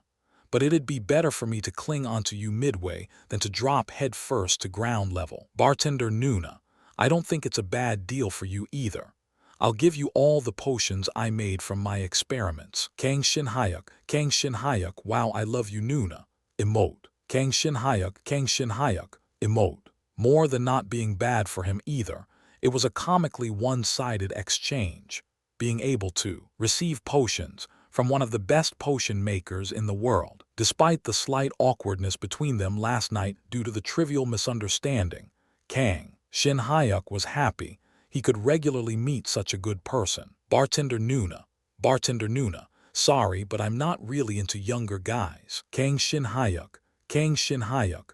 Sorry, I wasn't talking about you but the potions. Bartender Nuna. You say that when you frantically scanned my whole body when you first saw me. Kang Shin Hyuk, Kang Shin Hyuk. I'm very sorry, Nunam. 2. I made a mistake since you were too attractive. Bartender Nuna, Bartender Nuna. All right, all forgiven since you're honest. Bartender Nuna, Bartender Nuna. I'll visit you again later with chickens. She was a really good person. Kang Shin Hyuk thought again. Since it came this far, should I specify the chicken's brand as well? No, that's going overboard. But if I'm going to be eating them in the first place, they might as well be the best ones. Just as Kang Shin Hyuk was painfully agonizing over the question. Unknown. Bartender Nuna, Bartender Nuna. By the way, do you know of a teacher? Kang Shin Hyuk, Kang Shin Hyuk. Yes. Bartender Nuna, Bartender Nuna. Never mind. Don't worry about it. Let's talk about it later. Kang Shin Hyuk, Kang Shin Hyuk. Sure. That was the end of their conversation. Kang Shin Hyuk shrugged his shoulders and put his stick back in his pocket. Beacon Ha was in front of him. It's a girl. What? 100% it's a girl. Our Shiniaki didn't even come back to his dorm. The word girls was pretty much glued to his lips, but as the saying goes, even a malfunctioning clock sometimes gets the time right. As he was spot on, Kang Shin Hyuk came up with a random excuse. Unknown. I told you, I went out to buy some dinner, but then went to a nearby evacuation center after the sirens went off. No, the smile you let out just now was the smile of a winner. It was a smile of superiority, as if to say I'm different from you measly children. It's a Noonam, right? You must have seduced a beautiful Noonam last night. If Beacon Ha didn't shout such pathetic remarks out loud in the classroom, he would be popular. With girls too, Kang Shin-hyuk thought. Kang Shin-hyuk spoke to Beacon Ha with a look of sincere pity. No seduction, but I did get to know a Noonan yesterday. For real, she's an Irish-American with red hair and red eyes and a good style. Her name's Claire Boyle. She's a famous superhuman. Oh, did you guys eat dinner together? Yup, we ate chickens. Claire Nuna bought them for me, just as he turned his back to the reality that was too hard to bear. Beacon Ha lightly gave a light tap on Kang Shin-hyuk's shoulder and returned to his seat. Looking at Beacon Ha's back, Kang Shin-hyuk thought there might have been no need to save Claire's number with a nickname and took out his second energy bar. The last lecture of the afternoon, Monster Ecology, dealt with the ecology of monsters that appeared on Earth, their weaknesses and detailed counter-strategies against them. All the writing classes, 3, that he had to take to become a great superhuman were as necessary as they were boring, but now he was also hungry due to the increased blood flow buffs effect. While Kang Shin-hyuk was struggling to endure the immense boredom and hunger, a whisper arrived on his message log, unknown Yuna, Grandpa 4. It was a whisper from Yuna, aka the Thunder Empress. Kang Shin-hyuk was used to receiving her messages, since she has been sending them to him whenever she had the time since Kang Shin-hyuk joined the hero universe. Anvil, what's up? Yuna, my friend went back to America. She must have been talking about Claire Boyle. Then this girl, who speaks like a little child like her tongue hasn't been fully developed, must be the Thunder Empress. Yuna, we couldn't even find what we were looking for. Anvil, that must be distressful. Yuna, yes. And a lot of bad beings appeared yesterday, so I was really tired fighting them. Kang Shin-hyuk made a decision. He decided to have Min Seo, the youngest kid, 6 years old, at the orphanage as a reference while talking to Yuna. His conversation partner's mental age must be around there, he thought. Anvil, you must have worked hard. Yuna, tell me I did good. Anvil, great job. Yuna, tell me I did good. Anvil, yup, you did good. Yuna, yup, I did good, right. Unable to endure the endless messages, Kang Shin-hyuk felt the ends of his lips convulse as he said whatever she asked him to. It was more impressive your answer wasn't in the form of a textbook answer. Student Kang Shin-hyuk, judging by the fact that your pen hasn't been moving, the lecture must be very boring for you. I understand, though it might have been better if you weren't caught. Right. It was at that moment, as Kang Shin-hyuk was mentally wriggling about due to his conversation with Yuna, he was pointed out in the classroom. Why don't you then teach us about the weaknesses of the monster aviole? If you give us a satisfactory answer, you may spend the rest of the class for self-study. He was screwed. Kang Shin-hyuk was taking a writing class to compensate for his lack of grades in more practical classes, but he was not quite knowledgeable of the avioles yet. That was expectantly so, because avioles were C-rank monsters he had never learned about. He memorized every detail of E-rank monsters that first-year students were required to fight against, but it was too much to ask for a first-year student in their first semester to be informed of a C-rank monster. Nothing. Hold on, please. But if he didn't respond, he'd lose his writing scores. If he lost points in a ruthless point-based system where your scores influenced every aspect of your student life, failure in this moment could even end up impacting his graduation. Yuna, Grandpa, what's wrong? Are you busy? I am sorry. No, don't worry about it, but I'll be right back. I'm in a class, so let's talk later. Yuna, what are you learning about? Avioles. Kang Shin-hyuk revealed the monster's name without a second thought, as he was too agitated by the stares from the teacher and other students. Yuna responded right away. Yuna, avioles. I know a lot about them. Student Kang Shin-hyuk, do you need more time? As the teacher's stare was about to become even sharper, the Thunder Empress's messages completely filled Kang Shin-hyuk's retina like clouds filled the sky in a stormy night. Yuna, avioles have 2 wings, but they're actually mid-sized ground monsters. They don't have a fixed habitat, so they move underground at high speeds, sometimes leading them to break out of gates with monsters belonging to completely different habitats. There was even a case where they broke out from an extremely low-ranked gate. Yuna, the feathers on their wings have a ton of small holes in them, and using them they soak up soil particles which they then emit back out to dig through the ground. If they align their wings about 70 degrees to the ground and howl, it's a sign they are about to attack and you have to be on. You're prepared right away.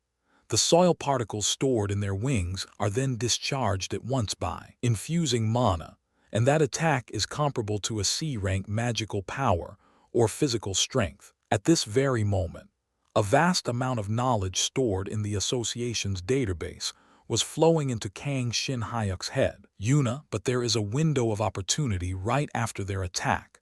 They have to refill the holes with soil particles, and if you launch water-based magic of C rank or above, their wings would be rendered useless by absorbing water instead of soil. Yuna, they actually breathe with their wings and will only try to breathe with their mouths if the holes in their feathers are blocked. You can easily kill them by stuffing water into their throat when they do. If you don't have the right magic, you can just attack their butt to block the passage used to discharge the soil. Their throats are actually quite sturdy, so it's not the most recommended part to target. But if you cut off the tail on top of their heads, they lose their sense of magical power, so it becomes easier to fight them. Avioles are. Kang Shin Hyuk didn't have much choice at this point. Avioles are creatures with 2 wings, but they're actually mid-sized ground monsters. And they use the small holes in their feathers to absorb soil particles, which they use to attack during battle. As Kang Shin Hyuk began talking, the teacher listened to what he had to say. Kang Shin Hyuk merely repeated what Yuna had told him. She had come to his rescue, though if you think about it, it was her fault that he was pointed out by the teacher in the first place. Thus, if a water attack proves to be fruitless, it's best to take advantage of the slight gap after it has discharged all soil particles to cut off the tail on top of its head to disturb its sense, and then finish it off by attacking the discharging pathway in its butt. That is all. The teacher was totally silent when Kang Shin Hyuk finished the lecture that his classmates probably wouldn't have for another year. Kang Shin Hyuk tried his best to sustain a stiff expression to hide his guilt of having cheated, and most students were slightly tilting their heads because they didn't know if anything Kang Shin Hyuk had said had any authenticity. Then, a moment later, the teacher let out a smile and gently applauded. "Splendid.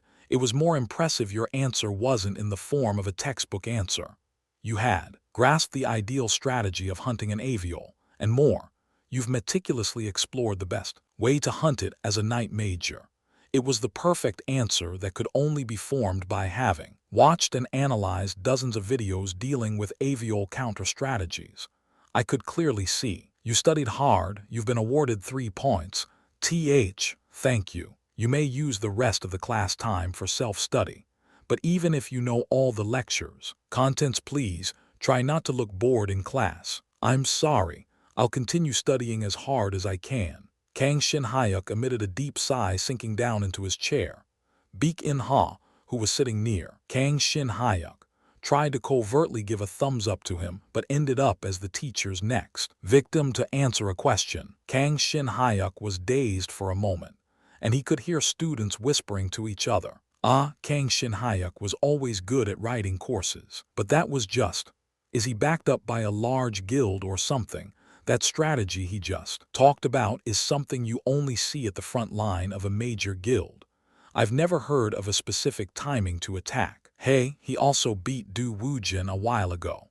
What if he's amazing in practical courses too? That was just a coincidence. Yeah, just as it'd be a coincidence for you to meet an aviole at an F-rank dungeon and die while shitting your pants, right? What did you say, fucker? Until a few days ago, the words around him were filled with shock and suspicion, but the air around him had changed quite drastically. Faintly but distinctly, there was a mood where everyone was now acknowledging Kang Shin Hyuk. Kang Shin Hyuk slightly smiled. It wasn't a bad feeling. That just now wasn't me, though. He had never expected he'd receive such help from Yuna, despite knowing she's a superhuman from the association. It was hard for him to put his trust in her, as she always talked like a little child. But now, He felt like he could acknowledge her as one of the top superhumans of Korea, while Kang Shin-hyuk was sitting with a complicated mixture of 1 out of 3 happiness, 1 out of 3 guilt, and 1 out of 3 unrest. A message popped up in front of him. Yuna, Grandpa, is there anything else you'd like to know about? Anvil, nope, that was the perfect explanation, thank you. I made it through the situation all thanks to you. Yuna, heh. Just as Kang Shin-hyuk was happy to finally receive a short message from her. Only, Yuna, do you want to know more? Yuna, I know about pretty much every single monster up to S rank. I know a lot about SS rank. Monsters too. I'll answer anything Grandpa is curious about. Grandpa, do you know what Medusa is? Yuna, you know. I thought you wouldn't turn into stone as long as you don't look at its face, but its breadth and mana rays and all these other things can turn you into stone. So I almost died, hunting it and you know. Could you please go through one by one slowly, when you are free that is. Yuna, anytime. Like this, Kang Shin-hyuk had officially recruited the girl, who was calling him Grandpa as his tutor. It was the moment when a green light turned on his way to receiving a high writing course grade. Chapter 16. After Kang Shin-hyuk left a deep impression on his fellow classmates, the teacher was about to end the lecture. There is an important announcement.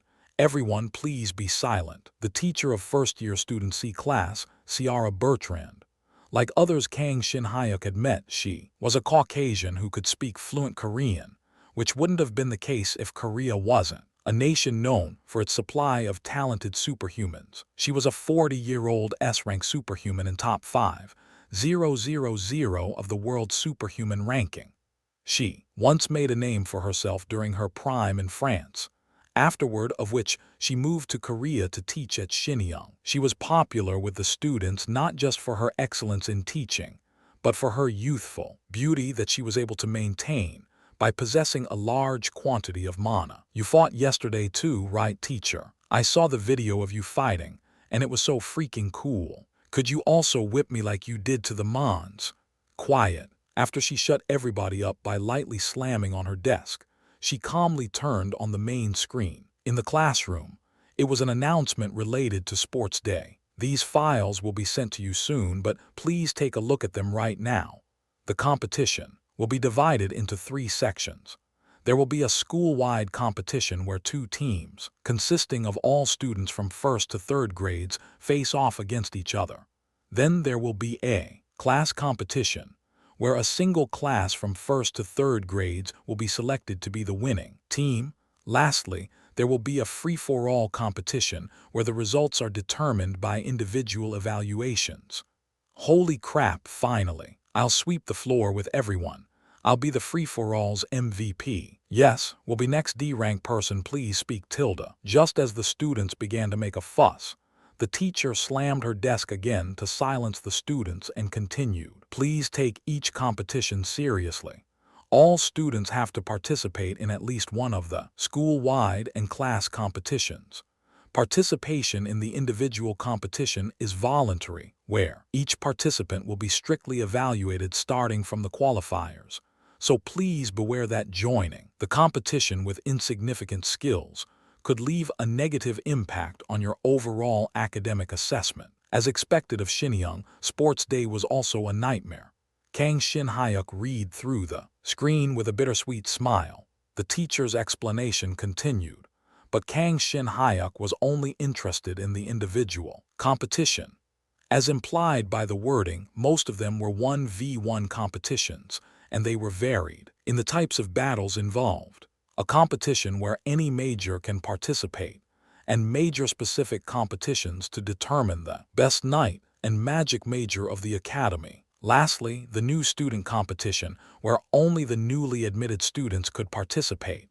For new students, the competition was a bloody war zone that was as competitive as it was accessible.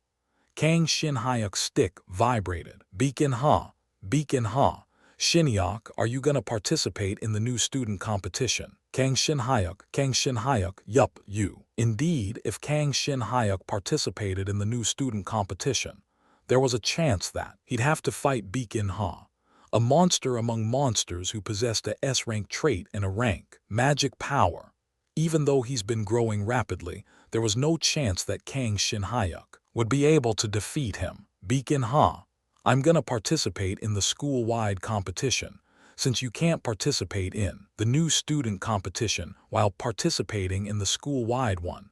I guess we won't be facing off against each other. Kang Shin-hyuk, your crazy school-wide competition. Even though he should have felt relaxed at his answer, Kang Shin-hyuk felt more humiliated than relieved. The new student competition was meant to tease out the most talented new student, but Beacon Ha was already walking over to the stage of the entire school. His vision was different. Kang Shin-hyuk gently bit his lips and continued with a sigh. Kang Shin-hyuk, win the school-wide competition. I'll win the new student one. Beacon Ha, I'll win it all. You win it all too, Shin-hyuk. Kang Shin-hyuk, yup, I'll win it all too. Kang Shin-hyuk was just beginning to learn how to walk, and if he tried to chase down the person running in front of him out of jealousy, he would just end up falling over. So he decided to work on standing firmly on the ground for the time being. Running would come after he learned how to stabilize himself. He breathed slowly as he made his new pledge. It relaxed him quite a bit. The participation list for the school-wide competition and the class competition will be collected after Monday's class. Likewise, anyone wishing to participate in the individual competition should come and talk to me before Monday. That is all. Please decide after carefully reading the files sent to your sticks. Teacher, I want to participate in the individual competition. I want to participate in the school-wide competition. Will you accept my proposal if I dedicate the trophy to you? Bring the documents with you. Kang Shin-hyuk bit on his last energy bar and stood up as the teacher dealt critical hits on the loud students' heads with the attendance sheet. But then a voice flew in from behind. Student Kang Shin-hyuk. Yes, Ciara Bertrand had called him after she handled the clingy students and packed her attendance sheet. Was it wrong to eat the energy bar at the end of class? I won't be deducted points for this, right? As numerous thoughts passed by, a faint smile formed on her face. It was a smile he had never seen since he enrolled in Shenyang 2 months ago. To think that you'd move his heart, I was very impressed. I'll be looking forward to your development. Huh. Ah, yes. As he thought who could it have been, the answer came right away. She was probably talking about the supervising teacher of the Artifact Production Club, Lee Manhwa. Was he some sort of a special type of person? Did something happen to him? But the teacher had already left after packing her documents before he could ask such questions. He thought about chasing her to ask, but decided not to, thinking that he'd naturally come to learn about the issue if it turns out to be important. Beacon Ha, to think that you'd seduce our teacher. You're the real killer of older women. Kang Shin-hyuk, dude, for fuck's sake. Kang Shin-hyuk entered the superhuman market with only the Godslayer sword tied to his waist, intending to buy some field rations. In order to sustain long-term activity in a gate, the food has been developed to be cheap, small, and able to fill as much as 10 meals. They were hardly comparable to iron jelly, that was delicious as well as able to replenish spirit power, but since he had little HP remaining, he had to buy whatever he could with his own cash, especially now, after he had earned the profit of hunting down a war troll. A total of 229, 105, 551 has been transferred to your account. Kang Shin-hyuk thought there must have been a mistake when he first saw the message. He knew why he received money, but couldn't make himself believe the amount that was displayed. 229 million won. Thinking he might have misread the number of digits, he reread the message countless times. But he was right the first time. More than 100 million had found its home in his bank account. But still incredulous, he researched about the corpse of a war troll. He found out that not all war troll corpses can be sold, and certain kinds of corpses are demanded more than others. F-rank monsters were barely profitable, but the profits became sizable from E-rank.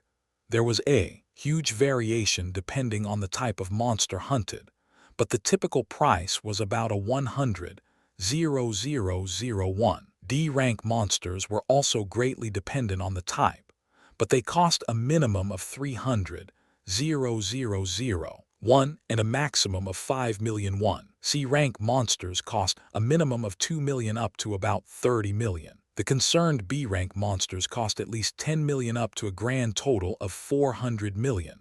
On top of that, war trolls were rare monsters, placing them at the maximum price range. But since we took out its heart, which comprises the majority of its price, the price should have dropped significantly. But because the war troll was deemed to be a variant, the value of the heartless corpse was high enough to fetch him an unimaginable sum of money. With that, Kang Shin-hyuk, who had been barely holding on with a few tens of thousand wons in his pocket, had suddenly become a multimillionaire. Of course, filthy rich people would let out a snort smile at such an amount. However, it was money that he obtained by risking his life, but it still felt surreal to him. This should be enough until I graduate. Now there's no need to save my dignity maintenance expense. While ecstatic, he realized why countless people dream of becoming superhumans. Why low-rank superhumans worked so hard to raise their ranks. It was because a boost in rank came with a boost in profits. I don't want to be obsessed with money, but having a lot of money makes a lot of things easier. That was indeed the case right now. Even though field rations were considered to be cheap, that was looking at it from the standards of active superhumans. It was still a large sum of money for an average student. But what had happened with an excess amount of money? He had bought them without any hesitation. Money leads to less time wasted, allows you to tread on more comfortable paths, and gives you better things. In order to become stronger as fast as possible, it was good to have as much money as he could. It's more important to have more HP than more money. With HP, you can purchase goods that are higher in quality than the ones you can buy with cash. Also, with some of your VIP restrictions lifted, you can directly purchase products that will speed your status's growth. Kang Shin-hyuk shrugged his shoulders. He agreed with everything the administrator said. There was nothing that the Trade Board of Hero Universe didn't offer, especially when it came to products that assisted in superhumans' battles and growth. He recently realized the Trade Board was teeming with those products. I know, obtaining more HP and lifting my membership tier's restrictions. In other words, you're telling me to put all my efforts into increasing my synchronization rate. Right, that's precisely right.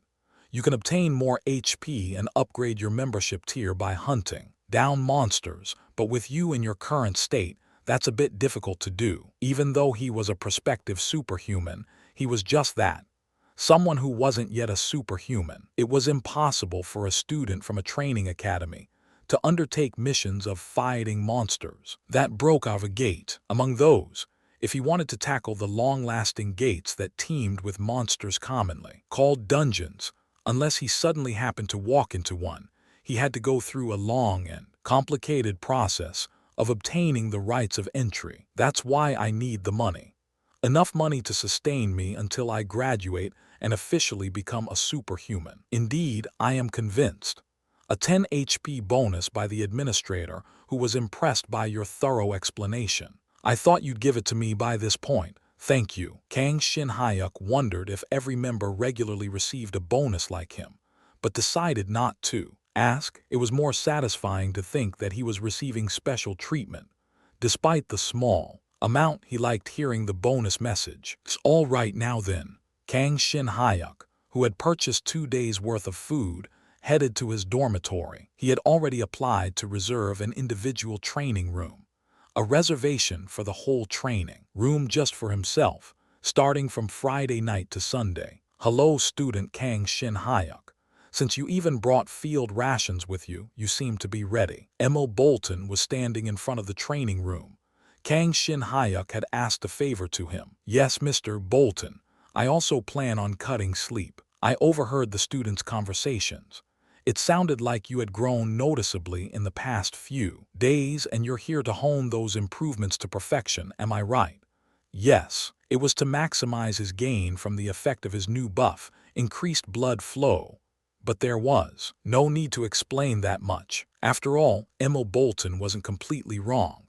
Kang Shin-hyuk had to adapt to his newly amplified growth rate in a short amount of time. All right, Everything you asked for is in there, so go ahead and check. Also, when there's a chance, how about you and I have a friendly sparring match? I'd be honored, sir. He'd have to go all in to fight against someone who could still fit into the top sections of the world superhuman ranking. Kang Shin-hyuk bowed to Emil Bolton and entered the training room. There were fitness equipment on one side of the spacious room, and all kinds of training tools on the opposite side. Emil Bolton had prepared everything he asked for. Good. After a light breathing exercise, Kang Shin-hyuk put a pile of the field rations on the floor and ate one of them. It tasted bad, but he endured it and passed it down his throat. After that, Kang Shin-hyuk gently placed the Godslayer sword against the wall. He could see the sword shivering. I'm going to train my sword techniques just a bit later. VRRRRR. Yup, I'm going to train them so much you may get tired of them. VRRR. The Godslayer sword was only faintly shivering, but Kang Shin-hyuk felt like he could understand what it was trying to say. He chuckled and gently swept its edge a few times. Having awakened spirit power and learning that the sword has a sort of ego, he started talking to the Godslayer sword as if to a person, quite often. It was a natural interaction for Kang Shin-hyuk, though it might not be good for someone else to see him talking to the sword. Well, anyway, I should get started now. Kang Shin-hyuk began his physical training right away. Training his martial arts and spirit power was important, but more than anything, he wanted to train his strength to see as soon as possible. He began lifting weights that were several dozen kilograms heavier than his usual amount. But he immediately realized that he had made a mistake. This is still light. Come to think of it, my strength must have increased by a great amount by this point. He was already overwhelmed by his upgrade to D+. So how would superhumans of C, B, and a rank strengths feel about their own power? How strong would they become if they supplemented their strength with mana? At that point, it would be possible to lift an entire building with their strength. That's why they are called superhumans, or beings that transcended humans. It was a territory he could not conceive before, but he felt in his bones that he'd one day be able to approach it. All right, let's keep it going. He increased the weights until he felt a heavy load on his muscles. Due to their abnormal recovery rate, superhumans that were wielding mana could push the limits of their physical training as much as they wanted without worrying too much about possible damage. Due to such strenuous training, they were able to become stronger at incredible speeds. For Kang Shin-hyuk in the past, who once had no capacity for mana, it was an unimaginable process to partake. But having the ability to wield spirit power, he was now different. In fact, right at this moment, his spirit power was circulating through his entire body to assert its existence and calm his mind. With the increased blood flow buff in effect, he had nothing to be afraid of. Pant. Kang Shin-hyuk began pushing himself to his absolute limit. His barbell was becoming progressively heavy, but he didn't show a sign of wearing out. The funny thing was, his spirit power began rapidly circulating to stimulate his origin. It's painful. I want to rest. My arms hurt. But still, I'm enjoying this, because the pain is making me grow. While his body was actively lifting up the barbell, his mind was calmly observing himself. It was not an act of distracting himself from the exercise. In fact, he was able to honestly observe himself, because he was so intently focused on the exercise. I trained myself for years only to earn ant-sized rewards. So will this be enough to make me grow? No, it's different now. Now I can earn more than I did before. I'm sure of it. I want to give up. No, I'm making progress. I can't let go of this opportunity. I just want to pound on metals. That's the way to escape. Wait, escape. Pounding on metals is a way to escape. More than physical training, wasn't that the best way to become stronger? His movement came to a halt, and he put the barbell on the floor. His spirit power's circulation had stopped. He had been observing himself without anyone's interjection, so the thought he just had must have been of his own. But why escape? I've never thought of it that way, which means, was it Anvil's memory? Kang Shin-hyuk placed his hand on his chest. He tried to reach his spirit power again, but perhaps because he was no longer immersed in his self-observation, he Wasn't able to pull off the intuition like before. Is it because synchronization is active? The image of an old man pounding metals in a decimated world kept ringing in his mind, with mysterious monsters rampaging all over the world. The image of an old man absorbed in blacksmithing to escape from reality. Sorry, Kang Shin-hyuk spoke quietly to the old man's back. But now things are different. Anvil's world was destroyed, but this world wasn't. Blacksmithing was a means to escape for him, but it wasn't for Kang Shin-hyuk. Kang Shin-hyuk lived on Earth, not Merva. So don't worry, I have no plans to escape from this reality. It was probably some sort of a self-consolation for Kang Shin-hyuk, whom Anvil acknowledged as his reincarnation, to try to comfort Anvil. But this was probably a natural part of the process of synchronizing with Anvil. Kang Shin-hyuk decided to believe so. I don't step back, I only move forward, only. Anvil obtained his skills by escaping, but Kang Shin-hyuk decided to use those skills to step forward. Yup, he still hasn't escaped his cringy sentimentality. He was fine with it though. Allo right. Kang Shin-hyuk gripped the barbell again after emitting a deep sigh. He added a few more weights and lifted the barbell with as much strength as he could, while enduring the pain of his muscles nearly rupturing. Perhaps one day I'll go back to Merva. A thought came to his mind, but it disappeared as Kang Shin-hyuk lifted the barbell again with all his might. He continued to train hard for the rest of the night. A long night where the sound of training, equipment, and the heavy breath of a man filled the whole room. Chapter 17. You've received an additional bonus of 1,000 HP for today's login. At 6 a.m. on Saturday, Kang Shin-hyuk woke up after 2 hours of sleep and quickly finished 2 packs of his field rations. A typical superhuman could get by with only a couple of hours sleep each day thanks to their abnormal recovery rate. But Kang Shin-hyuk had slept even less than his usual sleep schedule due to the effect of the increased blood flow buff. Tsukuyo, you're a tough one. Seems like you still haven't deleted your ID. Halo, Anvil Geezer, hope you're well. Wait, I forgot you're not a geezer anymore. Cicatus, why didn't you keep in touch? Are you no longer making weapons after being reincarnated or something? I was wishing for you to make a bridle for my frozen drake. Yuna, did you sleep well, Grandpa? Yuna just woke up, after having skimmed through the mountain of messages sent by his Hero Universe friends. He sent his first reply to Yuna, who seemed to have woken up at a similar time. Then he moved on to the rest of the messages, though I still don't know what this Tsukuyo woman is trying to say. What if Kang Shin-hyuk thought Anvil was actually closer to Tsukuyo than Yuna, which he didn't know about because his synchronization with Anvil was still incomplete. But since that was something he had no way of knowing, Kang Shin-hyuk decided to ignore her for now. Tsukuyo had always replied with the same words no matter what he said to her, so ignoring her messages was the only answer. On the other hand, the notification screen on his substitute communication device, stick, was simpler. There were a few trivial friendly messages from Beacon Ha and a text from Claire. Bartender Nuna, just arrived in New York. Did you get the money? Kang Shin-hyuk, emote. Kang Shin-hyuk, I'll buy you coffee when you visit Korea again. Claire immediately replied. Even though it was about to be dawn in Seoul, New York was still sunny. Bartender Nuna, I don't drink coffees. Kang Shin-hyuk, I'll buy you a whole freaking cafe lol.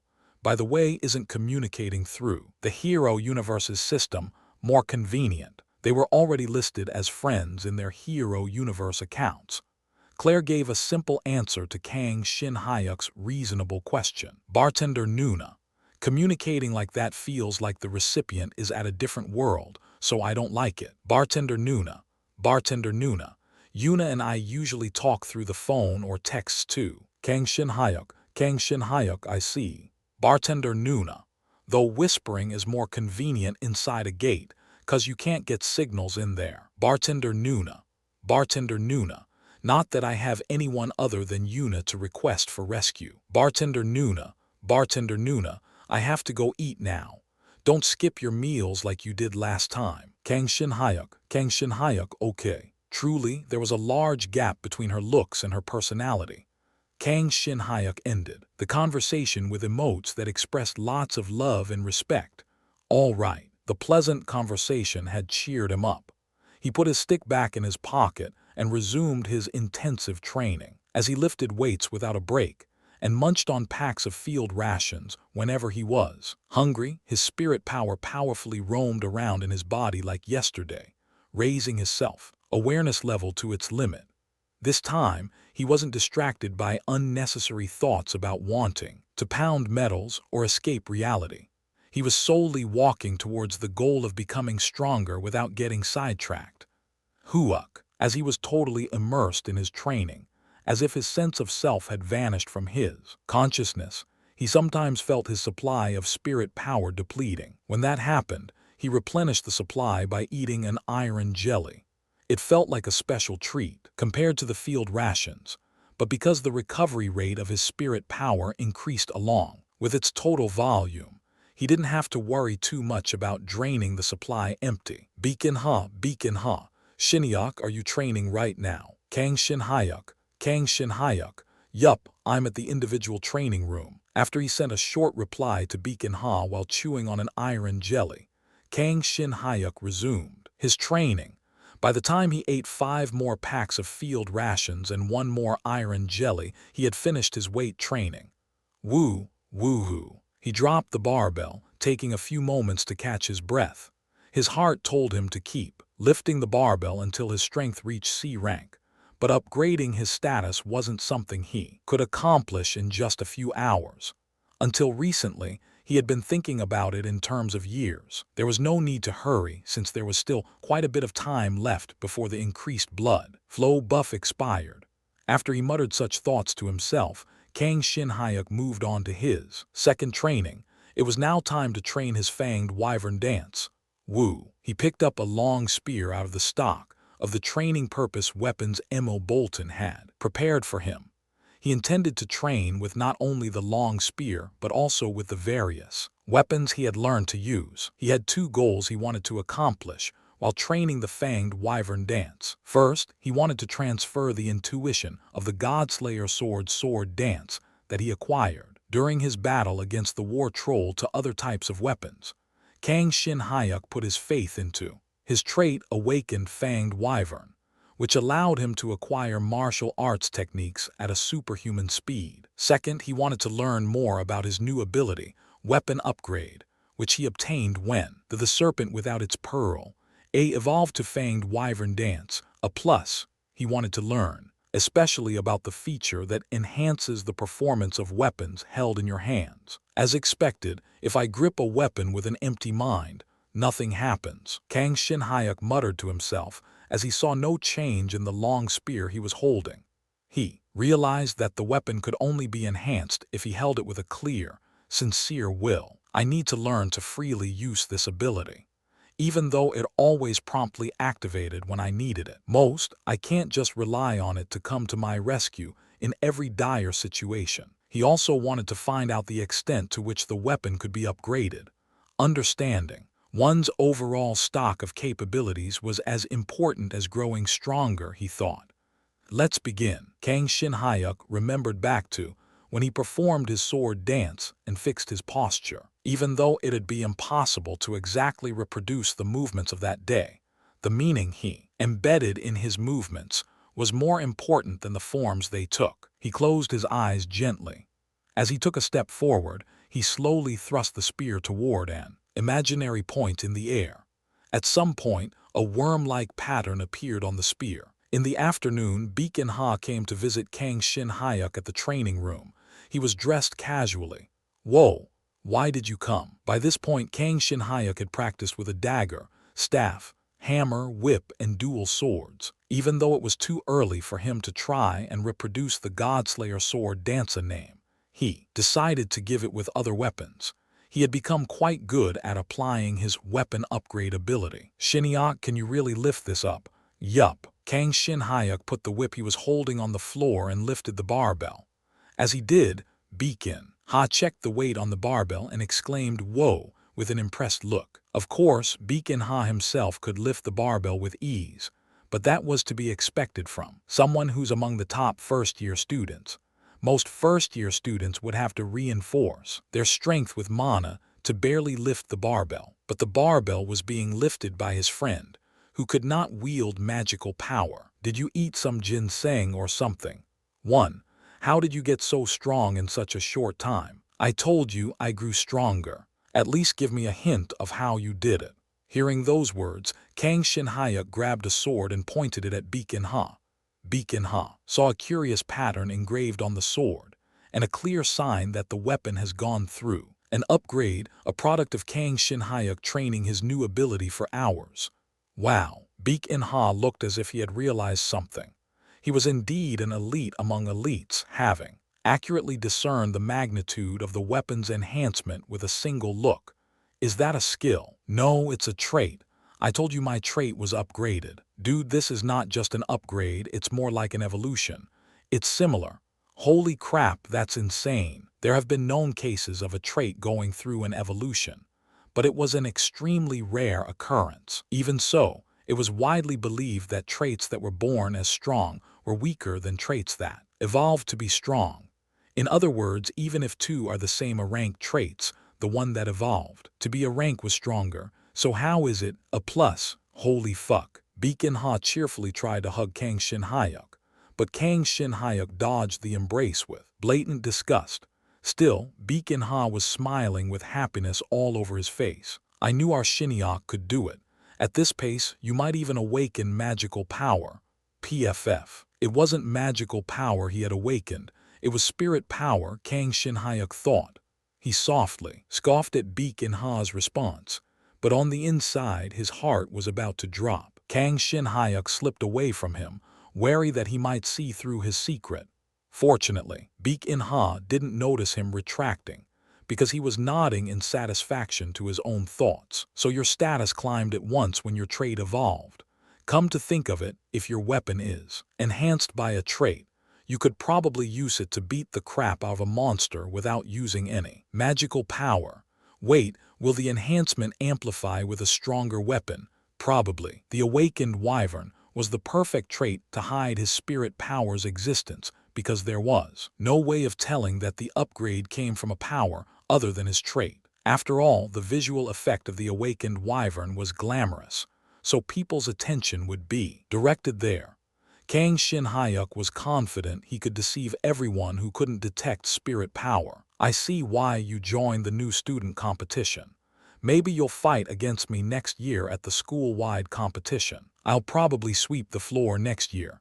Look at that confidence. Kang Shin-hyuk seemed too confident to call his statement a bluff. While Beacon Ha suspected that his friend was hiding something, he decided not to pursue his curiosity. Kang Shin-hyuk would tell him when he wanted, he figured. Ah, right, Shinhyuk. I came here because I had something to tell you. What is it? I heard the Thunder Empress is visiting for Sports Day. Why? As Kang Shin-hyuk asked back, wrinkles formed on his forehead. He was worried just by the mention of the name. She's coming as the representative of the association. Also, the Thunder Empress is a Shinhyang alumnus. Is that so? I'm warning you in advance. The Thunder Empress is mine, so you should give up. In Ha, Kang Shin-hyuk softly called the name of his greatly determined friend, whose fists were clenched. Beacon Ha got a little nervous at the kind, gentle voice of Kang Shin-hyuk that he had never heard since knowing him. Good luck. Kang Shin-hyuk tapped Beacon Ha on the shoulder with a gentle smile. It was a sincere wish of good luck without a shred of a lie. Beacon Ha looked perplexed but gave him a firm nod. Then I'll seduce the Thunder Empress and become next president of the association. Yeah. Beacon Ha continued talking about Sports Day, but soon got kicked out by Kang Shin-hyuk. He could not waste any more of his precious increased blood flow buffs, remaining effective period. So the Thunder Empress is coming. Kang Shin-hyuk muttered to himself after kicking Beacon Ha out of the room. Having that information in advance was a gain for him. He could at least emotionally prepare for the impending meeting with her. Claire said that she'd find out in no time, but to think I'll meet her this soon. Kang Shin-hyuk checked his message log and frowned after seeing the stream of messages coming from Yuna every 30 minutes. What would happen when she finds out who he really is? He pondered and came to a conclusion. Let's hide it for now. Even though having the Thunder Empress on his side could be a huge advantage, he was too focused on developing his newly earned abilities to greater heights, so revealing his identity could only lead to more troubles. She was incredibly bothersome even in this moment, not even knowing they live in the same world. But will he succeed? Claire figured out who he was in a flash. Will he be able to hide his identity from a girl who's been calling him Grandpa all this time? More than anything should he hide his identity. That Thunder Empress of all people was blindly affectionate of him. Wait, no. Forget about it, let's just train. Kang Shin-hyuk repeatedly shook his head, as if to ward off any thoughts related to Yuna, and began to swing his weapon again. It was too early to fully reproduce the Godslayer sword dance with other weapons, but compared to the morning, he had significantly improved. The awakened wyvern was an exceptional skill when it came to cultivating his martial arts skills. He moved from practicing with a whip to practicing with a hammer, then moved on to a sword and back to the spear. He dropped the current weapon, used that hand to grab a pack of field rations or an iron jelly and put it in his mouth as he grabbed the next weapon with the other hand. Whip for 30 minutes, eat. Hammer for another 30 minutes, eat. Move on to the dagger, eat again. The process repeated endlessly, vrrrrr. As he devoted all his attention to fend off the unnecessary thoughts he had earlier, the weapon in his hand intensely vibrated. HM. Only Kang Shin-hyuk came to his senses. Without knowing he was holding the Godslayer sword, he could feel his spirit power escaping his body to encase the sword as a whole. It was as if the sword and his spirit power had merged as one. But then, the Godslayer sword has successfully consumed the axe's strength and will upgrade to C rank. You are about to view a fraction of the memories residing in the axe. As Kang Shin-hyuk excitedly exclaimed at the timely message, the image of the axe's strong origin filled his consciousness. Chapter 18. The axe had been crafted in a spacious workshop, containing an ever-burning brazier, infused with a small amount of magical power, a worn anvil and a blunt hammer, and the workshop was occupied by an old blacksmith. This one's a failure, the blacksmith thought while looking at the completed axe. He had been too distracted while making the weapon. The blacksmith always tried to commit to his work with an empty mind, but it was sometimes inevitable to be distracted by random, unnecessary thoughts.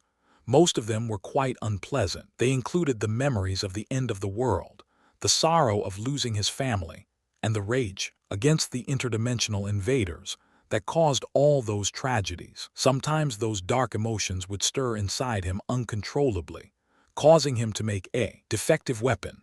Although the purpose of a weapon was to harm another living being, a weapon, crafted in such a somber state of mind, possessed an excessively violent aura. Not that I can kill my own child that had just sprung out into this world. The blacksmith registered the weapon in the trade board of Hero Universe while clicking his tongue in dissatisfaction.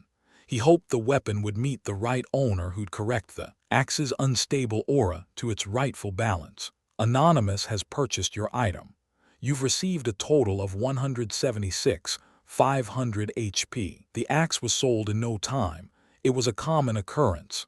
The blacksmith had judged the axe to be a failure a moment ago, but his friends of the Hero Universe community always regarded his weapons as top quality. But another anonymous user.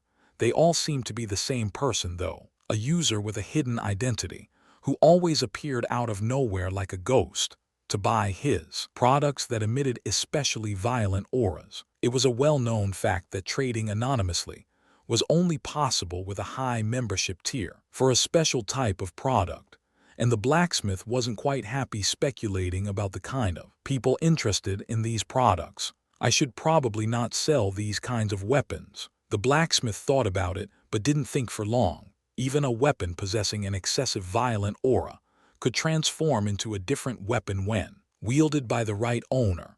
The blacksmith was merely the crafter of the weapon. He was not someone responsible for the weapon's fate. I don't know who you are, but please take good care of it. The blacksmith muttered to himself and closed his eyes to shake off his remaining uneasiness. As he did, his consciousness began to fade into the void. When he came to his senses, he was standing idly in the middle of the training room. Your synchronization rate is increasing. Assimilation rate is now at 1.7%. 1.8%. Kang Shin Hyuk fully came to his senses at the message of his synchronization rate increasing. He was struck by a mixture of emptiness, rage, doubt, desperation, resignation, vengeance, and countless other feelings, but they all soon evaporated. He had never felt that way before while his synchronization rate was increasing. Kang Shin Hyuk could sympathize with some of his feelings, but he had no time to waste by clinging onto them. He forcefully shook his head, trying to shake off the memories of the blacksmith that was taking over his mind. The administrator was right. This weapon was crafted by me before the reincarnation. Kang Shin Hyuk momentarily felt regretful that he could not directly benefit from having the axe for himself, as it was now totally absorbed by the Godslayer sword. But that was an unnecessary feeling. The Godslayer sword had devoured the weapon down to its roots, to its origin. What that entailed was that the Godslayer sword could be enhanced at a faster rate by possessing the origins of several weapons inside itself. Of course, only the origins of powerful weapons could produce any notable effects. Kang Shin Hyuk had realized one more thing. The troll's manic pursuit of spirit power could have been due to the negative aura residing in the axe. If that was the case, who bought the weapon and how did it end up in the troll's hand? Perhaps because Kang Shin Hyuk was Anvil himself. He could obtain the memories of when the weapon was crafted, but the rest were still kept in the dark. He could do no better than surmise that it had something to do with Hero Universe. After all, the administrator said that Hero Universe was the gathering point of heroes, not the gathering point of good people. If I get attacked like that again, no, it would be meaningless to worry about it for now. Suppose that a new enemy finds him with another of Anvil's weapons in its hand. How would he predict its occurrence, and in what ways could he prepare for it? But for Kang Shin Hyuk, the best he could do was to focus on the present, doing his absolute best for each moment. Just like he was training at this moment, putting all his might into the task and nothing else. But as Kang Shin Hyuk infused his spirit power into the Godslayer sword, while having such thoughts, his heart suddenly began to pound rapidly, and his entire body's blood began to boil. The origin of the axe residing in the Godslayer sword, and the energy within your blood have integrated.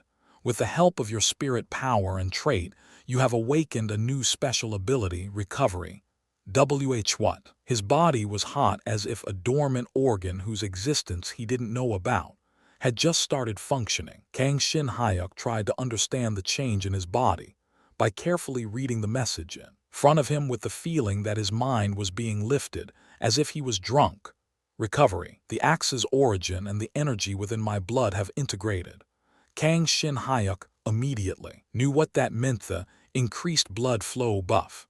The energy within his blood could only come from that buff. The increased blood flow buff was activated by consuming the war troll's heart, and the axe that the Godslayer sword absorbed belonged to the same monster. As the two integrated through his spirit power, the temporary buff of increased blood flow had become a permanent special ability. Kang Shin Hyuk had understood the outcome, but he still had difficulty understanding the process. A special ability rather than a skill. He had only known magical power as a special ability before he awakened spirit power by logging into Hero Universe.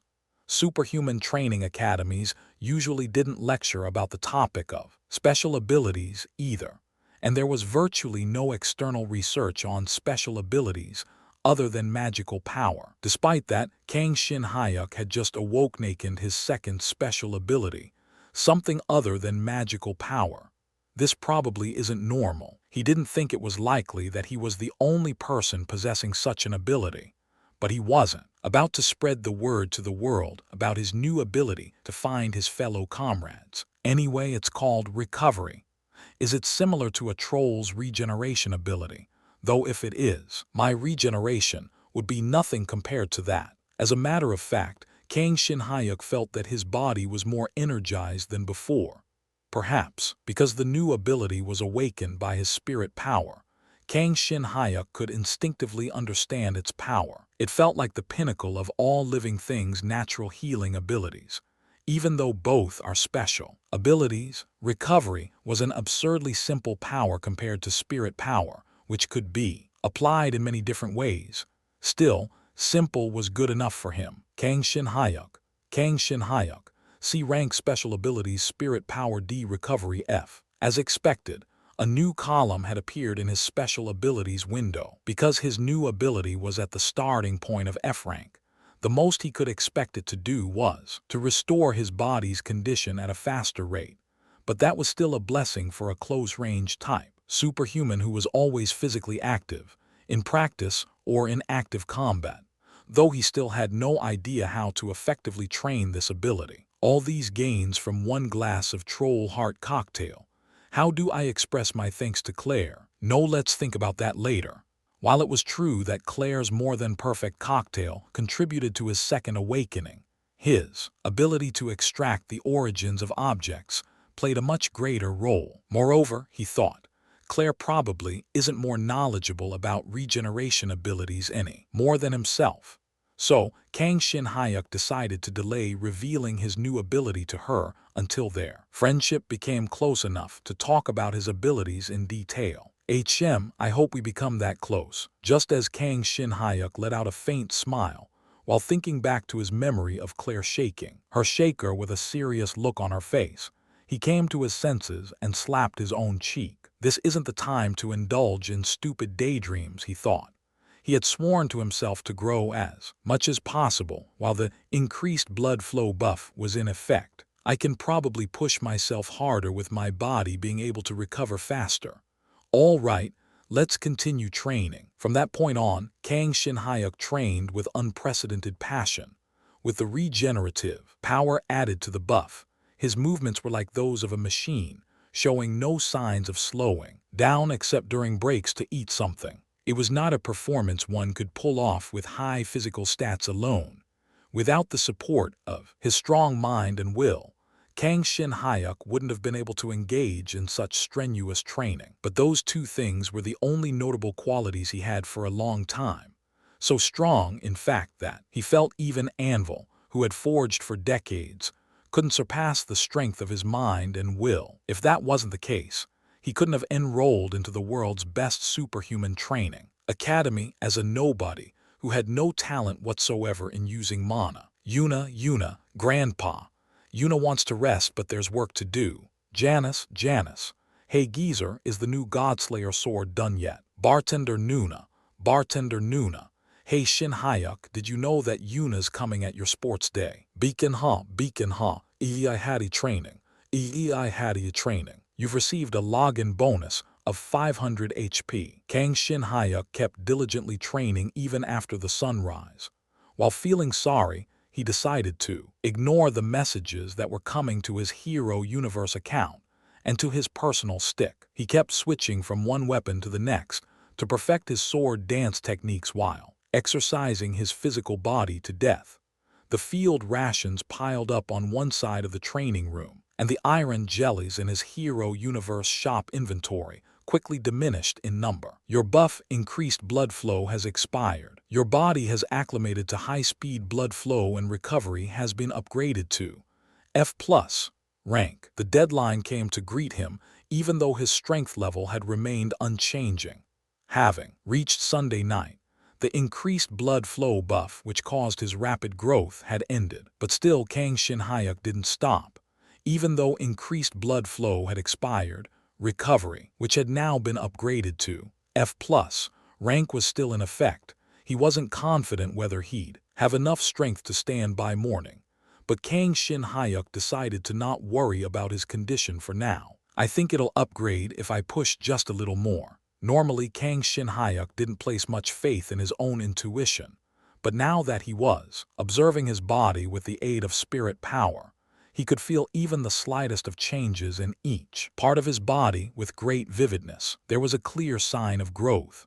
not only for strength but also for agility. On top of that, he could feel the blood circulation relieving himself of fatigue and delivering a sense of fresh energy. Spirit power training was a more definite solution to understanding himself than a status window, he thought, a little more. Kang Shin-hyuk clenched his teeth as he inserted 2 additional 50 kg plates onto the barbell. Although it was a little too much, he decided to bet on his new ability, recovery. An acute pain rushed in, but Kang Shin-hyuk still lifted, just a little more. After he found his limit, he tempered himself by increasing the weight several times. He felt like passing out, but human beings were the kind of creatures that could surpass its limits with sheer determination. Ki-yong, Kang Shin-hyuk lifted the barbell with a shriek that he wouldn't want others to hear. The concept of limit was already erased in his head.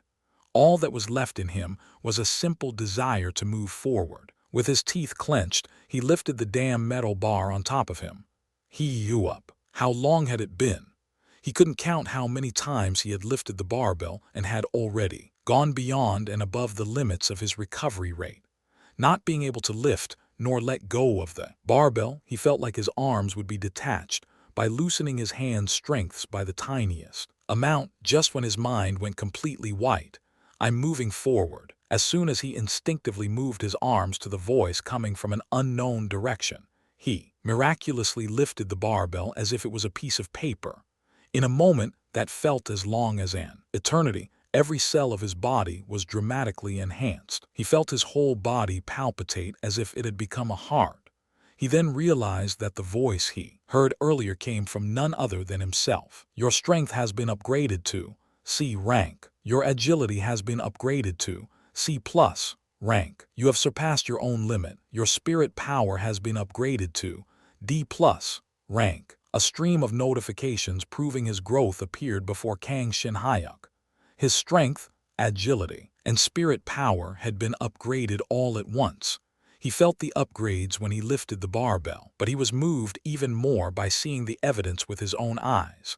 Only his strong will played a large role, but if he wasn't supported by his spirit power in that last moment, the upgrades would have been impossible. Through this experience, he had learned more deeply about how to communicate with and strengthen himself, becoming able to use his abilities more efficiently. Now he thought he wouldn't get exhausted from a single strike like he did during his fight against Du Wujin. It was finally over. Kang Shin-hyuk first calmly put down the barbell. A glimpse of the still dark night sky could be seen out the window. The time on his stick read 4 a.m. Then it should be fine. Well, probably. Woo. With a faint smile, Kang Shin-hyuk didn't get up from his spot. 3 hours later, if it weren't for Baek In-ha, who came to the training room out of concern for his friend, he would have been late to school. Chapter 19. Today's login bonus is 1 roulette coin. By gathering 5 coins, you'll earn 1 attempt to spin the VIP roulette. Shin-hyuk, are you sure you're okay? It's all right. It was Monday morning before the start of first class. Kang Shin-hyuk replied with a careless look, pushing Baek In-ha's face away. In fact, he was in his best physical condition. His status had grown several times, and his new recovery power hasn't been lying around idly, even though it was still at F+ rank. Its effect during sleep was top-notch. "You looked like a real corpse this morning." "I was just sleeping. I'm totally fine now." However, Baek In-ha, who did not know about the existence of his new recovery ability, had yet to forget what he saw in the morning. When Kang Shin-hyuk was about to push him again, their classroom teacher came into the class. "This week is Shinyoung Sports Day's preparation week, but most classes will still be normally conducted, so don't doze off during your classes."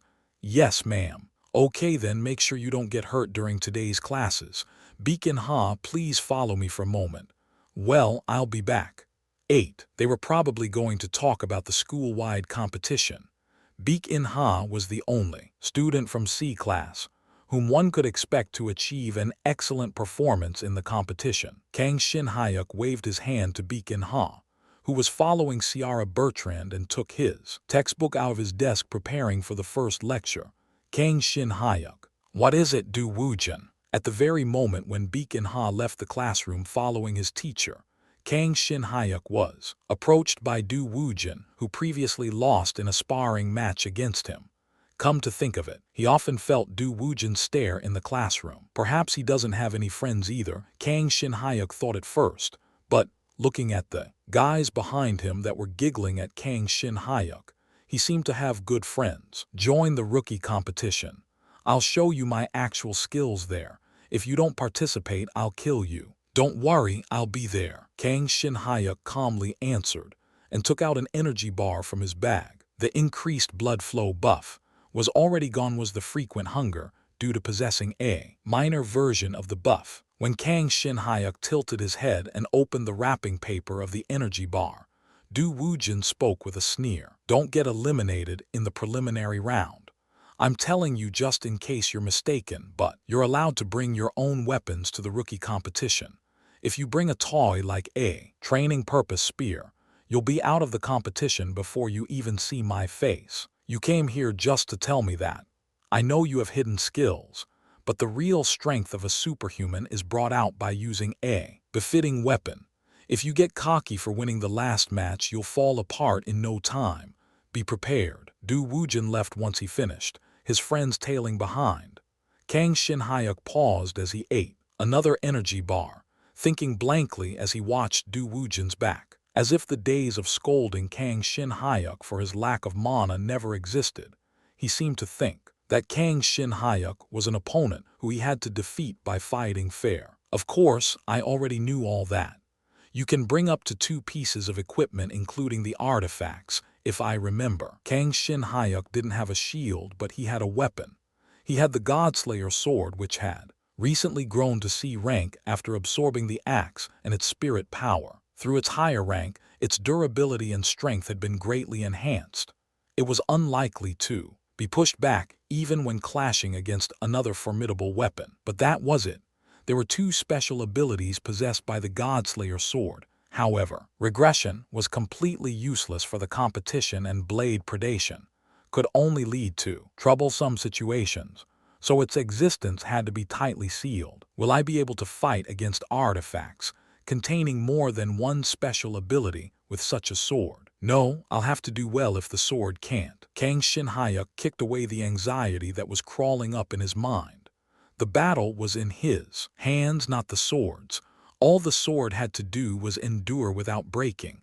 After all, he was already status window. Kang Shin-hyuk, C rank traits. Awakened Fanged Wyvern, a plus. Allows you to rapidly acquire martial arts techniques. Amplifies the effects of martial arts techniques and enhances your weapon's abilities. Physical stats: strength, C agility, C plus stamina, C special abilities: spirit power, D plus recovery, F plus skills. Fanged Wyvern Dance, S B blacksmithing, E woo. Kang Shin-hyuk's eyes filled with satisfaction as he looked at his status window. His strength and stamina were at C, and his agility was at C plus. His spirit power had been upgraded to D plus, and he now had recovery added to his special abilities. But that wasn't all.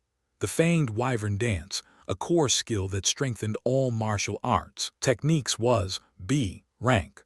With that added to the calculation, his overall superhuman rank was C rank. The rank set directly by the Gaia system was absolute. Kang Shin-hyuk himself was also convinced. He now had the ability to do as much as a C rank. He had grown immensely since fighting Du Jinwoo. I can do this. He wasn't going to stay content by only beating Du Jinwoo. If possible, he wanted to try to win the rookie competition, or in other words, win the Rookie of the Year award. It was quite thrilling for him to imagine becoming Rookie of the Year after being treated like a loser in the academy, for someone who grabbed everybody's attention for his deficiency in mana. If he performed well in the rookie competition, he'd be in the spotlight in a different way, but he wasn't afraid of that at all. If he was bothered by people's attention, he wouldn't have enrolled at Shinyoung in the first place. I'll win no matter what, Kang Shin-hyuk swore to himself again with great determination. For a moment, the memory of his awakening 5 years ago flashed back to his mind, but unlike before, it wasn't accompanied with a sense of despair. After school that day, Kang Shin-hyuk filed his application for the rookie competition. The scene of Kang Shin-hyuk confidently submitting an application to his teacher created another stir in the classroom, but he didn't feel as bad as before. There's a rumor that his trait evolved, or skill awakening. After all, it's all thanks to his bullshit skill that he got into Shinyoung. 18 techniques or something. Isn't that what he obtained along with his trait? Then it's gotta be trait evolution. As soon as Kang Shin-hyuk heard the students whispering on the side of the room, he turned around to look at Baek In-ha, who shook his head firmly. Kang Shin-hyuk wasn't very surprised, thinking that the commotion was inevitable as the causes of his sudden growth could easily be narrowed down to one or two possibilities, though it's probably not that common to see a trait evolution. That's the creativity of teenagers' minds for you. Of course, it wasn't a big deal for his evolution to be known. That was because he intended to reveal in the first place. Though when it came to his spirit power, it was completely necessary to have it hidden in the farthest corner of the closet. His indifference for its reveal was the reason for telling Baek In-ha about it without a second thought. He wasn't sure how he would think about it, but he disclosed it nevertheless, because he thought Baek In-ha knowing about it wouldn't matter much. He felt a little sorry, but it was true. Okay then, what are you going to do today, our dear member? Kang Shin-hyuk, who had just rushed out of the classroom, received a message from the administrator. He knew very well why the administrator sent the message. A faint smile formed around his mouth. It was funny, but he thought the administrator was acting a little cute. I think I'll go to the workshop. Now that I've achieved my goal from training, it's about time for me to face Anvil. A 10 HP bonus to our dear member. In response to the expected response, Kang Shin-hyuk smiled again. Of course, it wasn't just a decision made to please the administrator, but a reflex of contemplating his abilities and the positive directions of their growth. But since his physical stats had just grown over the weekend, a little more training during the day probably wasn't going to make a big difference. The buff had already expired, so there was no merit in putting his body under strain again. If I push myself too hard, I might get injuries that an F+ rank healing ability can't fix easily. On the other hand, blacksmithing was an efficient training method that helped his spirit power grow without putting too much strain on his body. And it was also a means to regain more access to VIP benefits by increasing the synchronization rate. Moreover, as only a maximum of 2 pieces of equipment was allowed to be brought into the rookie competition, he intended to make an effective piece of equipment for the competition. I'd better make a shield because I already have the Godslayer sword and also... Wait, no. Isn't it just that I want to use a hammer? Faced with his true intention, Kang Shin-hyuk burst into laughter. Perhaps he actually sympathized with Anvil in his blacksmithing as a means to escape memory, while pretending with himself to disagree with such a sentiment. After all, he was trying to reward himself after having gone through the real-life business of accomplishing his training goal. It was funny. Everything was the driving force behind his growth, so there was no need to hesitate or feel disturbed. He just had to focus on what his instinct guided him to do. You become good at what you like to do, he thought. Doing what you like makes you strong. There's no greater blessing. And that had nothing to do with the previous life, present life, impulse, or memory. Great decision, our dear member. If you succeed in producing a good weapon with your metallurgical techniques, you can try feeding it to the Godslayer sword to possibly raise its rank by another notch. Kang Shin-hyuk's stream of thoughts was cut off by the administrator's timely message. He decided not to worry about metallurgical training anymore, and replied with a more relaxed look. I've thought about it too, and I wonder how much more I can strengthen a C-rank weapon by feeding it with steel that was handed out for student activities. No matter the effectiveness of blade predation, it can't just receive another upgrade by feeding on some scraps. There's always a possibility. What's more, we may be able to produce better weapons now that synchronization has progressed. That's true too. I'll think about it once I make a shield. A 100 HP gift of joy to our dear member. After finishing the conversation with the administrator, Kang Shin-hyuk made up his mind and headed for the Wyvern Hall. Except a problem was waiting for him at the door. Hey, you right there, stop for a second. Kang Shin Hyuk was called by someone as soon as he was about to enter the Wyvern Hall. He first scanned the person's uniform and tie, a second-year Knight Major wearing a red cape. Are you that Kang Shin Hyuk or something?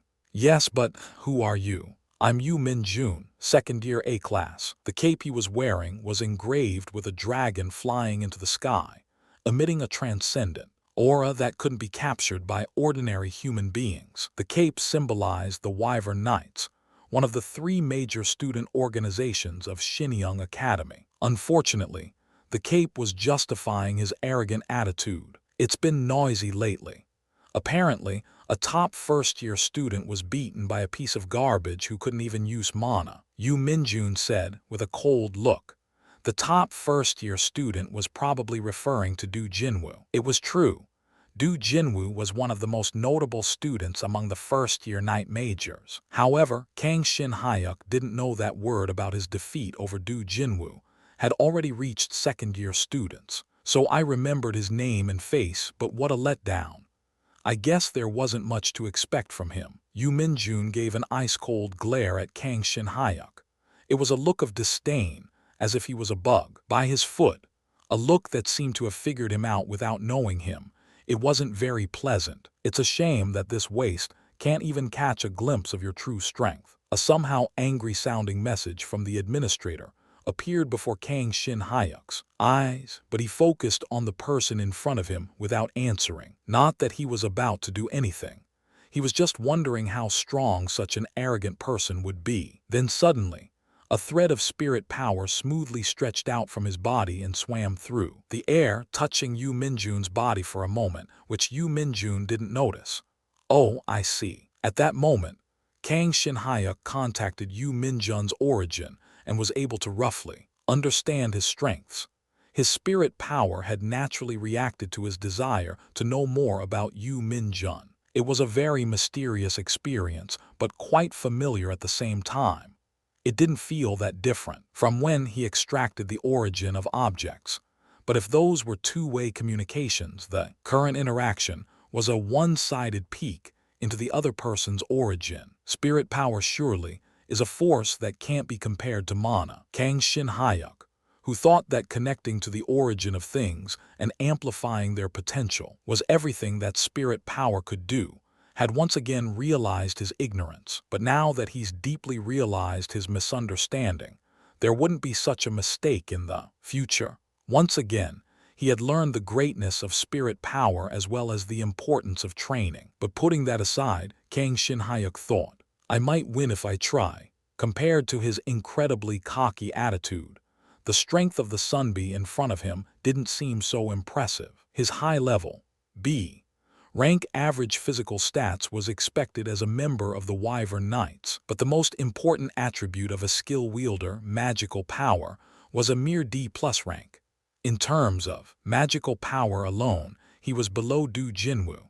Even if you considered his overall stats, it was still far behind that of the war troll that he fought a couple of days ago. It was worth a try to fight him by using his spirit power and the fanged wyvern dance, which had been upgraded to an unusual degree for a student. Actually, to put it bluntly, he didn't feel like losing now that he was well aware of the power of the awakened fanged wyvern. I don't know what trick you used to beat Du Jinwoo, but your fame won't last long.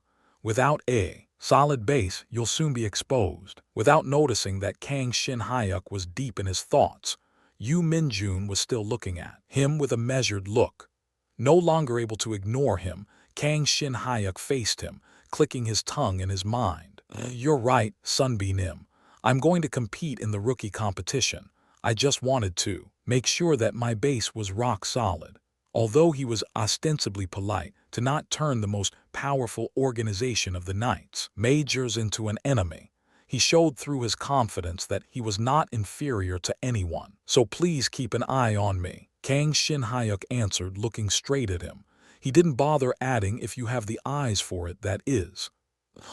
Perhaps his confident reply was not what Yu Minjun had expected. Yu Minjun let out an explicit frown. But what more quarrels could he make with someone who confidently asked to be evaluated? He backed away after clicking his tongue. Okay, I'll be looking forward to it. I'll make sure I don't miss out on your games. Yu Min-jun, who didn't realize his safety in the current situation, was only due to his membership in the Wyvern Knights, pushed Kang Shin-hyuk's shoulder hard with a sulky look on his face. When he had completely vanished from Kang Shin-hyuk's sight, the administrator sent a slightly chilly message. Should I report him to Hero Universe to put a bounty on his head? He'll disappear like dust in less than a month. No, what are you doing? Stop it. The administrator seemed angrier than Kang Shin-hyuk. If you'd like to take care of him yourself, I'll temporarily open a VIP private store for you. There, you can easily buy an item to erase the existence of that less-than-dust life form without a trace. You call it Hero Universe and are dealing with such hideous items. A true hero must know how to immerse his feet into the dark. I don't think I'll have any time left if I do that kind of thing every time something like this happens. This was what he has been going through ever since he enrolled in Shinyang. Kang Shin-hyuk had forgotten about this feeling for a while after beating Du Woojin and became the center of news in the class, but external assessments had remained the same. A lightweight without mana who was purely lucky, a loach that blurred Shinyang's water. But it'll be different now. This was why he decided to compete in the rookie competition. You can't go to school properly if you get into trouble like this every time. All right, let's go do some blacksmithing. I'm going to have to get my spirit power powered up. Kang Shin-hyuk hurried his way in a calm manner. However, he decided to keep the name Yu Min-jun in mind. Only a person whom he'd have no trouble overpowering, even though he was forced to back down by, considering the power of the group behind him. If he endured his humiliation now, he'd get a chance one day to repay that humiliation, and that day is probably not that far away. Cute 1.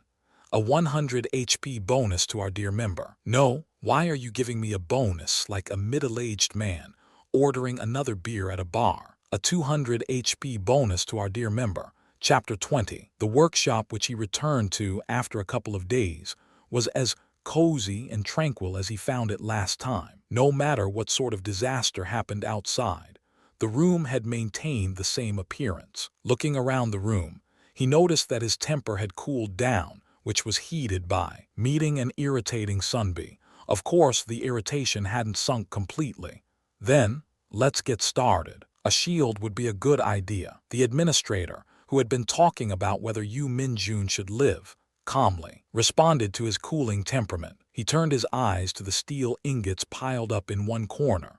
Perhaps because his emotions were ahead of his head, his spirit power naturally stretched out and encased the whole pile. The faint feelings he received from the steel ingots ran head-on against the anger that rumbled inside his heart, wiping out the anger at its roots.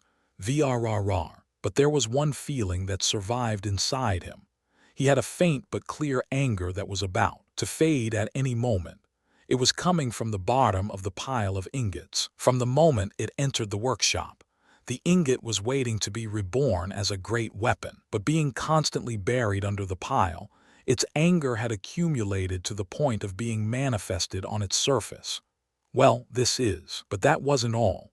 Along with those feelings, a faint memory had slipped into Kang Shin-hyuk's head. It was a memory relating to Lee Man-woo, the supervising teacher of the Artifacts Production Club. It was a scene of him holding the hammer that Kang Shin-hyuk previously used and pounding on metal placed on top of the anvil. There was another person next to him, but the memory faded into the abyss before he could recognize her face. Dear member. Oh no, it's nothing. Let's go with this guy. But, okay. After all, metals with distinct emotions are more likely to become artifacts. Whatever memory it possessed, the emotions the ingot emitted matched him very well. Though Kang Shin-hyuk didn't believe that he could make an artifact, he overheard the message from the administrator, who still highly valued him, and picked up the ingot to put it in the brazier. He thought blankly at the sight of the red-hot ingot. If I'm going to create a shield, I'm going to have to melt the ingot more than I did for the weapon. He decided to think about exactly what he was going to make after melting it. Despite that plan, however, Kang Shin-hyuk immediately began hammering as soon as the ingot melted moderately. He couldn't wait any longer. He couldn't stay still any longer. Clang, clang, clang. The hammering itself was much more mature than the first attempt, but there was a blatantly wild feeling involved that could not stay hidden. It was hard to tell whether he was affected by the emotions of the ingot, or whether it was the externalization of his own anger. From the moment the iron was melted, his spirit power had already covered his body and the ingot, making the distinction impossible to make. Clang, clang, clang. The metal was getting slowly, yet consistently elongated as the hammering continued. It didn't take the form of a shield, no matter how you looked at it. But the administrator decided to keep watching without interrupting the process. This was because it had already predicted this to happen. Clang, clang, clang. Kang Shin-hyuk has been good at hiding his feelings since his childhood. At a young age, he lost his parents and had to grow up in an orphanage. His newly awakened trait was nothing more than a glittering apricot. 1. And he sweated blood for years to be admitted to Shinyoung, only to be treated like a black sheep. 2. By everyone else. He was never in a circumstance where he could express his feelings honestly. That's why he had to press on. Having gotten used to bottling up his feelings, he had forgotten how to express them. Clang, clang, clang. However, he could not keep telling lies in front of Anvil. The blacksmithing skills he acquired in his previous life was the practice of revealing everything about himself to a lump of metal. Just as the ingot had emancipated Kang Shin-hyuk of his anger through the connection established by his spirit power, Kang Shin-hyuk was beginning to clear the metal of the anger that had been residing within it for quite a long time. Clang, clang, clang. Kang Shin-hyuk became totally absorbed into the task and pressed on the metal. Even while adding 2 more ingots into the brazier, his hammering did not stop. His spirit power started enveloping the whole workshop. The amount of spirit power released would have been unbearable if he tried a couple of days ago, but it became manageable after securing his spirit power level at D+ rank. I've never done anything like this, Kang Shin-hyuk thought in his deep concentration. It's definitely the second time I've tried blacksmithing. But why? I feel like this is the third time. He had a curious sense of déjà vu. Clang, clang, clang. Soon after he had the thought, he began to hear the sound of hammering in his head. A hammering sound different from his. It was the sound of Anvil's hammering. The memory belonged to Anvil's early days of joining the hero universe. Clang, clang, clang. As Kang Shin-hyuk did from the moment he first entered the clubroom's workshop, the blacksmith kept pounding and pounding on the iron. Anvil's hammering, which had been full of passion at the beginning, now contained the resentment against the fallen world, longing for everything he lost and anger at those who took everything from him. Just as Kang Shin-hyuk did, he also couldn't hide his feelings while he smithed. Swoosh, swoosh. Although he decided to focus only on shaping the metal in a deeply immersed state of mind, what he faced after he sharpened its tip was a spear infused with so much hate that it could not be held properly. This is, I've made a silly mistake. The blacksmith let out a soft sigh before the failed weapon. The anger that was seething inside him had to be his own, never to escape his body. He didn't want to put his weapon, which he deemed equally as his child, under the same burden since the moment of its birth, even if he tried to forget the feeling, or at least keep his mind straight so as not to have it exposed. Whenever he let his mind be guided by his instinct, the shadows he so forcefully tried to suppress rose on their feet to haunt him again. This one's a failure. This one's a failure. He seriously agonized over whether he should list the weapon on the community he recently joined, Hero Universe's trade board, a place where various items from all sorts of dimensions are gathered, the Hero Universe. It occurred to him that his weapon might bring about an unintended adverse effect by selling it there. He was crafting alone in a dying world, but the folks in Hero Universe had endless possibilities. In fact, he thought, it was ridiculous to try to mix himself in with such a group. That's not really true, dear member. The administrator, who had been positive with him from the moment they've met, sided with him once again. Even if the weapon may possess a violent aura, it can be used to protect people. Just as you, with all your anger inside, are making weapons for others, but you're just talking about the possibility. I'm just concerned if my presence alone might inflict a negative influence on them. Everyone within Hero Universe has the ability to distinguish a good decision from a bad one, at least to an extent.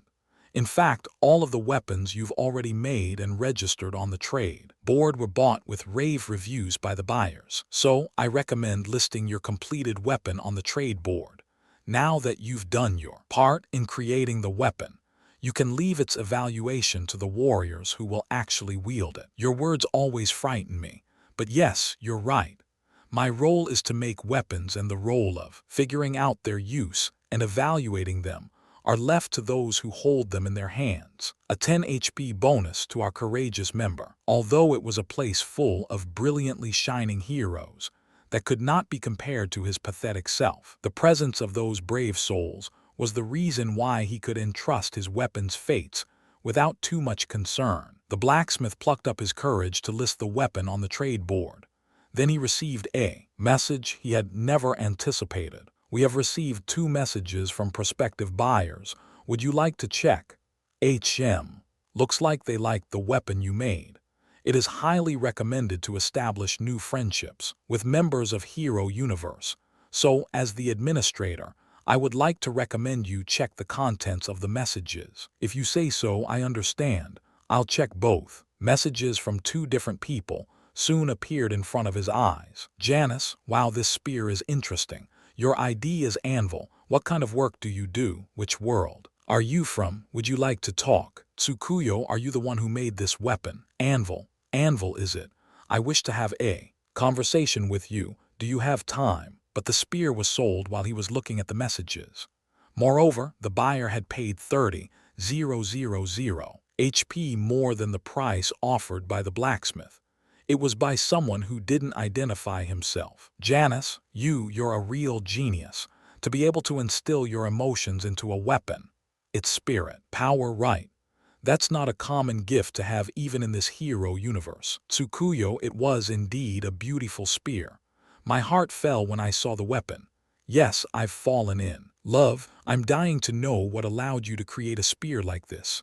The blacksmith was perplexed by the members' reactions, but was willing to reply to them. He was trapped in his own space forging weapons, and having another person talk to was something he had longed for a long time. That was the beginning of the blacksmith's connection to the members of Hero Universe. Synchronization rate is increasing. Your assimilation rate is now at 2.9%. When he came to his senses, Kang Shin Hyuk was in the clubroom. He had lost consciousness when the spear was completed. He had been intending to make a shield that he could use for the rookie competition, but he couldn't figure out how he ended up with a spear in his hand. You have successfully crafted the poisonous steel spear. Possessing a small amount of spirit power, the proficiency of your blacksmithing techniques has greatly increased. Your blacksmithing skill has grown to E+ rank. You are now able to handle a hammer more efficiently and have gained a minor resistance to heat. That was, for the first time, he has created a D rank weapon and raised the rank of his blacksmithing skill. But Kang Shin Hyuk wasn't pleased. The countless memories disturbed him that he recalled in those short moments, and the deep emotions accompanying them. It was different from the previous memory of Anvil that he absorbed. The previous memory only contained faint memories of Anvil that was implanted on the axe's origin. But Kang Shin Hyuk had now directly extracted Anvil's memory in every detail. The memory was incredibly vivid. The sense of his unity with Anvil, the authenticity of the memories that came to his mind, and the sense of hammering that was still left in his body. Everything was as clear as if he had experienced them himself. Our dear member has created a similar weapon in the past. That action must have increased the synchronization rate. A 100 HP bonus for achieving nostalgic achievements. In the past, I see, so that feeling was referring to then. He looked down at his spear and reflected back on Anvil's memory that filled his mind. In his memory, Anvil could not suppress the negative emotions that were seething inside him and eventually transmitted them to his own weapon. He deemed the weapon as a failure, but his friend Janice found it interesting. Tsukuyo, who apparently fell in love with Anvil due to his weapon, said it was beautiful. It was also the first time he made a failure, and the moment his friendship with other members of Hero Universe began. Then why had he acquired this memory at this timing? It was needless to ponder. Kang Shin-hyuk already knew the answer. Kang Shin-hyuk failed to control the irritation and anger caused by Yu Min-jun, turning the metal, which was supposed to become a defensive tool, into a sharp weapon. The bottom line was that he had repeated a mistake from his past life. That was a common occurrence, though.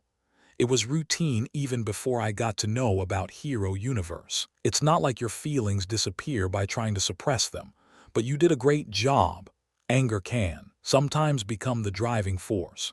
In fact, the weapon you've just created possesses the power to slay monsters. There was a saying that a weapon starts at D rank. It was meant to express that a hunter must be given at least a D rank weapon to fight properly in a battle. In fact, for any rank below D, the weapon could not overpower monsters that were strong in terms of durability and ability. I definitely wasn't trying to escape, but I guess this one's still a failure, huh? What a joke. Hut. It was then someone next to him answered back. When Kang Shin-hyuk turned around with a startled look, Lee Man-woo, the teacher in charge of the Artifact Production Club, stood there. Why does this person always appear out of nowhere? No, maybe I didn't notice him because I was too involved in my work. Sir, you've made an artifact with bare steel containing no magical power without the help of an enchanter and are calling it a failure. That's an insult to countless people who can't reach that level even after spending all their lives. I didn't mean it that way. Wait, artifact, is this an artifact? You've gotta be kidding me. You made it yourself and you can't even recognize what it is. Even I could tell what power it contains at a single glance. Kang Shin-hyuk flinched at those words and instinctively grabbed the spear. At that moment, a small glimpse of information appeared before his eyes, just as when he touched the Godslayer sword. Poisonous steel spear D rank, special ability poison injection. It was true. There was a special ability attached to the weapon he made. What a terrifying special ability. Lee Man-woo laughed bitterly at Kang Shin-hyuk, who let go of the spear out of astonishment. I'm glad you noticed at last. But I have to say this one's unique. I can't feel any magical power on its surface. How did this old man find out that a weapon that wasn't emitting a sense of magical power was in fact an artifact? As Kang Shin-hyuk stared at him, Lee Man-woo came close and lightly grabbed the spear. Anyhow, well done. This could become a good justification for preventing the club's shutdown. By justification, you mean, in late July, the World Rookies Creator Artifact Contest will be hosted in Seoul.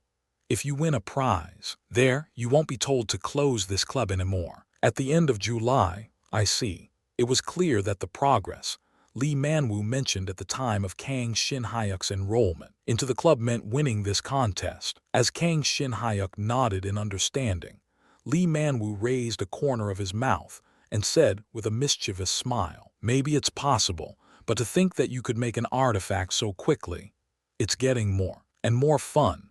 Besides, I see why you called it a failure. You didn't intentionally capture your emotions to transfer them to the weapon.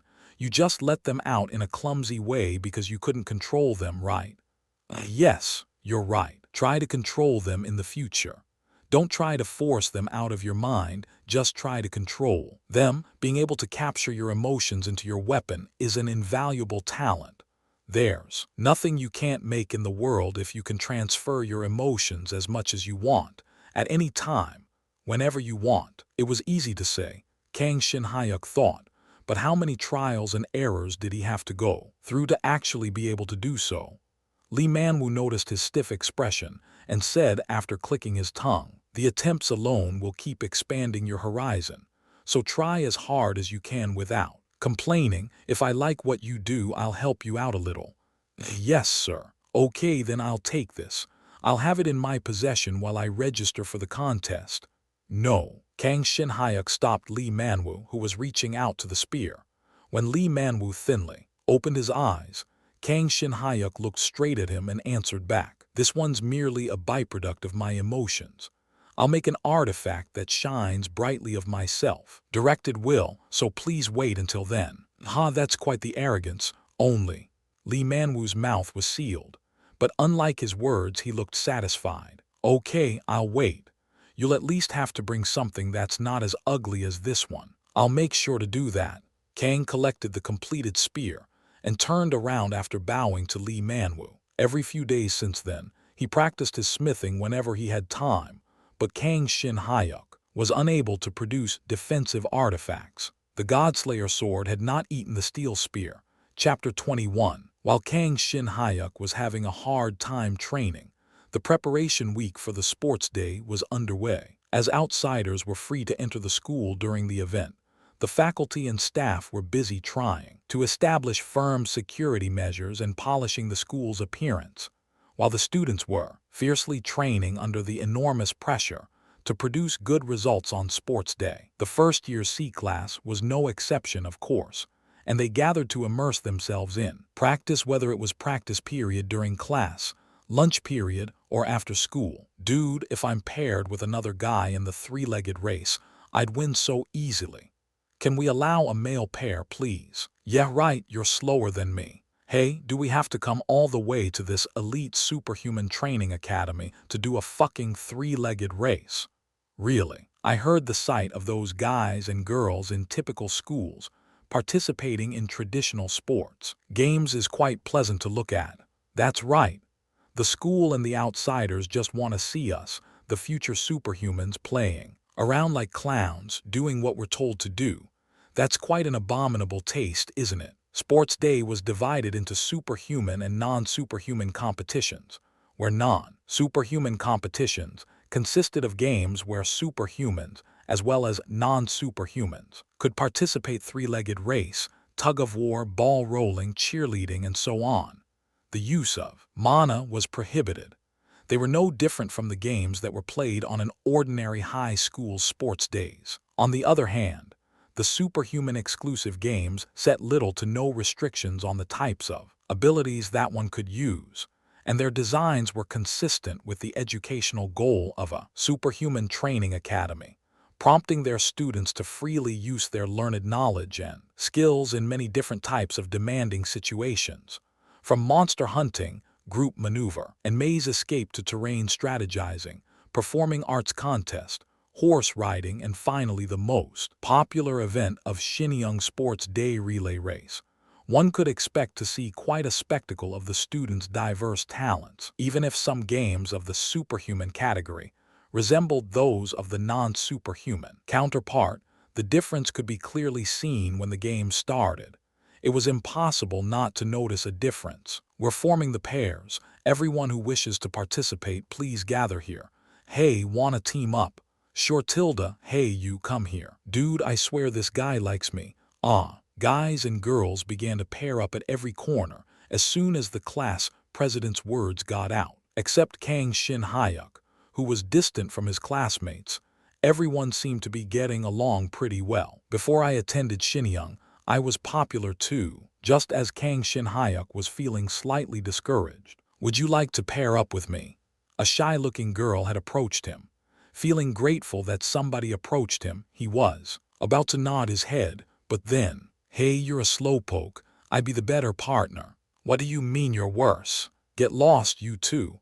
Kang Shin Hyuk, team up with me. I think you and I would be a good match. My agility's B rank, you know that, right? Before he knew it, two more girls had approached him. He had never talked to any of them before, but he knew who the last girl, the one boasting about her B-rank agility, was. She was Karen Stringfield, a British student who was said to possess a sensory-type trait. If there was a list of most promising first-year students, her name would surely appear at the top section of the list. Since Stringfield. Wow, that's incredible. Are you kidding? Kang Shin Hyuk's stock has skyrocketed. 1. Kang Shin Hyuk tilted his head as he faced Karen Stringfield's green eyes staring at him. He couldn't make out her intentions. If she was looking for a hotshot, there was the unreachable beacon, but she chose to ask him instead. You're gonna pair up with me, right? Sure. Overwhelmed by Karen's pressure, the other two girls had already gone somewhere else, and he could probably earn some additional points by participating in the three-legged race with her. so there was no reason to refuse. But when he came back after receiving a nod from the class president, Karen Stringfield said to him in a soft voice, as she took the knot to tie their ankles together, "You know, the Wyvern Knights have their eyes on you." "Oh, that's right. There was this one guy talking about my base being too weak or whatever. They were actually looking to recruit Du Wujin as a new member, but you ended up humiliating him in front of the whole class, so..." With those words, Kang Shin-hyuk finally understood Yu Minjun's motive for suddenly starting a quarrel with him that day. He was wondering why an incident relating to Du Wujin had provoked him so much, but knowing that Du Wujin was a prospective member of the Wyvern Knights, he could see the confrontation from a different perspective. Yu Minjun was trying to repay the humiliation of his fellow comrade. They were indeed a mature group centered around camaraderie. "I'm not bragging, but I'm one of the new members of Wyvern Knights. That's how I found out." "I see, thanks for letting me know. Don't mention it. Honestly, it's not even funny. Why would you doubt and bear a grudge against someone who won in a fair match, instead of using the opportunity to reevaluate your abilities? You know what I mean?" "Oh, I see," Kang Shin-hyuk asked, looking down at the back of Karen Stringfield's head as she checked the knot's firmness. "So your role is to reevaluate my abilities?" "Yup, there are quite a few people in the Wyvern Knights with the same thought, though there are a lot more who oppose the idea of reconsidering you. I know that. I'm glad you know. I was going to tell you to be careful, but I guess that wasn't necessary." "Should we get started then?" Karen Stringfield said with a grin after raising her head. Kang Shin-hyuk smiled back at her. He didn't hate the type of person who spoke frankly. Kang Shin-hyuk and Karen's pair performed well in the three-legged race. Beacon Ha sent him a desperate look pleading for him to change his running partner, which he ignored. Kang Shin-hyuk continued to perform outstandingly in the ensuing practice matches. How could he have not, having upgraded his body's physical stats, the only asset that allowed him to survive in Xinjiang due to his lack of magical power, to be on par with the best first-year students. In particular, his performances in non-superhuman games, where the use of mana was prohibited, were nearly equal to those of Beacon Ha and Karen Stringfield. He had pulled off quite notable results in superhuman games as well, where he didn't refrain from using his spirit power. After all, winning the rookie competition after performing poorly in these matches could raise a lot of suspicion. Then Kang Shin-hyuk should participate in the maze escape, right? Too. Of course he should, even if he ran with the speed he showed with his ankle tied to Karen's. Then we'll have Beacon Ha participate in the relay race. And what about the performing arts contest? Isn't there anyone who can do some flashy stuff? I can juggle pretty well if I can get help from two people. As expected of Karen. Kang Shin-hyuk, you want to try the performing arts contest too? Wouldn't we get a high score if he did some fancy weapon techniques? Okay. Okay then, it's decided. Did he perform a little too well? Kang Shin-hyuk was quickly confirmed to represent the class in 3 competitions. Of course, the more he participated, the more likely he was to receive additional points in his academic assessment, so he couldn't let go of the opportunities. Having drawn a lot of attention for his victory over Du Wujin, his classmates were feeling quite distant from him. Though it was better than being laughed at, it didn't change the fact that he felt like an outsider to the class. Okay then, let's move on to the CVC games. 3. Let's practice group maneuver first. We're going to practice with D class. Where do we borrow the equipment? Hey, I heard magic majors use psychokinesis to disturb other classes' coordinations. Is that true? We have magic majors on our side too, so there's no need to worry.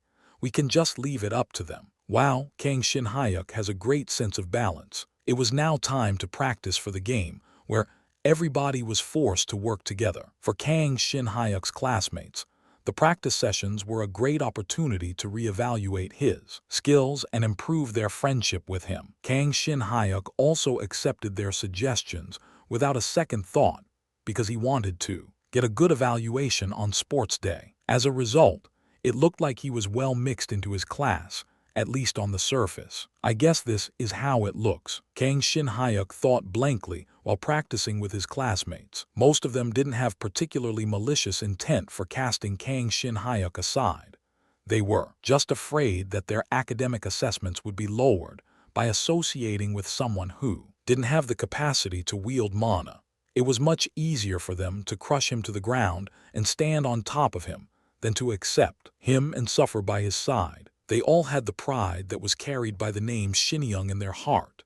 In their mind, the people who could swallow that pride and dare to befriend Kang Shin-hyuk were so strong that their perceived worth wouldn't diminish no matter who they associated with. Someone like Baek In-ha, that is. Kang Shin-hyuk, you're really fast.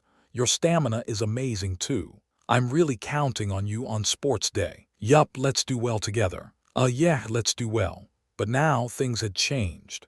Even if he lacked mana, Kang Shin-hyuk proved that he was capable of defeating a top student with his ability alone, a proof of his value that was effective enough to remove the labeling of failure that had always been attached to him. Knowing that, there was no more need for his classmates to be afraid of getting close to him, because no one could look down on Kang Shin-hyuk anymore. It was an exceedingly simple line of logic with no room for the question of good or evil to intervene. It was precisely because Kang Shin-hyuk understood that logic that he didn't complain to his classmates. You've isolated me all this time and now you're pretending to be friends. But still, I probably wouldn't open my heart to any of them ever. It wasn't that his classmates were at fault, but the time, place, and the way things had played out were less than ideal, even though he knew very well that they were flawed humans like everyone else, and that the people he'll meet in the future would be no different. A heart that was once split apart was scarred for life, no matter how hard you tried to stitch it back up. Hey, we're definitely gonna win. At this pace, we're gonna win the MVP award. We can do it. First-year C-class fighting. After school, the students were hyped up after finishing their practice for sports day. Though they couldn't practice monster hunting since they couldn't obtain monsters, strengthening each other's spirits with great passion. While Kang Shin-hyuk blankly watched that scene, his eyes met Du Woojin's, who quickly gave him a look of dismissal and turned away. He didn't have to act like a supporting cast every damn time, Kang Shin-hyuk thought. Good for you, Shiniyaki. What is? Before he could notice, Baek In-ha was next to him. Kang Shin-hyuk uninterestingly replied while wiping the sweat off his forehead. But just as he was worried that Baek In-ha had figured out what he had been thinking about during the day, Karen Stringfield, she's definitely into you, don't you think? I was a fool to take you seriously. No, it wasn't like that, you idiot. Kang Shin-hyuk sighed, pushing Baek In-ha's face. He didn't expect him to only talk about Karen Stringfield. Why, she's pretty, she's got a great personality, her traits awesome. Though if you judge from my standards, she'd be perfect if she's a little more mature. If pairing up for a three-legged race made you a couple, nobody at school would be single. I'm telling you this is why you don't have a girlfriend. What's the problem? Without answering his question, Kang Shin-hyuk pointed around the classroom. The girls in the class were glaring at Baek In-ha in unison. Despite his S-rank trait, they didn't want to associate with a guy who only knew how to say such things. Kang Shin-hyuk covertly widened the distance from him so as not to be regarded in the same way. Of course, he was thankful for Baek In-ha for always being by his side when all the others isolated him, but he didn't want to be labeled as a pervert by being next to him either. Guys, it's not what you think. What I'm saying was a sort of a general observation. Shiniaki likes older girls too, right? Who the hell are you, traitor? He did, in fact, like older girls, but he also knew that if he nodded to Baek In-ha's question, an unmanageable disaster would ensue. So Kang Shin-hyuk decided to treat Baek In-ha as a stranger for a while. You've received a low-rank spirit power potion for today's login. You've received a bonus of 1,000 HP for today's login. You've received 1 roulette coin for today's login. By gathering 5 coins, you'll earn 1. Attempt to spin the VIP roulette. You've received a buff for your special ability recovery. For 24 hours, your recovery rate will increase by 30%. For a week since then, Kang Shin-hyuk devoted himself to practicing for sports day as a student of C class. He prepared for the performing arts contest by practicing the rough choreography he sketched, while making sure to not skip out on his personal training. Even if his stats had remained the same, it was a warrior's duty to prevent his skills from becoming rusty. But then, if you start your blacksmithing training right now, you'll be awarded 10 HP. Your messages are starting to sound like insurance advertisements. I'll do it though.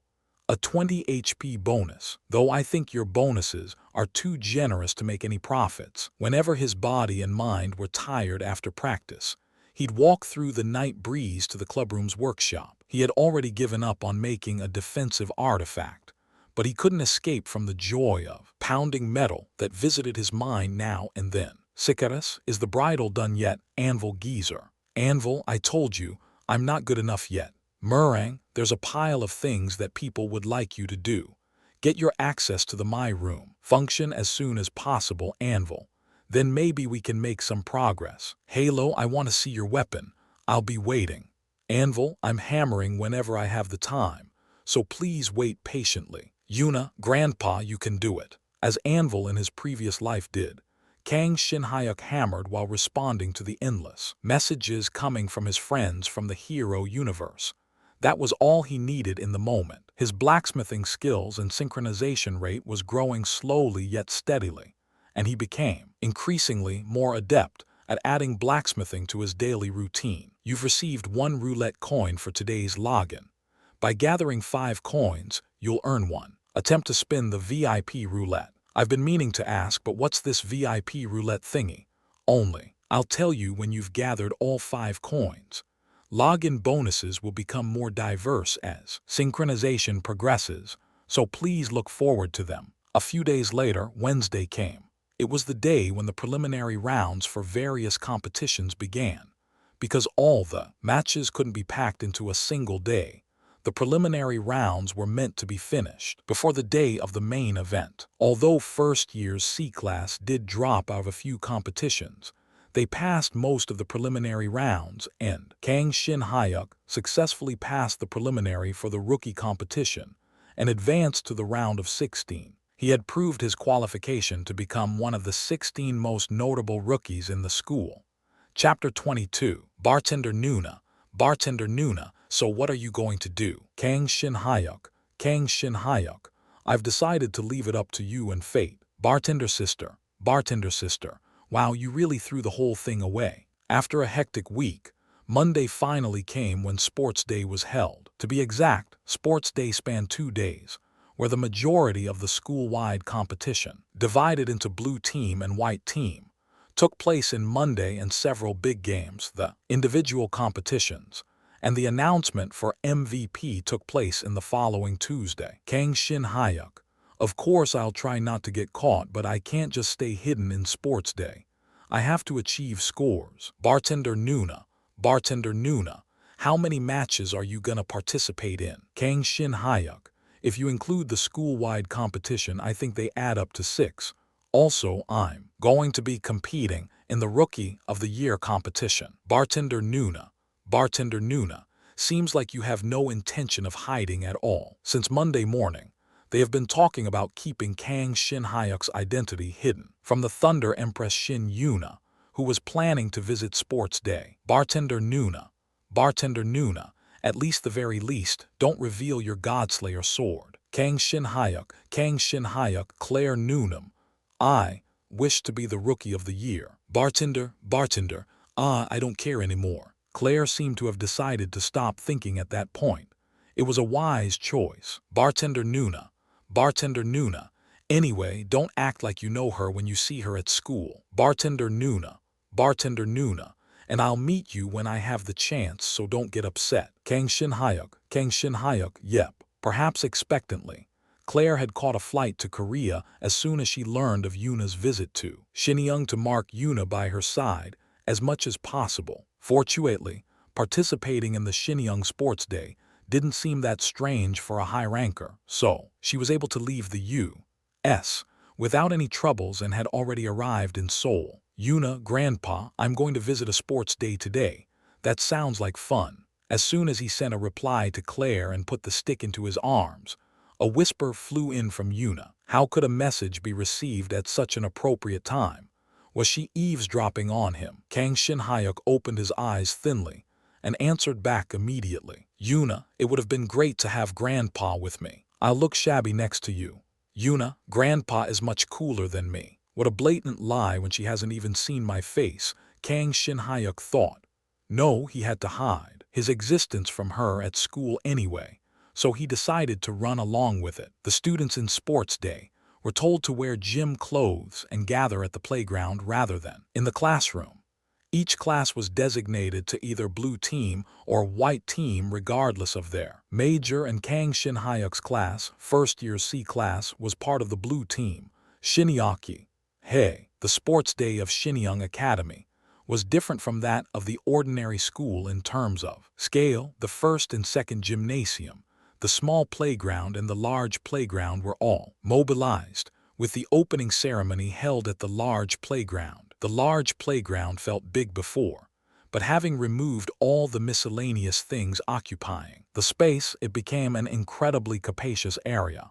So capacious, indeed, that 2 or 3 schools could easily fit in. More than that, however, it was quite a spectacle to witness all the current students of Shinyang, whether they were night or magic major, gathered in one area. I guess the guests haven't arrived yet. I heard they are rehearsing the opening ceremony. Doesn't it feel nice to be doing things like a high school? We've never attended a high school, so how should we know about that? The educational structure of Shinyang was closer to that of a college than high school, with the students declaring their major in their first year and allowing them to take electives from their second grade. But you could see the traces of a typical high school by looking at the school's events such as sports day and the annual school trip. For prospective superhumans who could not experience a high school or college, that kind of balance provided the perfect environment. Wow, food trucks are starting to come in over that hill. I heard all the quality foods made it to the cafeterias this time. I guess one cafe wasn't enough for the outsiders. Yes, we're definitely not a high school. Wait, our school had a cafe. Hey, right there. As soon as Kang Shin-hyuk arrived, Baek In-ha, who had been dragging him and snooping around, shouted excitedly, pointing to the stand where the magic majors gathered. There's Lee Na-hee Sunbi, right there. Who's that? Dude, you serious? You don't know the prettiest lady from our school? No, but your expression of lady is creeping me out, so stop it. Just look at her for now. Where Baek In-ha was pointing at, Kang Shin-hyuk saw a group of students from the white team's magic majors. There she was, a brown-skinned Latin beauty with a drowsy look. Her face looked familiar. Kang Shin-hyuk tilted his head, digging into his memories to see if they had ever met before. Out of this world pretty, right? I guess, yeah. Shinyang's majors were famous for having many pretty girls, but Lee Na-hee was by far the most prominent among them. I heard that she was #1 in the popularity vote at last year's school festival. Was there a popular vote at my school? What a weird thing to do at a superhuman training academy. I heard it's a voluntary vote. The Thunder Empress was famous for winning first place for 3 consecutive years while she was here, and there's a rumor that Lee Na-hee will be the successor of that achievement. Is that so? That rumor was believable, Kang Shin-hyuk thought, as she had the beauty of a top celebrity, let alone the most popular girl at an academy. He nodded in agreement. Then he remembered. Indeed, she was the Sunbi he encountered at the Wyvern Hall's entrance. He remembered her describing herself as half Korean. Why do you look so sour? She's a real beauty, isn't she? I know she's pretty, but we don't have any connections. It just feels like looking at a piece of art, like a celebrity on TV. What do you mean by no connection? No one knows what'll happen in the future. Someday you and that beauty might have a fateful encounter. While the two were engaging in such a pathetic conversation, Lee Na-hee, having felt a gaze coming from their direction, looked up and turned her head towards them. Somehow, her eyes seemed to have grown slightly larger after spotting them. Wow, she's got a crush on me. Here, Sunbi, I'm Baek In-ha from first year C class. Baek In-ha frantically waved at her, but she turned her head again, ignoring him completely. Kang Shin-hyuk grabbed Beacon Ha, who was frenziedly trying to grab her attention. It was almost time for the attendance call. The rehearsal ended without much trouble, and the school opened right away. The feast of luxury. Cars ascending the school hill made him dizzy. If Shinyoung's entire parking lot was somehow flipped upside down today, the damage would cost hundreds of billions of won. The opening ceremony will be held soon. Please stay in your seats quietly. One by one, celebrities who occupied the front pages of newspapers, popular channels of TV, and famous MeTube videos have begun to take their seats. When it came to an academy as prestigious as Shinyoung, the parents of the students and the Academy's associate were not typically ordinary people. While traits are not hereditary, the probability of awakening a strong trait was higher for children born to strong superhumans. As a prime example, the Thunder Empress Shin Yuna was born to parents who ranked within the top 10,000 of the world's superhuman ranking. Cases like the alchemist Claire Boyle, who was born into an ordinary family, but nevertheless became one of the top 500 superhumans of the world, were quite rare to be seen. Look over there, it's the White Sheep Guild. I think it's their scout. Fuck, it's the Cursed Sword Guild. Amatsuki Guild is here too.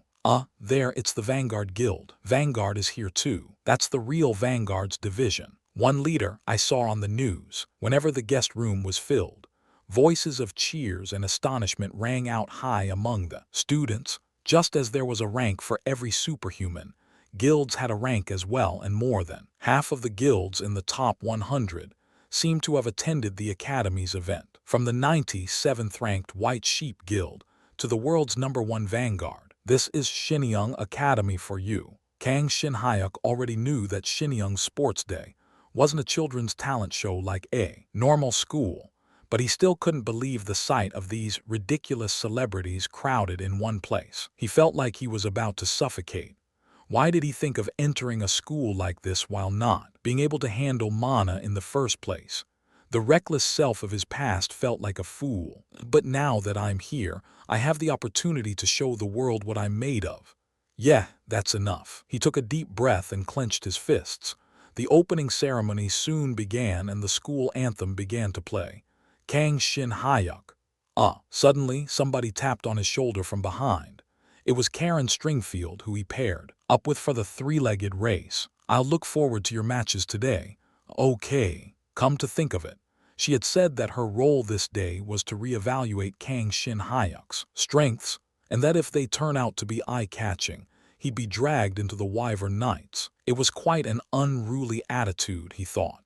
Who were they to judge him and drag into their group? He laughed off her remark. Don't be surprised. Wow, cringe feels like butter, because I'm serious. When Karen twisted her body and folded her arms around her waist at his cringing words, Kang Shin-hyuk replied with excitement and faint laughter, turning his head around. But then by coincidence, he saw Claire and Yuna standing side by side in the guest room. Claire spotted him at about the same time and let out a mischievous smile. Kang Shin-hyuk was dumbfounded to see such a reaction coming from the very person who proposed his identity to be hidden. Fortunately, no one else seemed to have noticed the two's non-verbal interaction. Karen Stringfield threw one last remark at him. Hey, if you do well today, I'll talk to you then. Then my worth is going to get a lot more expensive.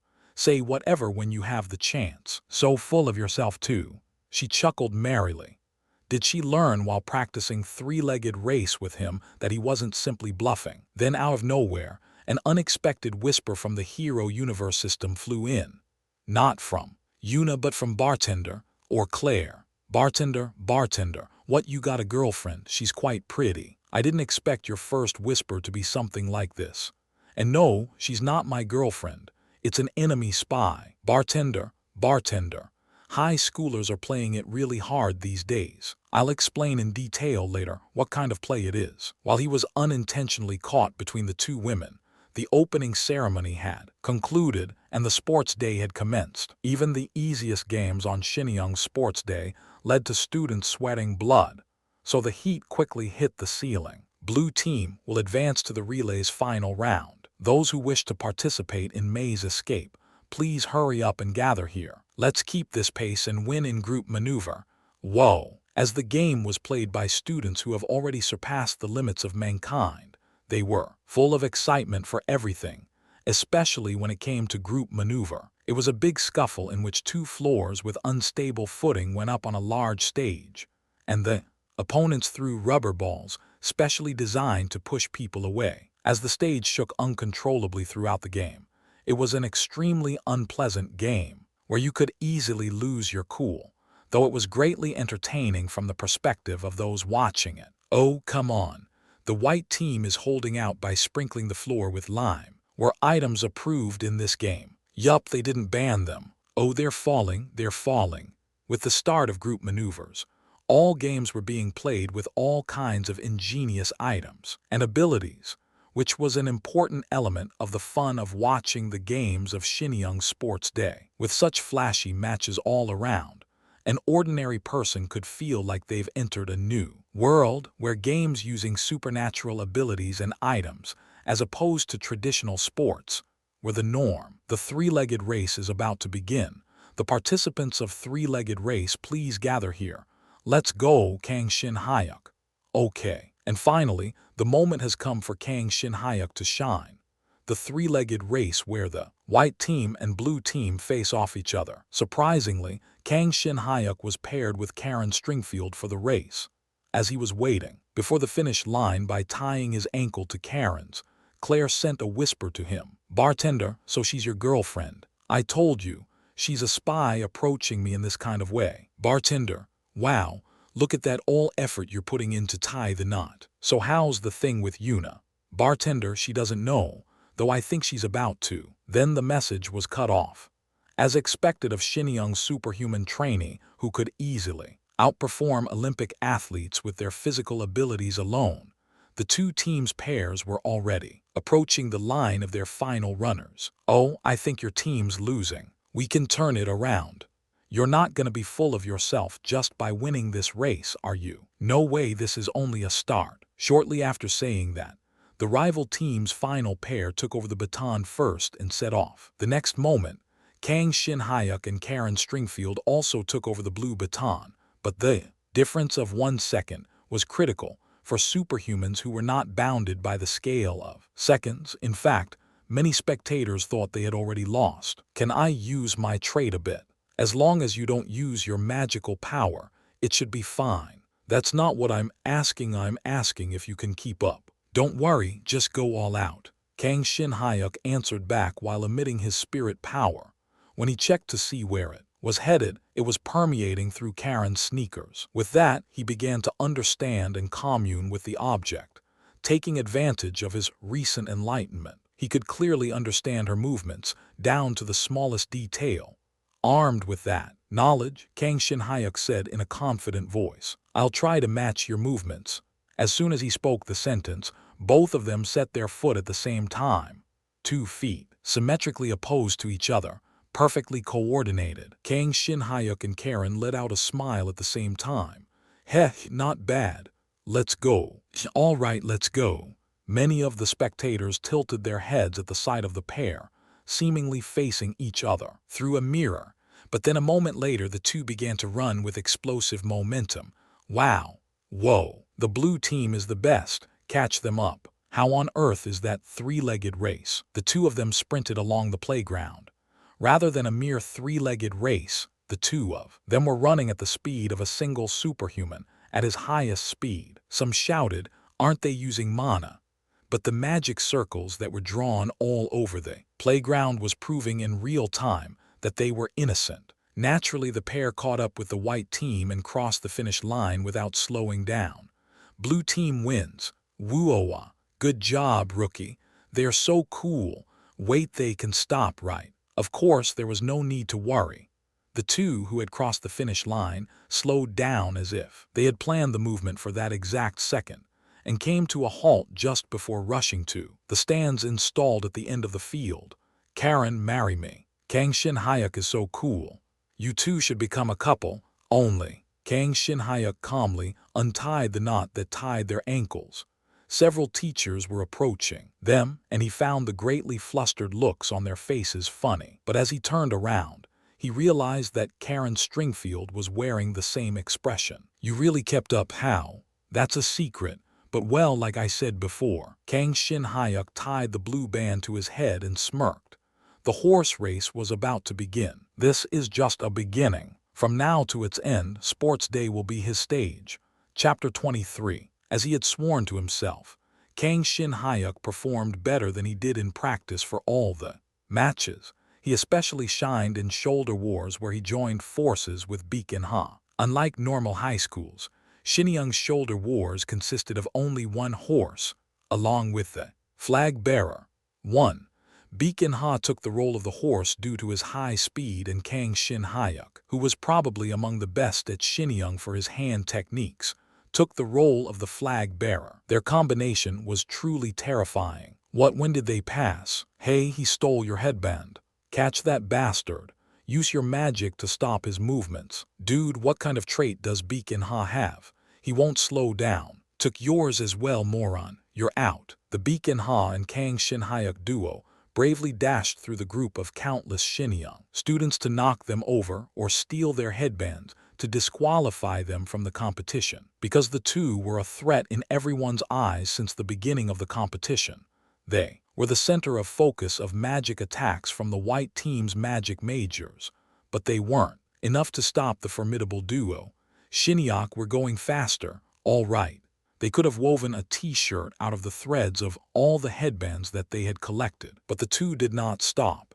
Baek and Ha continued to run, and Kang Shin Hyuk continued to knock over or snatch the headband from any unfortunate pair that happened to be in their vicinity. The duo would not have lasted long if they had lacked even a minuscule portion of Baek and Ha's speed or Kang Shin Hyuk's deft hand movements. But they were persistently surviving by working together in perfect unison, plunging their opponent's determination to the bottom. Hey, drive them in, drive them in. Wow, they're calling for reinforcements. What's our team doing? We're protecting the captain's headband. But Shinyoung Academy, like Jira Stars, was a place that brimmed with exceptional talents. 2. No, one could deal with the duo for a short while, but now that they were surrounded by the majority of the remaining white team who were slowly closing in, Baek and Ha had no way to escape. You've held out so far, especially you, Kang Shin Hyuk. You're not as I expected. I guess the rumor was true that you've awakened mana. Did it come with the ability to hide your mana as well? You should have made the report as soon as you awakened it. You ended up confusing me, the night majors of white team said as they slowly narrowed the distance. Given their rude manner of speaking, they seemed to be mixed with several sunbees who belonged to the Wyvern Knights. Kang Shin Hyuk, however, was indifferent to their comments and was solely focused on figuring out the best way to drag his opponents to hell. But then Baek and Ha said to him, Shin Hyuk. When Baek and Ha straight up called his name without joking around, it was a sign that he was either being completely serious or playing a ridiculous prank. Yeah, I'm jumping. Ooh ah. At that moment, Baek and Ha jumped high. So high that you couldn't believe he was cast under movement constriction magic. As soon as they soared into the air by a few dozen meters, Kang Shin Hyuk smiled. He felt relaxed by the fresh air. Let's get the captain. Hey look, they're shooting their magic skills at us. Looks like they're setting off some sort of fireworks. They're not allowed to directly attack us anyway, and I should be free of the nerf soon. The magic handled by magic majors was divided into two broad categories: offensive and defensive types of magic. Among the defensive types, there were magical skills that nerfed the opponent's movement in various ways, such as slowing their speed or disrupting their muscle coordination, which could only be prevented by special artifacts, skills, or abundant magical power. Since the use of artifacts was prohibited in the competition, it was obvious that Baek and Ha possessed a special ability or an enormous amount of magical power, or perhaps both. I found the captain's headband. We're going down. Dude. At that moment, Baek and Ha kicked the air, shooting himself and Kang Shin Hyuk to the ground.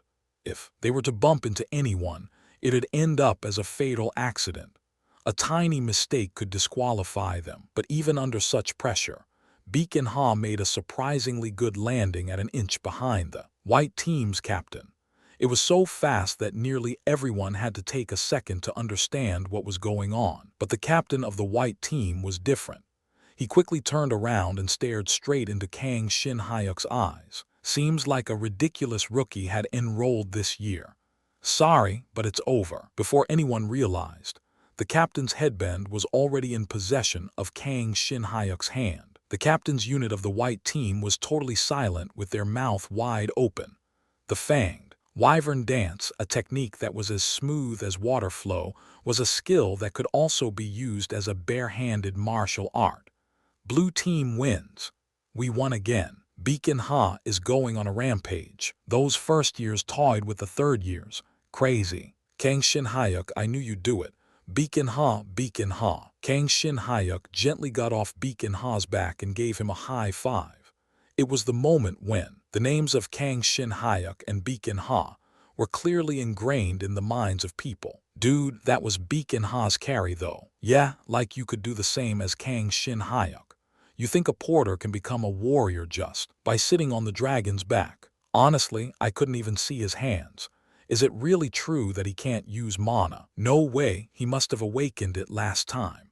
His mana must have awakened when his trait evolved. But I can't feel his mana at all. I don't know, but something's happening. Amid growing confusion among people over Kang Shin-hyuk's unordinary performance, the cheers of his name became even louder and more abundant during his last match of the morning, the Performing Arts Contest, where he lit the stage by performing the fanged wyvern dance with various kinds of weapons. People were particularly struck by the scene where he smashed his axe on the floor, took out the double pistol from his waist, and shot every one of the dozens of fragments that bounced into the air. He had put a lot of thoughts into the choreography, and he was happy to contribute to the class by getting a high score. Wow, how many martial arts has he mastered? I think I've heard. It was said that his trait was his ability to handle all kinds of weapons, but since he couldn't handle mana, he was more like a serpent without its pearl. At this point, the audience and scouts from the large guilds began to pay attention to Kang Shin-hyuk. Beacon Ha had played a large role in their victory in shoulder wars, but Performing Arts Contest was his solo performance, so they could no longer doubt his skills. His ability was quite spectacular. No, he's grown quite a lot, I'm sure. Shin-young must have taught a thing or two to him. Seems like there's one more name I should remember. There should be an interesting spectacle at the end of sports day. Kang Shin-hyuk left the stage, receiving the cheers of Shin-young students as well as the attention of the outside audience. That was the end of the morning game. It was now lunchtime. Thanks to his recovery, he was able to perform all the games in perfect condition, but the side effect had kicked in, and he was now ravenously hungry. But as Kang Shin-hyuk was walking to join Beacon Ha while grabbing his stomach, his stick suddenly rang. Bartender Nuna, you were pretty cool in shoulder wars, but the problem was that you were too cool. Yuna was staring at you as if she was trying to punch a hole with her stare. Kang Shin-hyuk, honestly, I've given up on that matter. My score is more important than MS. Shin Yuna. Bartender Nuna. Even when you compare to the troubles you'd have to bear with your identity revealed. Objectively speaking, Kang Shin-hyuk's performance today was enough to draw a lot of attention. Of course, many students in other competitions pulled off striking performances of their own, but he was confident that if someone made a list of 10 first-year students who stood out the most that day, he would be included. After hesitating for a moment to reply, Kang Shin-hyuk asked her a question. Kang Shin-hyuk, did she notice I'm Anvil? Bartender Nuna, I don't think she's noticed that yet, fortunately. Kang Shin-hyuk, so she doesn't wield spirit power either. Bartender Nuna, what, you used your spirit energy? Kang Shin-hyuk, if you didn't notice, you have a lot more to practice. Bartender sister, this bastard. Clearly, Claire was a powerhouse who belonged to top 500 of the world's superhuman ranking, but she was far below Kang Shin-hyuk in the field of spiritual power. He had a lot to teach her. Kang Shin-hyuk laughed as he imagined Claire's shaking face beyond the screen, and suddenly realized that a girl was looking at him. Stringfield. Hey, just call me Karen. By the way, was that your girlfriend? No, I just know her. Kang Shin-hyuk hurriedly turned off the hologram that rose above the stick. Karen's eyes became thinner. Suspicious, the way you were smiling and all. I didn't expect that you'd find a girlfriend from outside, leaving the elite Shinyoung Academy alone. She's not my girlfriend, though it's true that I don't intend to find one at Shinyoung. Oh, considering her subtly shifting expression.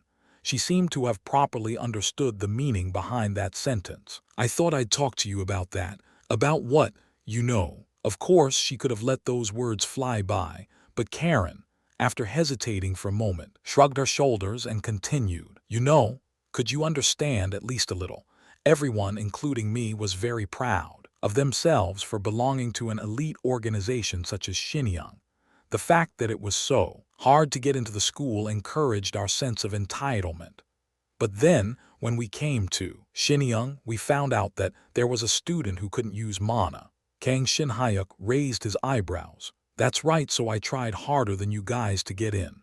As such, even though I was weaker than everyone else and couldn't handle mana, I was still a student who passed Shinyoung's cutoff score. No, of course, I have no intention of disparaging your efforts. It's true that we were naive.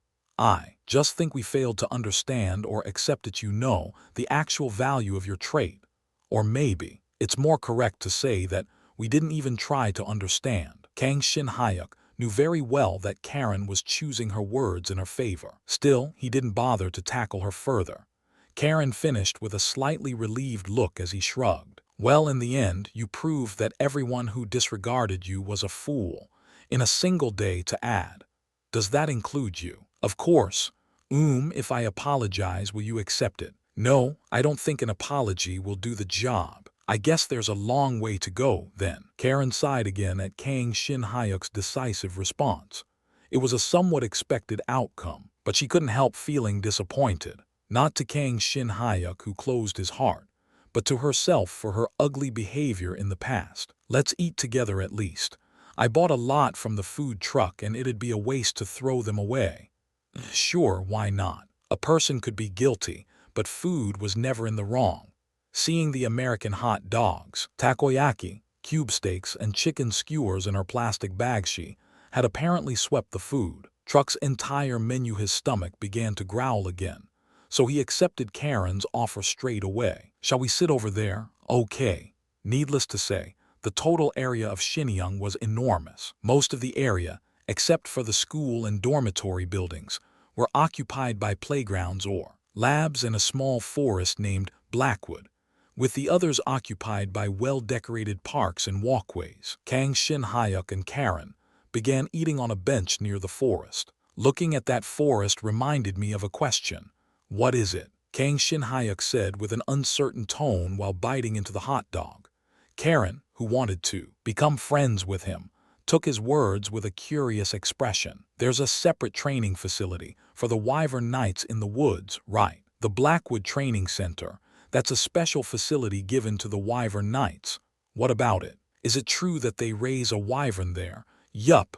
Oh my. Kang Shin-hyuk picked up 3 takoyaki at once, put them in his mouth, and mumbled while feeling impressed. In fact, the story has been around before.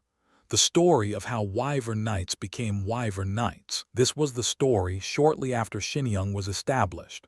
A student from Shinyoung had coincidentally succeeded in capturing a wyvern and tamed it while attending school. To everyone's surprise, the student declared that he would hand over the wyvern to the one who beat him in a duel, and those who wanted the wyvern along with the glory of victory gathered and challenged him for a match. They were all defeated, and the Wyvern Knights was founded by the group that had the wyvern's owner as the leader. Kang Shin-hyuk didn't believe the story as it sounded like a plot that'd only occur in a comic book. But if the Wyvern Knights actually possessed a wyvern, the credibility of the story would increase. I've heard that a wyvern is at least a B rank, so it wouldn't be possible to tame it without a special trait or a skill suitable for the job, right? Well, there's a special artifact that's handed out to the club's captain that allows you to tame the wyvern. That's why if you become the captain of the Wyvern Knights, you can be the owner of the wyvern while you attend the school. He can't take it to the school's dungeon practice, but during the second/third year, there's a self-study assignment called Gate Expedition, where they are allowed to use the wyvern because the mark for the assignment is purely based on the results rather than the methods. It's almost like a cheat key. Hey, then the captain shouldn't want to graduate. That's how I think too. Karen grinned and ate her share of the cup salad. Kang Shin-hyuk put the stick of the finished chicken skewer in a plastic bag, while thinking to himself that the amount of food wasn't enough for a night major. So what's this thing you wanted to talk about? Next was the cube steak. Since a steak had to be finished before it got cold, he had to throw it whole in his mouth and ask the questions while chewing. On the surface, it looked no different from the cube steak sold at a food truck along the Han River, but it was different in terms of how juicy it tasted. It was definitely a plus quality stripolly. While Kang Shin-hyuk was waiting for the answer, savoring the aroma and taste of the meat, Karen tilted her head with a cherry tomato in her mouth. Kang Shin-hyuk smiled and asked her again, "What you were originally going to talk to me about? You didn't want to come out here just to eat. Oh, was it obvious?" Yup. Karen scraped her cheek with her hand that was holding a fork, realizing that Kang Shin-hyuk had read her mind. In the meantime, Kang Shin-hyuk was taking off the hamburger wrapper after cleaning up the plate that previously contained the steak. Not a big deal, but something related to the Wyvern Knights. You told me before that I should talk to you when I have the chance. I saw from your performances today that your worth is indeed going to be increased, so I'm taking the chance to get close to you as much as I can. Those performances were not that superb though. No way everyone was shocked. To put it bluntly, our vice captain has a lot of interest in you. She said that on top of your great physical stats, there are a lot of potentials in your fighting techniques. Who was the vice captain of the Wyvern Knights? Kang Shin-hyuk wondered while munching the hamburger. Karen put a bottle of Coke in his hand, which he drank in one shot after finishing the hamburger in a single gulp. I'm afraid I can't remember who the vice captain is. Was she in second year? Yeah, she's famous as Shinyoung's strongest lancer. Oh yeah, I think I saw her at the entrance ceremony. Karen drooped her shoulders as if discouraged by Kang Shin-hyuk's lukewarm response. The exaggerated body movements of a Westerner felt fresh and pleasant to Kang Shin-hyuk. Phew. Anyway, our vice captain wants to meet you, and if possible, she wants you to join the Wyvern Knights. I'm not really interested, actually. But think about it. If you join the Wyvern Knights, you'd become a great force for our vice captain faction. Kang Shin-hyuk felt a poignant sensation in his ears from the words vice captain faction. He asked after taking a liege waffle from his mouth, "Is that tiny club divided into two factions?" I'm afraid so. The captain doesn't like our vice captain, but we can't just use force against the captain because the captain is. No, don't share an internal affair with an outsider like me. Kang Shin-hyuk cut her off, concerned that he might become involved in the situation by learning about their internal conflicts. Karen took out her stick with a disappointed look. In commemoration of our friendship, let's at least exchange numbers. You're not intending to text me about the inside story, are you? I can't talk about it through text, so relax. Only after hearing her reassurance that he would never be forced to enroll into their club, Kang Shin-hyuk took out his stick. But while he was busy eating and talking, 3 text messages had been sent to his stick. "Hold on, girlfriend, like I said no." Kang Shin-hyuk checked the text message. One came from Baek-in-ha and the other 2 from Claire, but their contents were, Baek-in-ha, I, Baek-in-ha, will never forgive a traitor like you. Bartender Nuna. You denied it all this time, but I can see you on a date tilde. Bartender Nuna, wait. Oh God. Kang Shin-hyuk raised his head at that very moment. Only about 5 meters away from him stood the Thunder Empress Shin Yuna. She was staring at him with an indescribable queer look. Chapter 24. In the relay race, which began right after lunchtime in the afternoon, Baek-in-ha was definitely in. the spotlight more than anyone else. He was usually a prankster, but no one could deny his talents. As soon as his turn came, he chased down the sunbeam ahead of him in no time to his team's victory. In response to his glamorous performances, people began to speculate. When it comes to speed, isn't he the best? Baek In-ha seemed to enjoy the attention he was getting. The innocent-looking boy smiled and waved his hands briskly, and those who didn't know him applauded in response. Oh, so that's the boy. What will happen to Korea's superhuman industry in the future? I'm looking forward to it in many ways, yes. After the relay race, which showed a glimpse of the students' talents, the remaining superhuman matches were held one after another. The most eye-catching of them was monster hunting, a CVC battle where students fought real monsters captured from the gates, even though psyche magic had been cast on the monsters to prevent them from dealing fatal wounds to the students. There was a high chance that a very dangerous situation could unfold, but the experience of fighting real monsters was an indispensable part of their training, and more importantly, the match was a great opportunity for the school to show the outside world of the quality of their education. I didn't expect them to bring a B-rank monster. Everyone will tackle the monsters in groups as we practiced. There's no monster we can't catch. You all read the counter-strategy plan, right? Spread out. 2 at 3 o'clock, 5 at 7 respond. The seniors of second and third year students, who had been through countless assignments such as monster practice, dungeon practice, and independent assignments, calmly and stably competed in the match, as they knew that their performances this day would affect their job search after graduation. They needed to emphasize their strengths and ability to cooperate with their teammates, even at the risk of looking like clowns, being played by the school for spectator sports. We can kill this one, push. You fool, that one's still full of strengths. Watch out, it's about to shoot its scales. When a shell wolf is struck on the top of its head, it peels off its scales to fire them. Did you even read the counter-strategy plan? Meanwhile, the inexperienced first-year students made a series of mistakes as they were not able to calm down in front of monsters that they've never faced in their life. A lot of them were already dropped out of the match, and one of them even turned pale and rolled on the floor after letting go of his weapon against a monster. The superhuman spectators would either laugh out loud at those scenes or shout out a big lecture at them. Hey, the formation at 11 o'clock is falling apart. Wait, they are changing to an offensive formation. Still, Shinyoung is Shinyoung after all. No one has run away from the monsters yet. They have the pride of being prospective elites, so they wouldn't just turn their backs on those. Monsters, you can do it. I believe in you. There, hey, you can't just let a monster perform a summoning magic. This year's sports day is fun too. Of course, the spectators made such commentary for their own fun.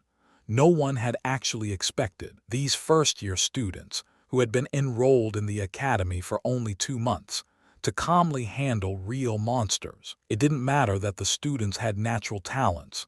They were still immature, inexperienced, no matter how much they practiced their formation and prepared for the monsters that were likely to appear in the competition.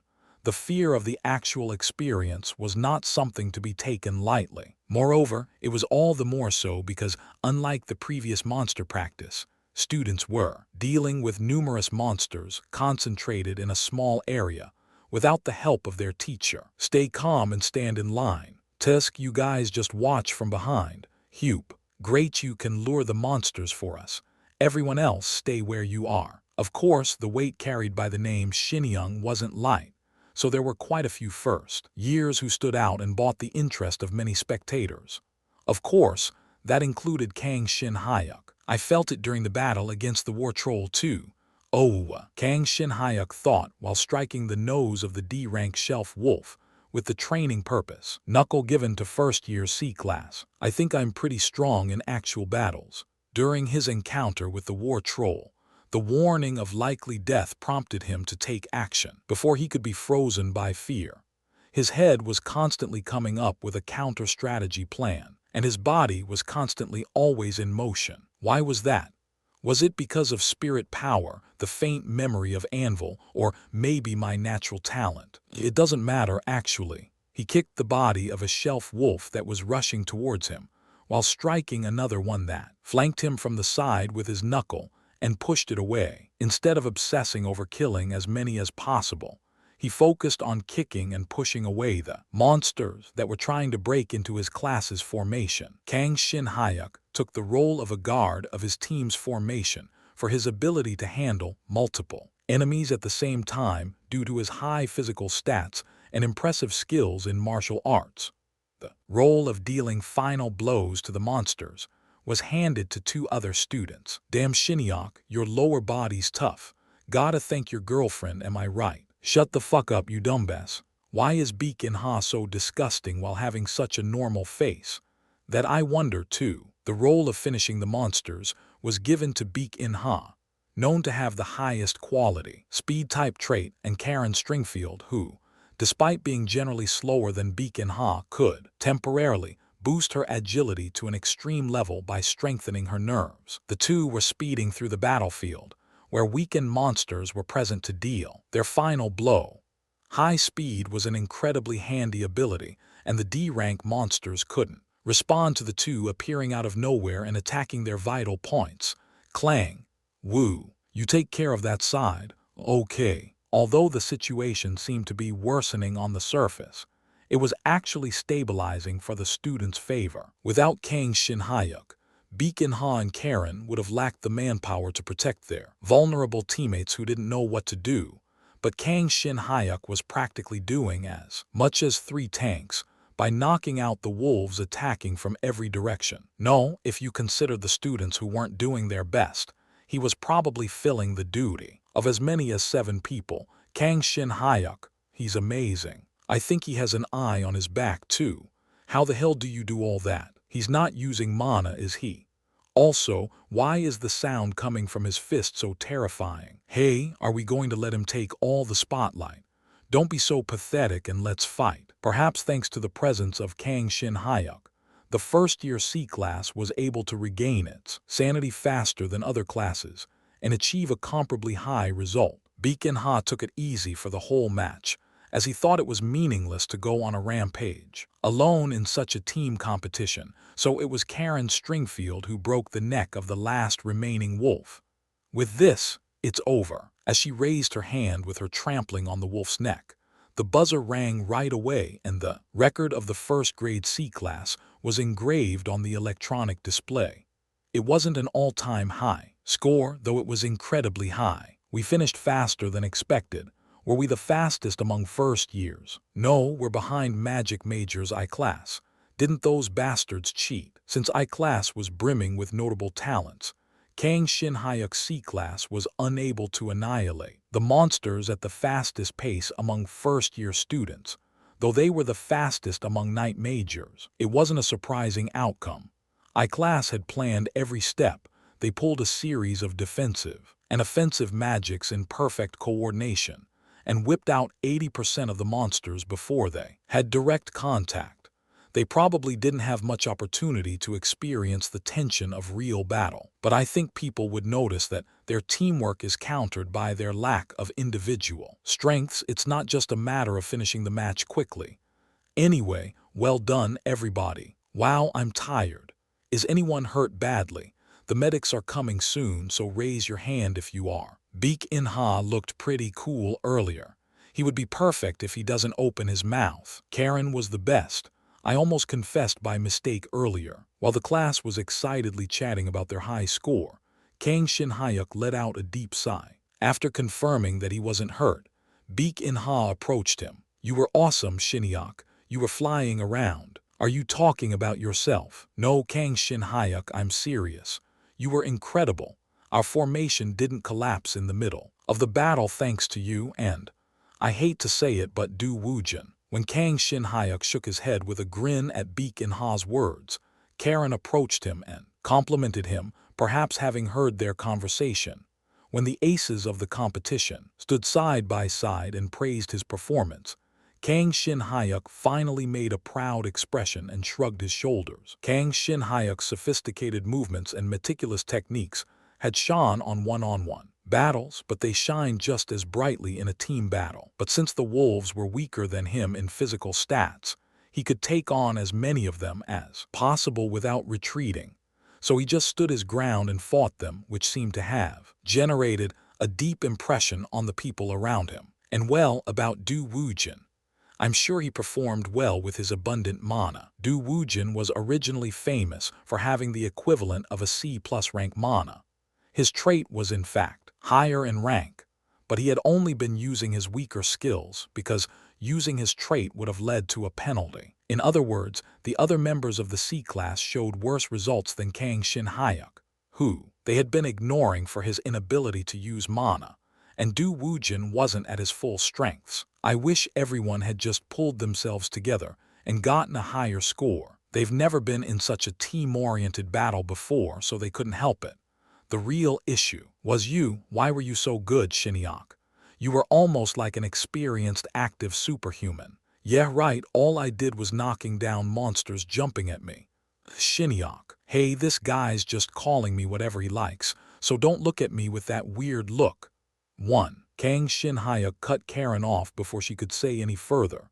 She mischievously smiled and asked him, if you tell me what you were talking about with the Thunder Empress earlier, I'll pretend I didn't hear that nickname, Shin-hyuk. The Thunder Empress, you met the Thunder Empress too? Ha. This time, Beacon Ha bit the bait. Kang Shin-hyuk pushed him away as he was closing in with his eyes wide open, as if to eat him alive. We didn't talk about much. She just told me she enjoyed the game. Really? The international celebrity Thunder Empress approached you and no one else, and that's all she said. Yeah, that was all. Look, they're calling for us. Let's go. Suspicious. I'm not lying. Kang Shin-hyuk pushed Karen and Beacon Ha's backs towards where their class was gathered while thinking back to the conversation he had with her at lunchtime. I was freaked out at first that she found out. The Thunder Empress Shin Yuna appeared out of nowhere to stare at him for a few moments and asked him to have a private conversation. Karen lost her mind at the sight of a top 500 superhuman, and Kang Shin-hyuk had no choice to follow her while shivering at the idea of his identity being found out. I saw the morning game. Kang Shin-hyuk, I'll remember you. I'll look forward to the remaining games. She said those 3 sentences and left coolly, saying, see you next time. That was all. If that was the case, was it necessary to have a private conversation or stare at me so intently? Fortunately, though, I don't think she noticed I'm Anvil. If she did, she wouldn't have had that look on her face. Recalling the facial expression of the Thunder Empress, which was ice cold during the whole encounter, Kang Shin-hyuk sighed in his mind. A stiff expression with a stiff manner of speaking. He wondered if she really was the Yuna who called him grandpa, like a child, in the Hero Universe messages. If she didn't think of him as Anvil, why would she approach him in the first place? Was she capable of detecting spirit power like Claire? As a member of the same Hero Universe, the possibility was there. Only, Shin-hyuk, what's wrong? Is it because of the rookie competition tomorrow? No. I mean, yes, I'm worried about that. Seeing Kang Shin-hyuk's look of unrest, Beacon Ha patted him on the shoulder and talked to him. Kang Shin-hyuk knew very well that mentioning the Thunder Empress one more time would be self-destruction, so he merely nodded. At that moment, his stick vibrated. When he took it out and checked, he found that the schedule for tomorrow's rookie competition was sent. His opponent for the round of 16 was Du Wujin. When he looked up, he could see Du Wujin giving him a heated look. Thinking that he was unnecessarily too heated, Kang Shin-hyuk shook his head. The first day of the turbulent Shenyang Sports Day was coming to an end. Chapter 25. You've received 1 roulette coin for today's login. With 5 coins now in stock, you can spin the VIP roulette once. Would you like to spin it now? It was the morning of the second day of the Shenyang Sports Day, when the rookie competition was going to be held. Welcoming Kang Shin-hyuk in the morning was the message that he had been expecting to receive recently. I thought the coins were stacking up, but I collected all 5 faster than I thought. The VIP roulette is one of Hero Universe's finest services that only VIP members can enjoy. Please enjoy the roulette, where you have the chance to win invaluable items from the countless dimensions. The administrator took the chance to enthusiastically explain, but Kang Shin-hyuk wasn't really into it. Whether it was roulette or card flipping, he learned very well from growing up in Korea, the heaven of gambling games, that the factor of luck was not reliable. Our VIP roulette doesn't have blank draws. What's more, the roulette will more than likely end up upgrading your stats, so the more active you are in the hero universe and the more you devote your efforts to your self-development, the more rewards you will get. But since my synchronization rate is low, my upgrades won't have much effect. Doesn't that mean the roulette's rewards will be lower in quality? It's all right. VIP roulette has rewards that go beyond stat upgrades, so you can expect to receive great rewards. Then can you reveal the probability of winning certain things or something?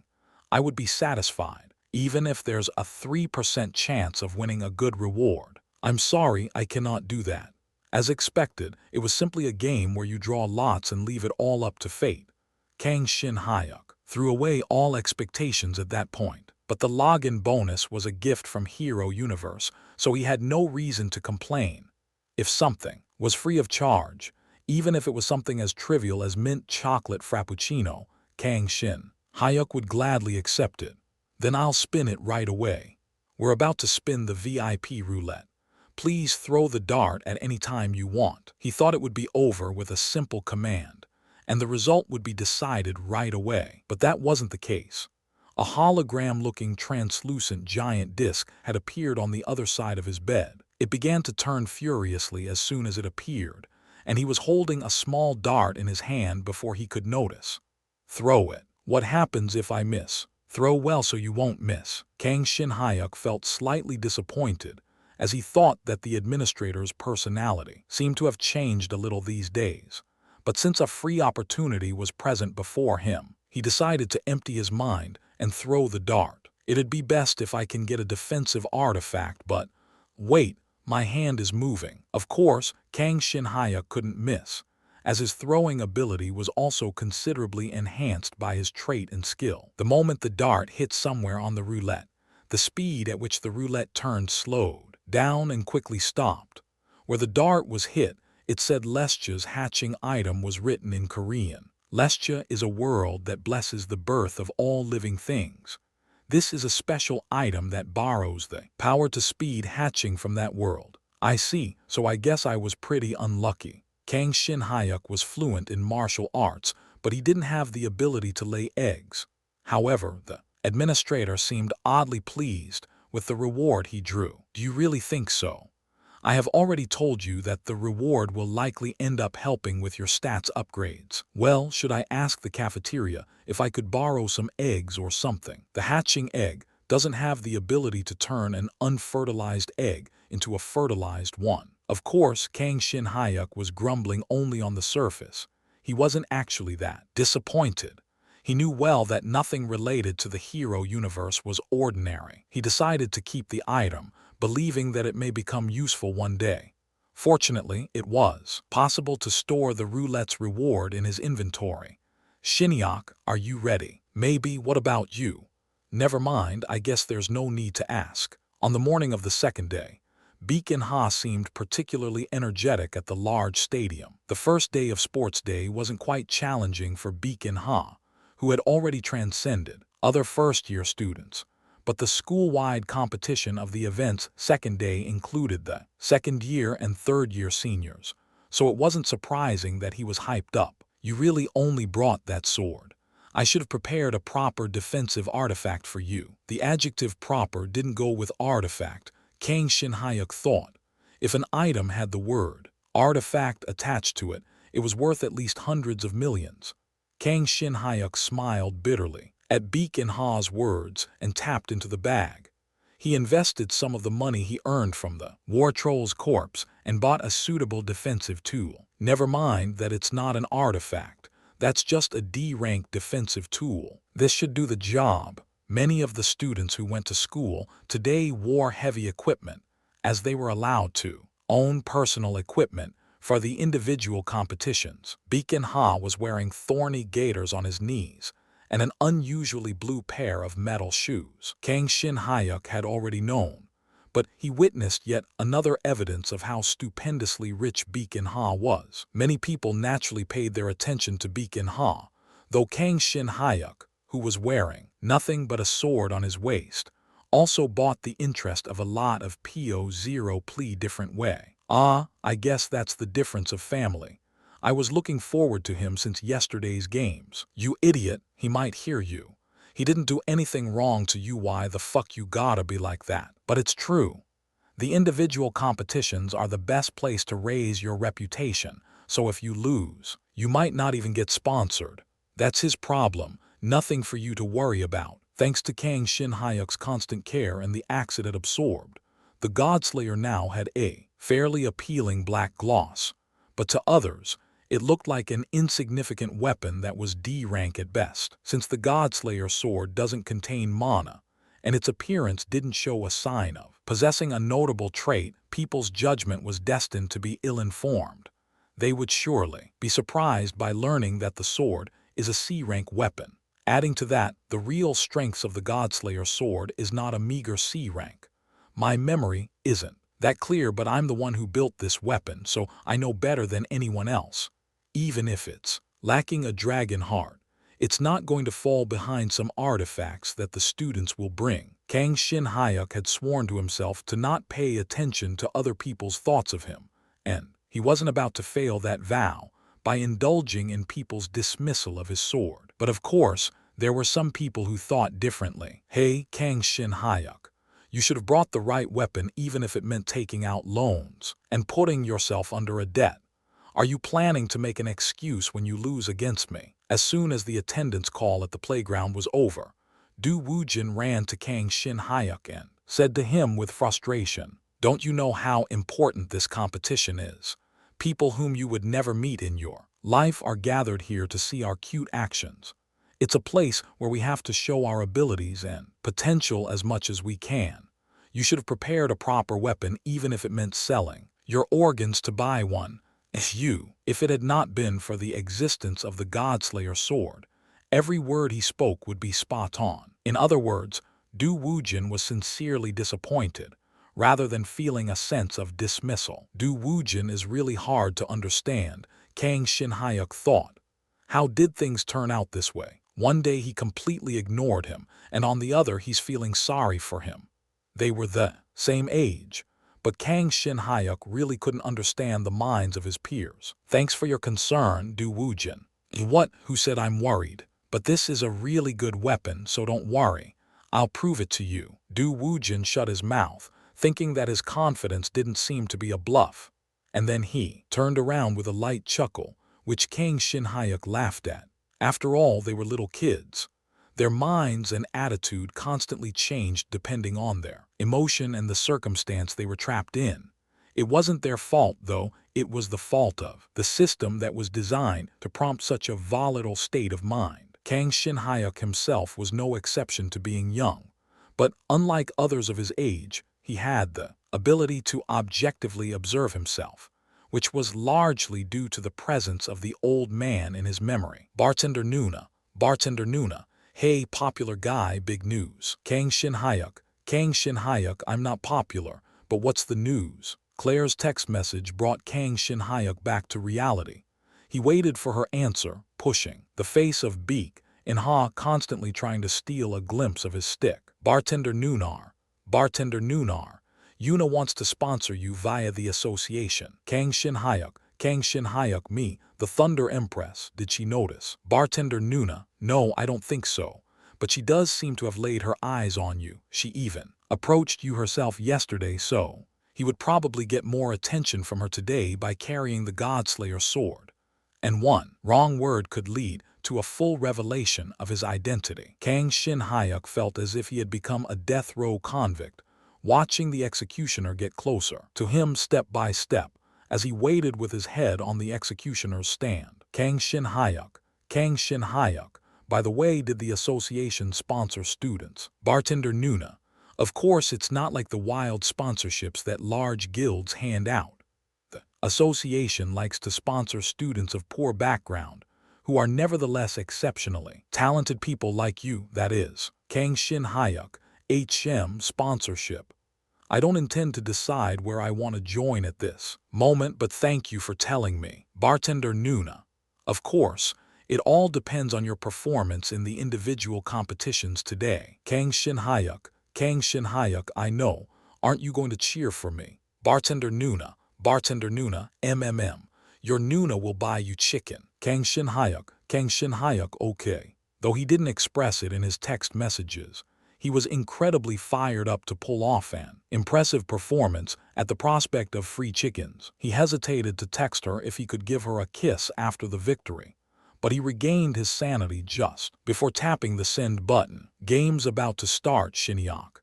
Let's wrap this up quickly and move on to the next game. Okay, but if you don't want to be disqualified, take that artifact off. Oh, right. I was only thinking about the individual match. On the second day of Sports Day, there were more games to show off their superhuman abilities. In particular, Magic Majors had various traits that stood out, but many Night Majors were also under the spotlight for their unusual traits. Oh, that one's interesting. But I wonder if that will be effective in a real battle. B-rank trait. That one. Well, there's still a lot we don't know about the rank calculations of the Gaia system. Still, I guess it means that one has potential. While the students were fiercely competing in their matches, the scouts of each guild calmly assessed their potentials. Well, that one's a no for me. Where's the list of promising students you kept yesterday? Let me see it. The individual competitions are about to start, so let's go to our seats. Woo, it seems like the Thunder Empress and the Alchemist will be watching the rookie competition. Although Shinyoung's name was very highly regarded, the scout of every visiting guild was also an alumnus of Shinyoung, or an equally prestigious training academy. The spots for the guild's ace were limited and the competition was fierce. The competition to determine the students' future paths had begun now. Shinyoung Sports Day's individual competition will be held soon. All the players who have advanced to the round of 16, please gather at the venue. I repeated, the Shinyoung Sports Days. Individual competitions will be held soon. By the end of lunchtime, a broadcast finally rang out throughout the school marking the start of the individual competition. See you later. Later, everyone excitedly stood up from their seats with a look of, the time has finally come for the main event of the second day. Kang Shin Hyuk gave Baek In-ha a fist bump and turned around to head to Gymnasium 2, where the rookie competition was held. Fresh Sprouts of Shinyoung, a contest of infinite possibilities for first-year students. Welcome to Shinyoung's rookie competition. This year's students are also attracting a lot of interest with their sparkling potential. Hurry up and get started. Haha, President of the Civi Guild, please be patient for just a little longer. We still have time before the competition begins. The gymnasium was already crowded with the voice of the host covering the noisy auditorium.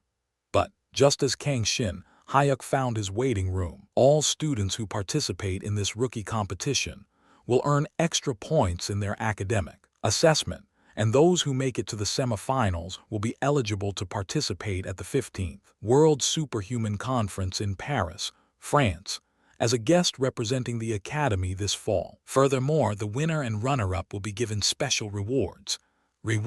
Kang Shin Hyuk, who was weak when it came to rewards, raised his head at the words mentioned. 2 items in a transparent box were seen on display at the podium of the gym, where the host was standing. These are highly invaluable items that had been collected by various schoolmasters with great trouble. The first item is an artifact that was recently unearthed in a dungeon.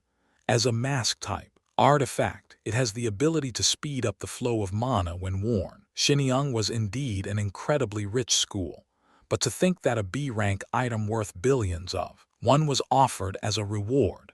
This year's rewards didn't seem to be ordinary compared to the previous years, as indicated by the fuss in the audience. But the item that caught Kang Shin Hyuk's eyes was not the mask, but the other reward. And the second reward is an unnamed spherical OOP art that was found in a rank gate, a sphere. Although mana cannot be detected, Its surprising firmness is indicative of the infinite possibilities that are suitable for our rookies. The winner of the competition will get to choose the desired reward, while the runner-up will receive the remaining reward. To make sure you get the prize you want, you better win. The host was making it sound all impressive, but in short, it was just a hard ball whose use was so far unknown. But that one could perhaps be. Kang Shin-hyuk raised his head and stared at the gray sphere on the platform. Kang Shin-hyuk could see a faint beating of certain energy inside the object, as if something was alive inside. It was none other than spirit power. Looking at it more closely, the object looked like an egg. Didn't I tell you? Yes, the administrator is the best. A 100 HP bonus from the administrator for the kind words. Only, the administrator said with a swagger. He hated the "I told you so" attitude, but he had to admit it. Kang Shin-hyuk smiled and nodded. I wonder what'd come out of that egg, but I guess I have to win to find out. 5 minutes later, the round of 16 match between Kang Shin-hyuk and Du Woojin began. Editor/translator notes. 1. An out-of-place artifact, art, is an artifact of historical, archaeological, or paleontological interest found in an unusual context. Wikipedia.